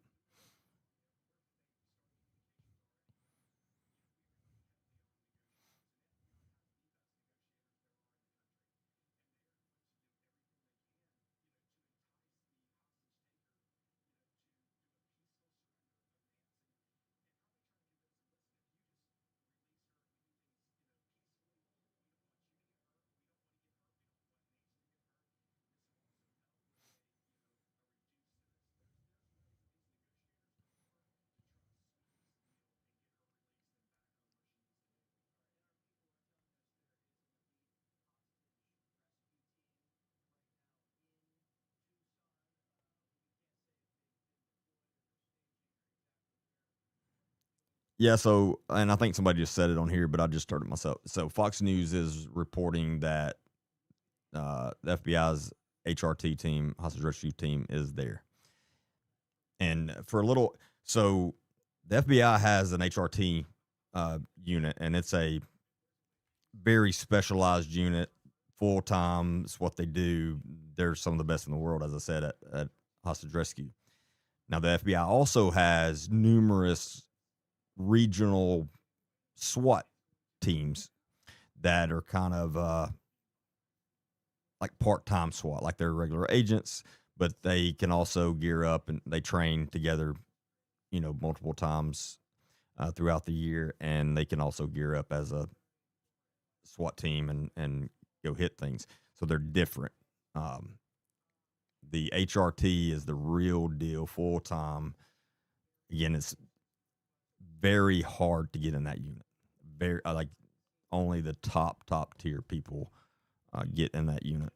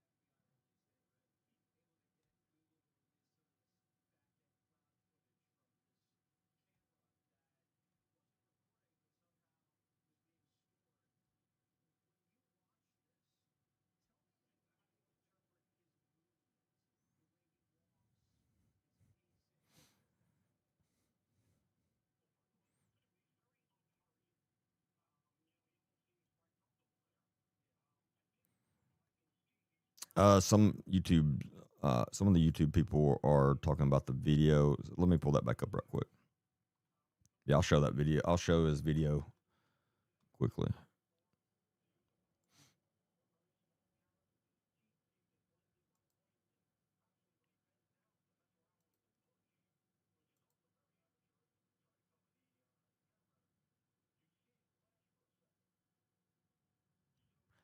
So, whoever there is on with Fox News right now is saying the same things that we were saying about the flashlight. They also believe it's a flashlight and was in his mouth, and they said you can see it flash when he bends down, and that's what I thought I saw.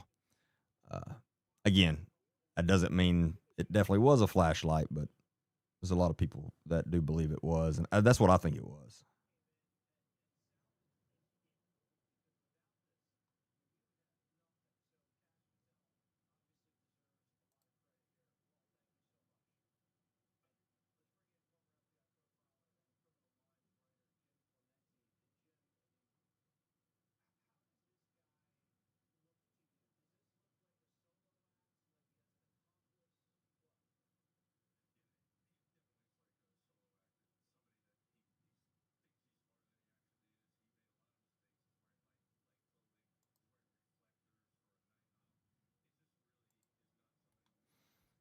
All right, I got the video here. Let me pull it up.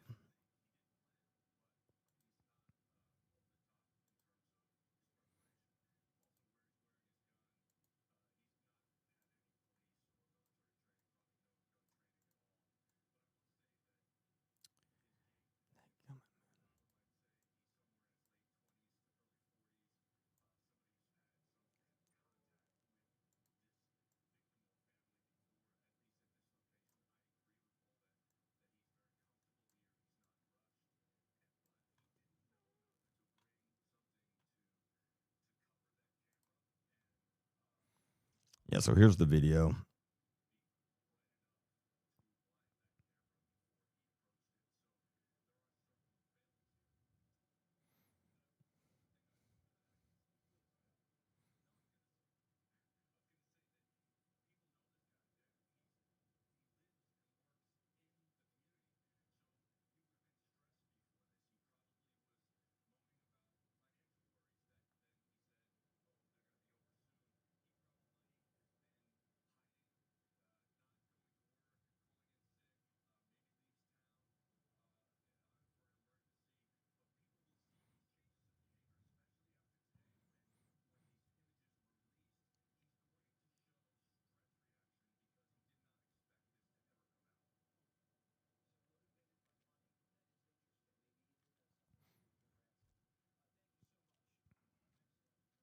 See, right here when he bends down, kind of see that flash. I think that, and see when he look back up, I think he's got a flashlight in his, like a small flashlight in his mouth, and yeah, he's biting down on it to turn it on. I'm almost positive that's what that is. Again, it doesn't really make a difference. So now that I think about it, I don't even know why it really doesn't make a difference. But anyway, there's the video again. But I believe it's a man. Again, is the way he's walking, the way he's standing, the way he takes steps up.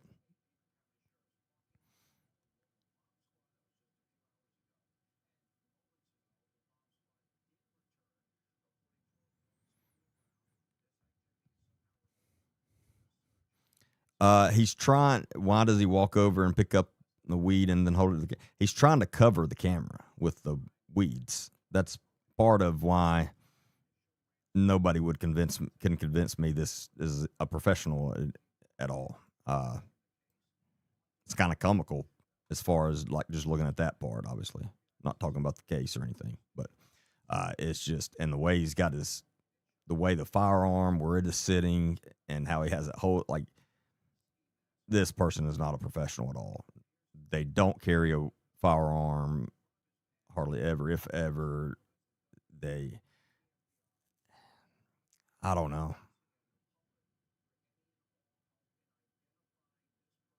And everything about this is so confusing because he's got that backpack on and it looks to be full. But if we go by the timeline of what we believe happened, this was before he entered the house. So that would kind of cut out the home burglary, home invasion burglary, or anything like that. That would add to did he have tools in that backpack to help assist in taking someone? And I mean, and hopefully that is what happened. And hopefully this ridiculous amateur has kept her alive and they're about to go get her. I mean, that there's always a possibility that is what's going to happen. I'm very, again, it would be hard for me to believe that she's still alive, but I hope I'm wrong.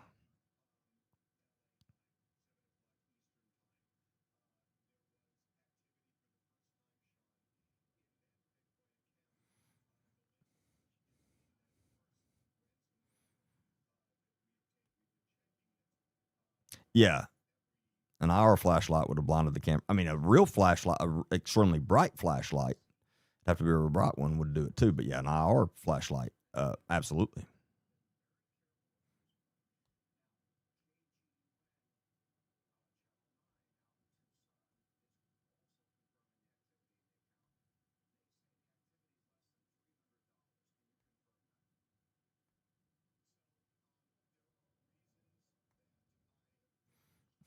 The We don't know at this point if he entered through the front there. That was the front door, uh, but we don't see him open the door or anything. In what they've released, he walks up as you saw, and he places his right hand over the camera, and then with his left hand, he's trying to open the door. You see him mess with the doorknob. I'm thinking it was probably locked since it didn't open. Then he walks back, picks up the flowers, and then tries to cover the camera with the flowers. Then we know at 1:47 a.m. that Ring Nest camera was completely disconnected. So that's more than likely the time when he tore it off, because it was ripped off and it's gone. Like, I mean, I don't think they've found it. But that doesn't mean he entered through there. There's a good chance he wasn't alone either. So there, at the same time he's doing this, there could be somebody around the back gaining entry. Again, it's all speculation. But at that camera was disconnected fully at 1:48 a.m.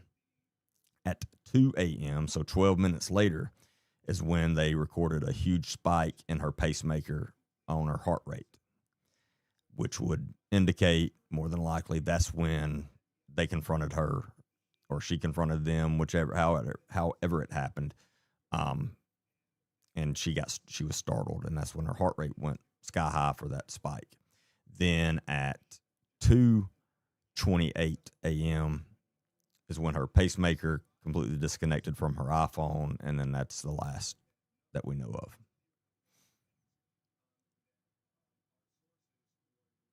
But that front door, and we've seen we got the picture of it currently, and you see it was not forced open. There's no forced entry there or anything, obviously. You don't see any marks or anything that would indicate that. But you do see the bracket where the Nest camera was. And again, they tore off the actual camera. And then you see some blood droplets down here below it, along with some of the remnants of the flowers. So if he entered through the front door, then he had a key. There's just no other way to put that. Or if it was unlocked. But again, it looks like he tries to open it and it doesn't. So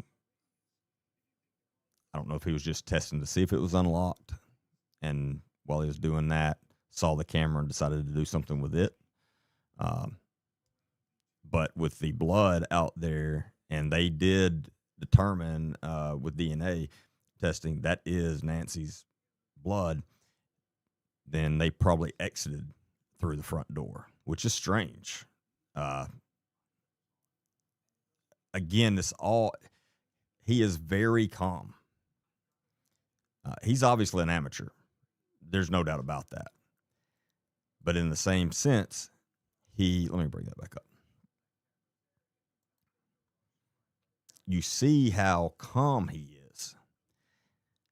He is in the middle of committing a extremely horrible crime. Very serious. And he's just calm as can be. Like, he's very lackadaisical walking around there. He doesn't seem nervous at all. Again, he's not like looking around like you would think you would be in that situation. He seems very comfortable there. But we also know from all the other clues, this is an amateur at this. So that tells me this is someone more than likely very comfortable at that location. Now, that doesn't necessarily mean it's a family member. It could be a maintenance person that does a lot of work there, or a pool guy or something. I don't know. But I would almost bet everything this person is very comfortable at that location and knows exactly what is inside as far as who is inside, because they're extremely calm. There's not many people that could be this calm about while you're committing this type of crime. I mean, it's pretty crazy. Some people have said that the back door was unlocked, but I don't know how they know that for sure. Like, just because it was unlocked when maybe the family got there or whatever, I don't know how they know that for sure. I've been confused about, because they've said there's no signs of forced entry anywhere. And then they said the back door was unlocked. I don't know how they came to that conclusion, unless she had a electric lock on her back door that connects to an app, and they were able to see on the app that it was never locked back. Uh, that's the only way I could think of they would know for sure. Other than that, it would just be speculation, which means that the perp could have had a key. Again, this person in this video is extremely calm. I mean, strangely calm.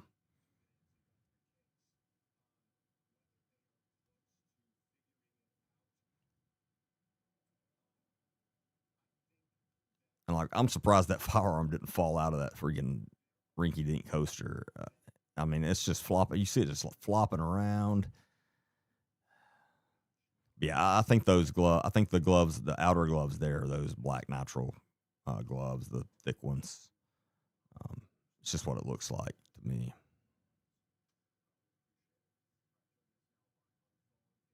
But I do think he has other gloves on under that.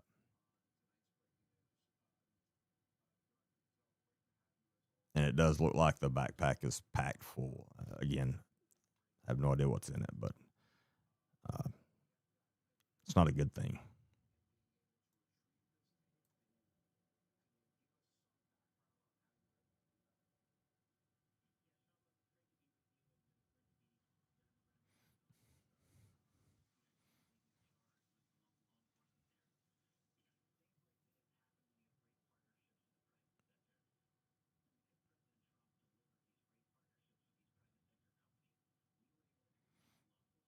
Are y'all saying y'all seen a? Is there another video out, or is that what y'all saying?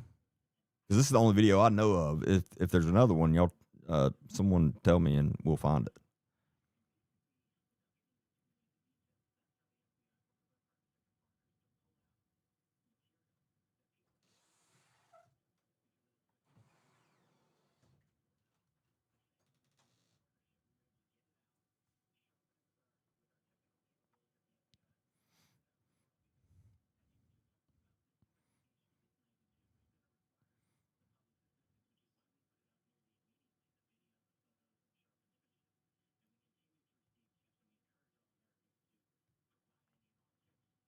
Michelle, what? Why he left the camera there? What camera are you talking about? Because this camera they didn't leave there. They right after this, it was disconnected and it was completely removed from the door, and as far as I know, has not been seen since.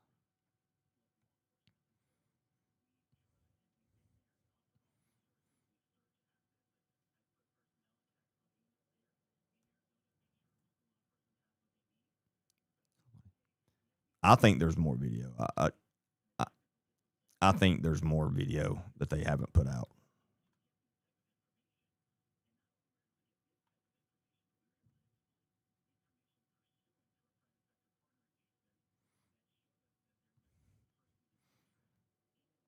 Yeah, I mean, it could be a tarp in the backpack. Like I said, the only thing that makes sense to me is what would be in the backpack would be tools to help kidnap somebody or take them. It's the only thing that makes logical sense to me at this point.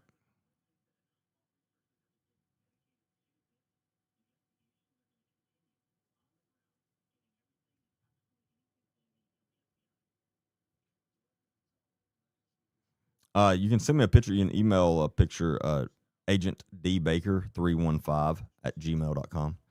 Agent D Baker 315 at gmail.com.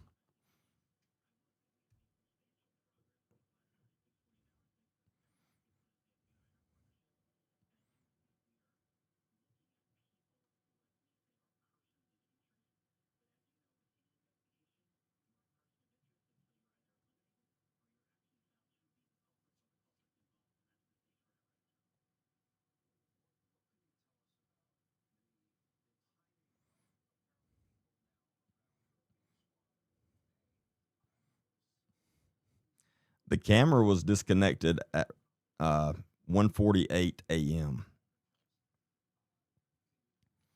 And this, uh, you can't see a timestamp on this video, but I heard or I saw somewhere where the FBI was when they put this out or whatever. The timestamp. This was at like 1:47 a.m. So right after this is when he just ripped it off and disconnected it. And then at so that was 1:47, 1:48 a.m. At 2 a.m. is when they recorded a big spike in Nancy's heart rate from her pacemaker. And they just said it was a major spike right at 2 a.m. And then at 2:12 a.m., there is I forgot I got the timeline here. I'll just pull it back up.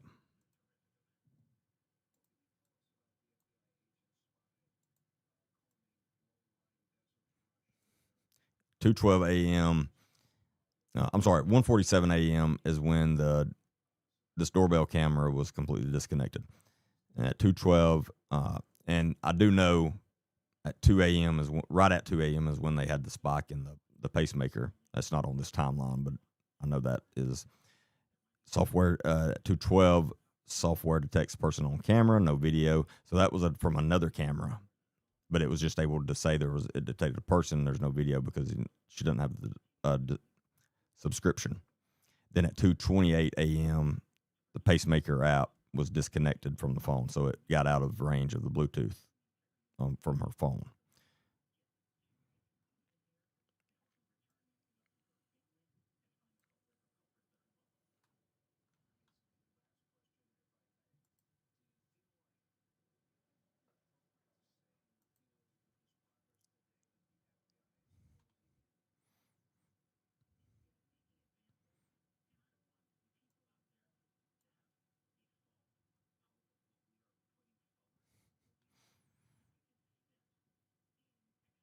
That's what I think too. That they knew there was no subscription.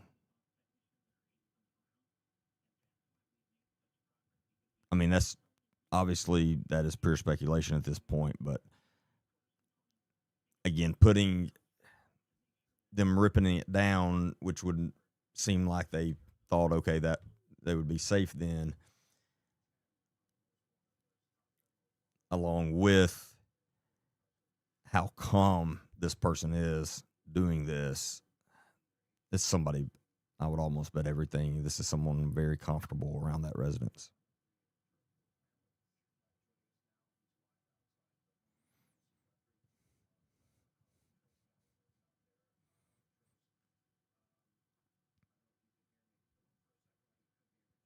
Yeah, if they've got a video, if they have a vehicle on video, they've not put that out yet.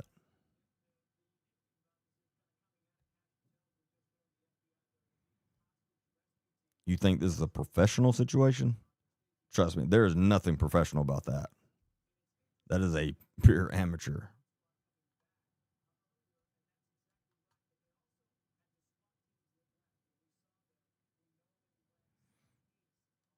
Yeah, he's got reflective gear on. The way the firearm is where it is, the location of it, the kind of holster he has. No, there's nothing professional about this.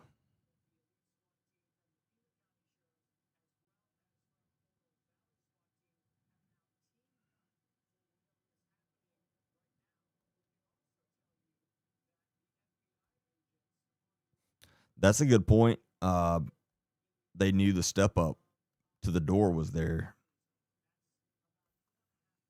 and I, I think you're probably correct there from watching the video.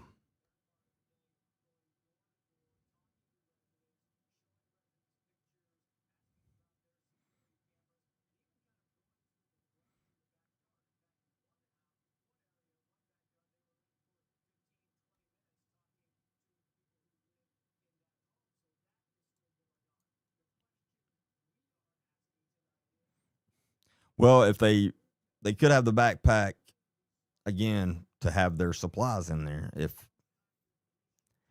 because whoever this is, yeah, I think they had somewhat of a plan. They're just very amateur, and I think more than likely, whenever they made contact with her, this didn't go as planned, and something went down pretty quick. Uh, but they take a lot of time there. Again, you see how calm he is at the front door doing all this, and then they're inside for at least another 28 minutes. 20 when you're in the middle of this, like doing something like 28 minutes is a long time. I mean, that's a long time. Because you normally would be stressed to the max and wanting to get in and get out and get this done. And when you're stressed like that, 28 minutes is a long time.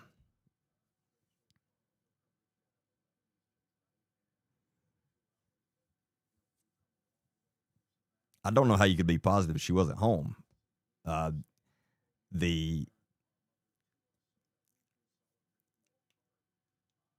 we've got all this plus the spike in her on her pacemaker app at 2 a.m. and then her her pacemaker, which includes her, then went out of range of her Bluetooth and internet at 2:28 a.m. That would, I mean, that, I'm pretty sure she was probably home.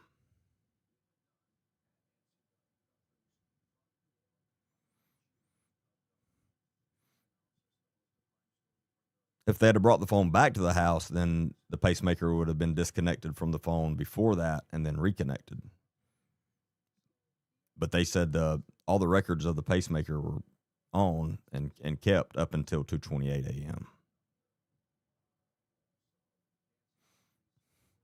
Yeah, she may have put up a fight and they weren't expecting it. I've situation didn't turn out good at all.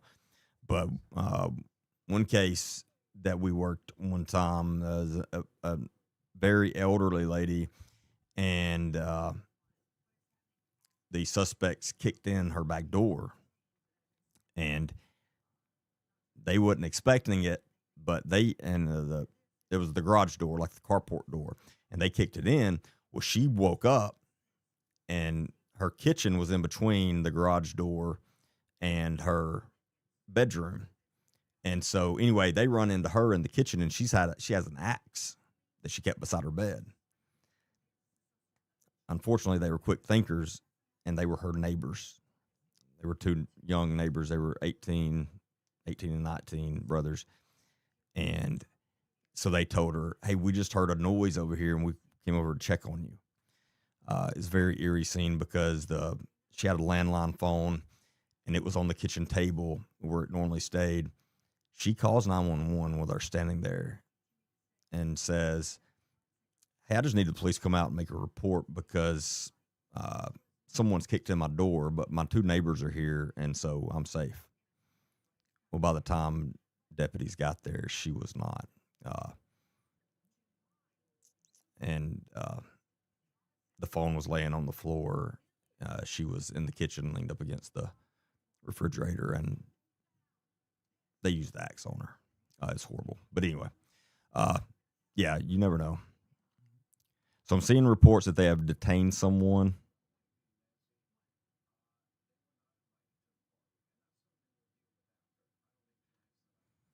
Let me see.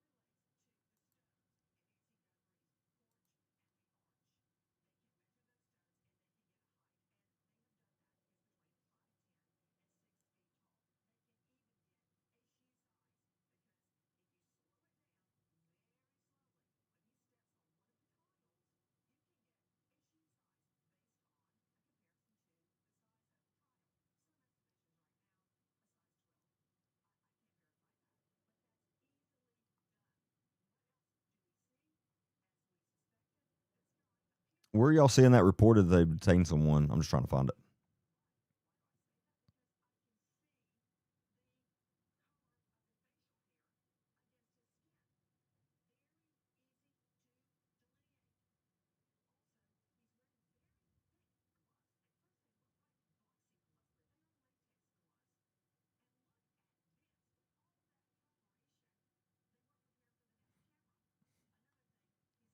What?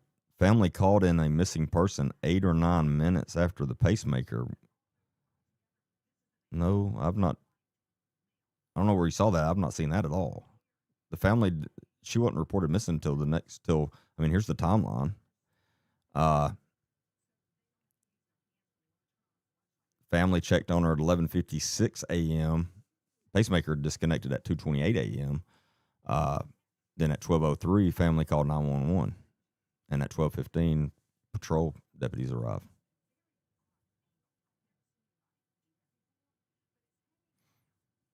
ABC. Let me see. Let me pull that up.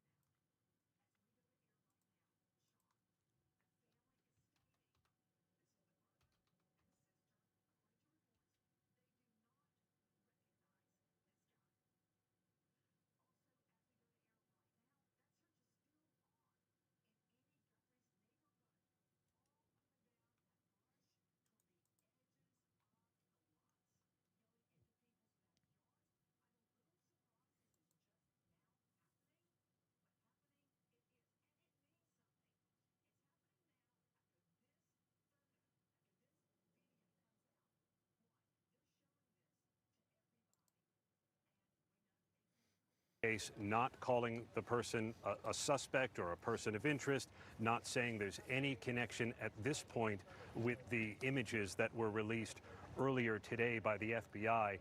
But law enforcement officials have obtained a search warrant. They're going to be searching a location south of Tucson where this individual was detained. They're going to be going through that location. That could take hours, and either that search would resolve the matter, and that could be it, or there could be some further development associated with this individual. But right now, the person is not considered a suspect, we're told, only someone taken for questioning, detained. And with just a few seconds left, Aaron, a search warrant that will play out in. So, okay, here's the breaking news. They're saying they have someone detained for questioning in a location south of Tucson.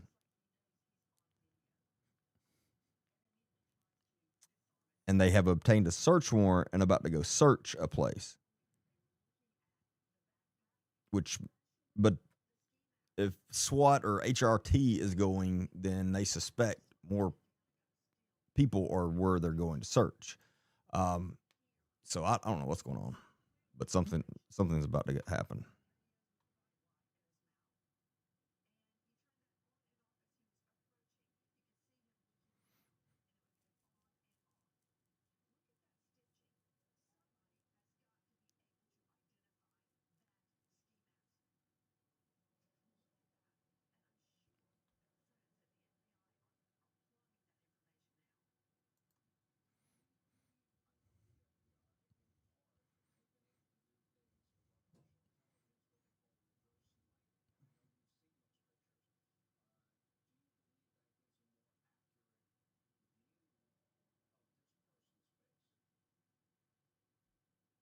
Oh, my email is agentdbaker315 at gmail.com.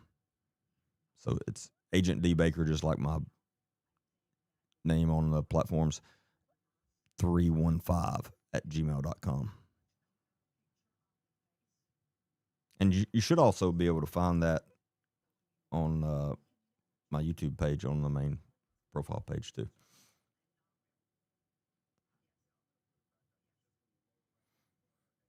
There you go. Katie just posted it down there.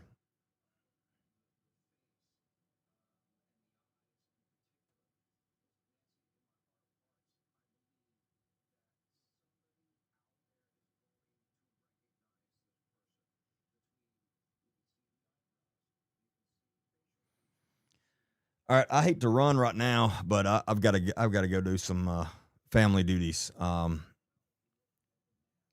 a bit. So I'm going to get off. More than likely, I will come back on in a little bit.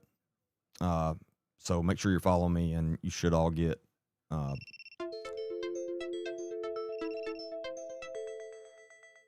alerts for when I come back.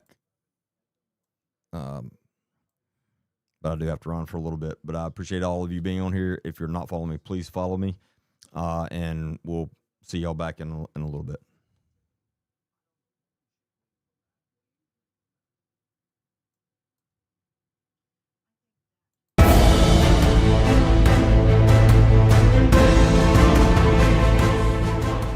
Welcome back to Truth or Recon. I'm Agent D. Baker, a retired narcotics detective, SWAT team member, and U.S. Navy combat veteran of OEF and OIF.